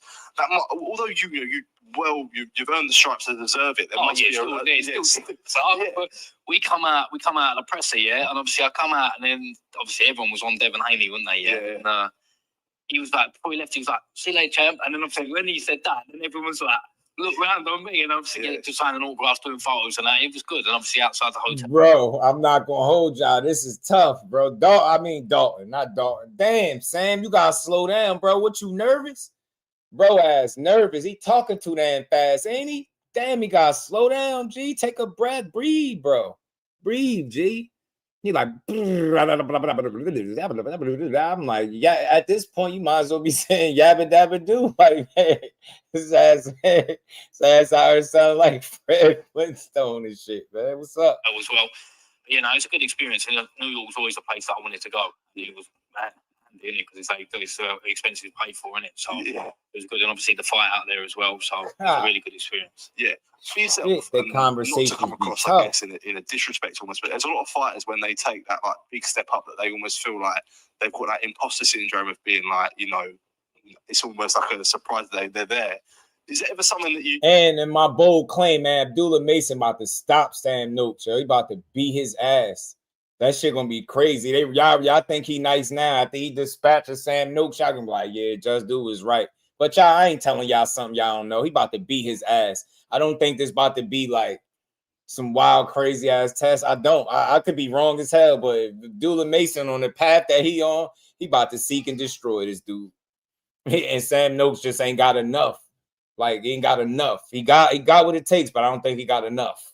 And You felt like you had. So I wouldn't know about imposter syndrome, yeah. So like obviously in the boxing ring, in that sort of world, like I feel like I'm well where I deserve to be. Do you know what I'm saying? But you know, like when you get stopped on the street and then you're thinking, oh, you know, I've had a few years back we were in Italy and I had this big geezer staring at me and I'm thinking, oh, what's he looking at? Do you know what I mean? And obviously he come over and he was because of the boxing, but. I think only because of that, not because of like the fighting or anything like that, or the big events. That's when I feel at home, when you're in the ring and then you're in the venue and all that. When you get stopped on the street where you're out with your mates or you're on holiday and someone goes, oh, so and so, and there's hey, you feel me, Mike? I think we're gonna be right though, bro. I think we're gonna be Mike, bro. We gonna be Mike, right, Mike. He about to beat. Think this gonna be his coming out party. I ain't saying it's gonna be easy. Let me be clear. I think Sam Noakes is a real opponent, but I just think Abdullah Mason is on a path, right? And I think, unfortunately, Sam Noakes ran into him at the absolute wrong time. That's what I feel like. I feel like this dude is destined to become a world champion. He just got this feel, this aura around him. He put in the work. You've seen him get tested early. He got dropped twice in the same round, came back, knocked this dude out in impressive fashion. He be beating these guys' ass in these fights, bro. But let's see. Like people say, he's fighting a lot of smaller guys, whereas Sam Noakes is more his size. Let's see how it play out. Because Abdullah Mason, I got to pull up the post. He land, I think, 50% of his power shots. And most times that result into knockout. So hence the high ass KO ratio that he got. Anybody landing 50% of their power shots that's punching like Abdullah Mason, more times than not, is going to get knocked out. A little bit surreal. Yeah. And I guess when you make that jump to world level like you are on the 22nd, I know you've been in the ring with guys like Shakur and sparred them, so you feel like you have a rough aim of like what the level is like. But it's almost an excitement for yourself to prove like you eventually like yourself. You don't know how good you are. No, you know what I mean, so to make that jump is an exciting. So I think it's like obviously everyone always says, "Oh, this fight's going to bring that best out of me," and I feel like a world title is going to do that. Like, I know this fight's going to drag me into places I've never been before in the boxing ring because it's going to be hard. He's a great fighter. It's a big event. There's so much on the line. It's like, obviously, you can still come back and rebuild, but like you get this and then you're there, aren't you? Yeah. Do you know what I mean? So I think, listen, as I said, they're just sort of looking forward to getting in there, and I'm excited, and I think I belong there as well. And I just think I'm well excited. And the thing is, we're getting so close now, but it's going to be good. Like that feeling of unknown, I guess, is an exciting one. Would you say? Yeah, I think it's like always walking before the fight. Yeah, it's always like I can see up till the bell goes. Do you know what I mean? Like when you can daydream the changing room, daydream the walking, and obviously once that bell goes, it's different. But it's like I'm excited to see what I'm like in that scenario because like it's only one more fight. I've only got to win one more fight, and then everything you've been talking about for the last 6 years will come true. Do you know what I'm saying? So I think it's going to be exciting. I think it's going to make me into a real good light. It's going to bring the best out of me. And like it's always like a cliche thing people say, but like when do you think the first thoughts of yourself being a world champion like come into your mind? Is it like a start of your career, or is it as the wins stack up you realise this is possible? I think when you first start, I feel like you've all got to say it. When does it become a reality? Oh well, I think once we started winning the British and the EBU, and then you're climbing up, like you look at the WBO rankings, it's doing like 3-4, and I'm thinking, oh, that's not far away. Yeah. And then obviously prior to this belt becoming vacant, I got made into the #1 spot, and then it's like it also hits home. Do you know what I'm saying? And then we had nil, a really close chance getting it back in the last year in December against Baranchik, but then obviously that didn't come off. But then obviously that phone call, then you think, oh, next year is definitely going to be my year. Do you know what I mean? And it come earlier than we thought. Does it feel real, like the idea? I guess, look, you're fighting, a highly talented prospect like Abdullah Mason, Saudi Arabia on a massive one of the cards of the year. Like, does it feel sunk into you? It hasn't sunk in yet. You know, I feel like when we all, because obviously we're still in the gym, nothing different's happened yet. Like, we've got a fight day we're working towards, but I feel like once we're all in the airport, we're all on the plane. I think that's when you land there. I think that's when it's really going to sit in, and then that's when you're going to start enjoying it. Because at the minute, it's just another fight here, isn't it? Obviously, we're doing different things, doing the same things as well, isn't it? But it ain't gonna be just another fight. This gonna be the one that you ain't never gonna forget, because he gonna put a real belt to your ass. You get on them plane, on that flight, everyone's there, and we'll take off. I think that's when it's all going to hit home. Yeah. And one thing that's always you've said, and it's always been said about you, is like sometimes you've always gone a bit under the radar. Like, there's always been other guys that have talked about where you feel like sometimes you deserve to be talked about more. Do you enjoy that? I guess almost that under the radar. Yeah, I think it's good. I think even with, like, you look at the comments on the post come up and everyone's going, "No, he's going to get knocked down." I'm gonna just take a mental note of it, and afterwards just go through and like them all. Do you know what I mean? But I think I've always just stayed in my lane, and I always knew everyone else. You might be looking at someone else like, "Oh, why is he getting all these fights? Or what's happening there?" Do you know what I mean? And sort of like, just as long as you keep winning and keep doing what you're doing, keep working hard, it's going to come in it, and it's finally come for me now, and everyone else is going to see what everyone else sees. Yeah, I guess if you feel like you are the underdog in this fight, like, is that frustrating? Because while people may say, look, like, you've not sort of had that big jump to world level yet, neither is Abdullah. So it's like, I don't know. I don't feel like the underdog. Yeah. I'm on the bets. So I'm the underdog, and obviously everyone else. That's what I mean. Yeah. But I think that's more for them, isn't it? I mean, realistically, that's better for everyone. All people I know betting on me, that's better for them, isn't it? Yeah. All the background noise, if you like, is irrelevant, really. And I think, as you said, we're both sort of having our first real test now, so everything prior is irrelevant. Mm-hmm. Yeah. When you see him been down before, do you take confidence from that? I mean, he got back up. He got back up and won the fight. But I mean, listen, I respect that immediately. He asked him about Abdullah Mason getting put down, and if that gives him confidence. And immediately, like a real fighter, he said, "Man, but he got back up. He got back up. Like, you get going down is one thing, but he got back up. He went down twice. He got back up twice and finished the fight and stopped this guy." So, I mean, it does show that there might be a little weakness there in the armor. But listen, I'm going to have things to get overcome from him, and I think you can take what you want out of it. Every fight's different, and he's probably not going to make that same mistake again. You know what I mean? Unfortunately, he ain't going to make them same mistakes, man. Core, big homie Core gave him the game. Abdullah ain't making them mistakes early in the fight like that again. But it is what it is. I think, as I said, he's obviously been watching me. I've been watching him. We've all sort of going to plan it. But what happened before is irrelevant. It's all just going to come down to who's the better man on the night. If the fight plays out, or when the fight plays out in your mind, do you think that there is a strong possibility that you do stop him in there? Yeah, in my head, it don't go the distance. I'm not winning by points. Mm-hmm. Yeah, good stuff. Look, Sam, appreciate taking the time. You hear him? He saved it. He said, "Look, man, in his mind, he's stopping him. He do not win on points. He's winning by stoppage. He gonna get him up out of there." Cause that what he owned. That what he said. Youngin said he gonna stop him. So let's see. Them just a bold claim. Everybody feels like that though at first, man. But he's supposed to feel like that. He said all the stuff he's supposed to say. I don't think he was trying to oversell it. I rock with fighters that don't oversell themselves to us, right? And he didn't oversell it. You know what I'm saying? I don't feel like he oversold it. So credit to him for not overselling it there. And look, he's just confident. He's undefeated. You know what I mean? He got wins as well. He ain't gonna he ain't gonna back down. He's not supposed to back down. He got to get up for this challenge because it can go bad for him. Abdullah Mason could really go in there and wreck not just his title opportunity, his chance at being anything in this sport. The wrong kind of loss could really hurt.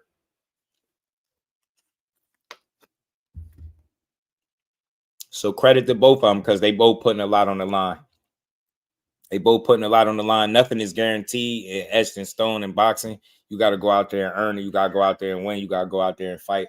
And that's what Abdullah Mason got to do. But I believe he's up for the challenge. I think if there's anybody that is ready to go fight in Saudi for their first title, and be successful doing it, I think it's Abdullah Mason. I think he'll do fine. I think he'll do fine. As a matter of fact, I think he'll do a lot better than fine. I think he'll do phenomenal in the fight, and I think he got a stoppage win coming. I think after this fight, like, he gonna earn the respect even more of the boxing world, I believe. You know what I'm saying? I think after this fight, there's no way you could look at Abdullah Mason like anything but a world champion, because I think that's what he's gonna be. And you know, we're gonna get to see the start of a potential a crazy run at for as long as he's at lightweight, which I don't think is gonna be super long. I don't expect him to come out there and say that, but I don't expect this stuff to go that long, right? I don't expect that. I just don't. I don't see him being at the weight super long, years and years to come. His frame, he tall, he got long arms. I could easily see him at 140, even 47. He got the perfect frame for 47 right now. The frame wise, yeah. All right, he got the perfect frame for 47 right now. So we'll see what it leads to, man. But I'm looking forward to the 22nd, man. It's just that's an action-packed card, and I think everybody should tune in and want to see that. It's a can't miss kind of event. Too much talent on the card, and I think everybody should make sure they tune in. And as far as this go, like, I haven't been able to validate this. I think this came from a faulty source. And you always got to question information put out on social media, because people just be looking for like fake engagement. People want to be talked to engagement, even if they got to force it and fake it. But I haven't seen any official reports nowhere at all about this particular fight. It's nasty work, because people be tagging the official platforms and just making up their own news. Boxing Ho, right? The at name in his post, right? It tells you everything, right? But it spread around, and it spread like wildfire. This shit got thousands of views and retweets and all types of different things. So I don't think this will be the first fight for Keyshawn anyway at 140. You know what I mean? Hitchins is talking about going up to 47 possibly to face the winner out of Norman and Haney. So you just never know. I've also heard him express the interest in fighting Teofimo. So you just don't know. Teofimo got more options than he can handle right now, but I wouldn't be surprised if he don't really fulfill neither. You know what I'm saying? But we got to see what he up to, man, and what type of time he really on, because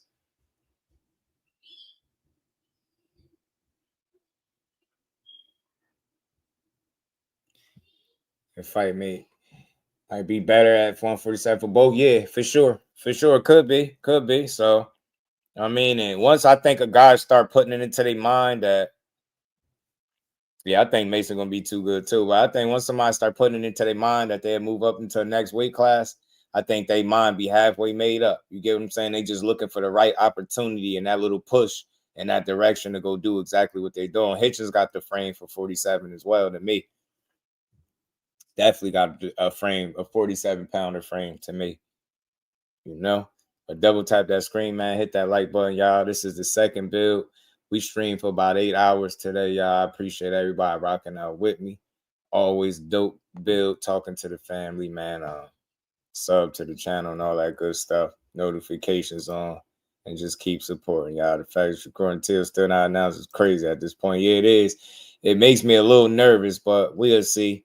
You know how they is, and you got to expect shit to be a little unorthodox and unusual with Tio, especially if you ask him to commit to the black fighters that he talked about for so long, right? Tio know that it's all or nothing when he signed that contract. He gonna have to stand on business, and if he don't, he gonna end up with his ass kicked. And Shakur getting beat up by Shakur could be a bad night in the office for you, right? He don't want that kind of embarrassment. That's what I think. I don't think he wants that embarrassment. So we'll see, man. We'll see what T-Ho is up to, man, and what he does next. But hopefully it's the Shakur fight, because the announcement need to be coming sooner than later. Shakur did post that in a tweet about an announcement coming, so hopefully it does.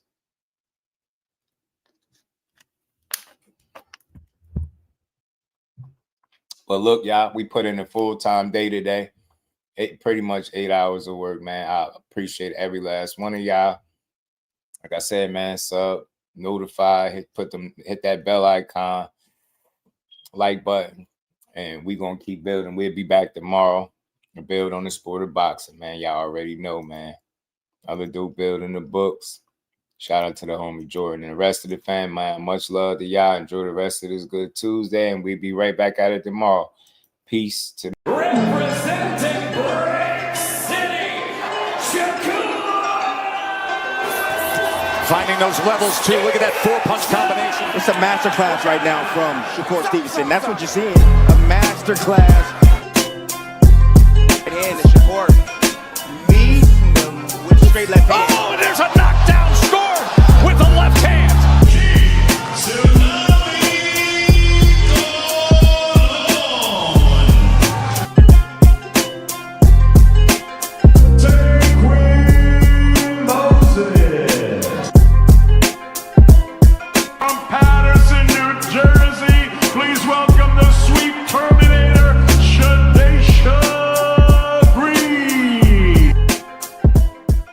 Make sure y'all subscribe to Jusdueboxing, the best boxing coach. He's probably the most unbiased channel on YouTube. Right now, we're going to give him his Just Do. Shout out to my brother Just Do.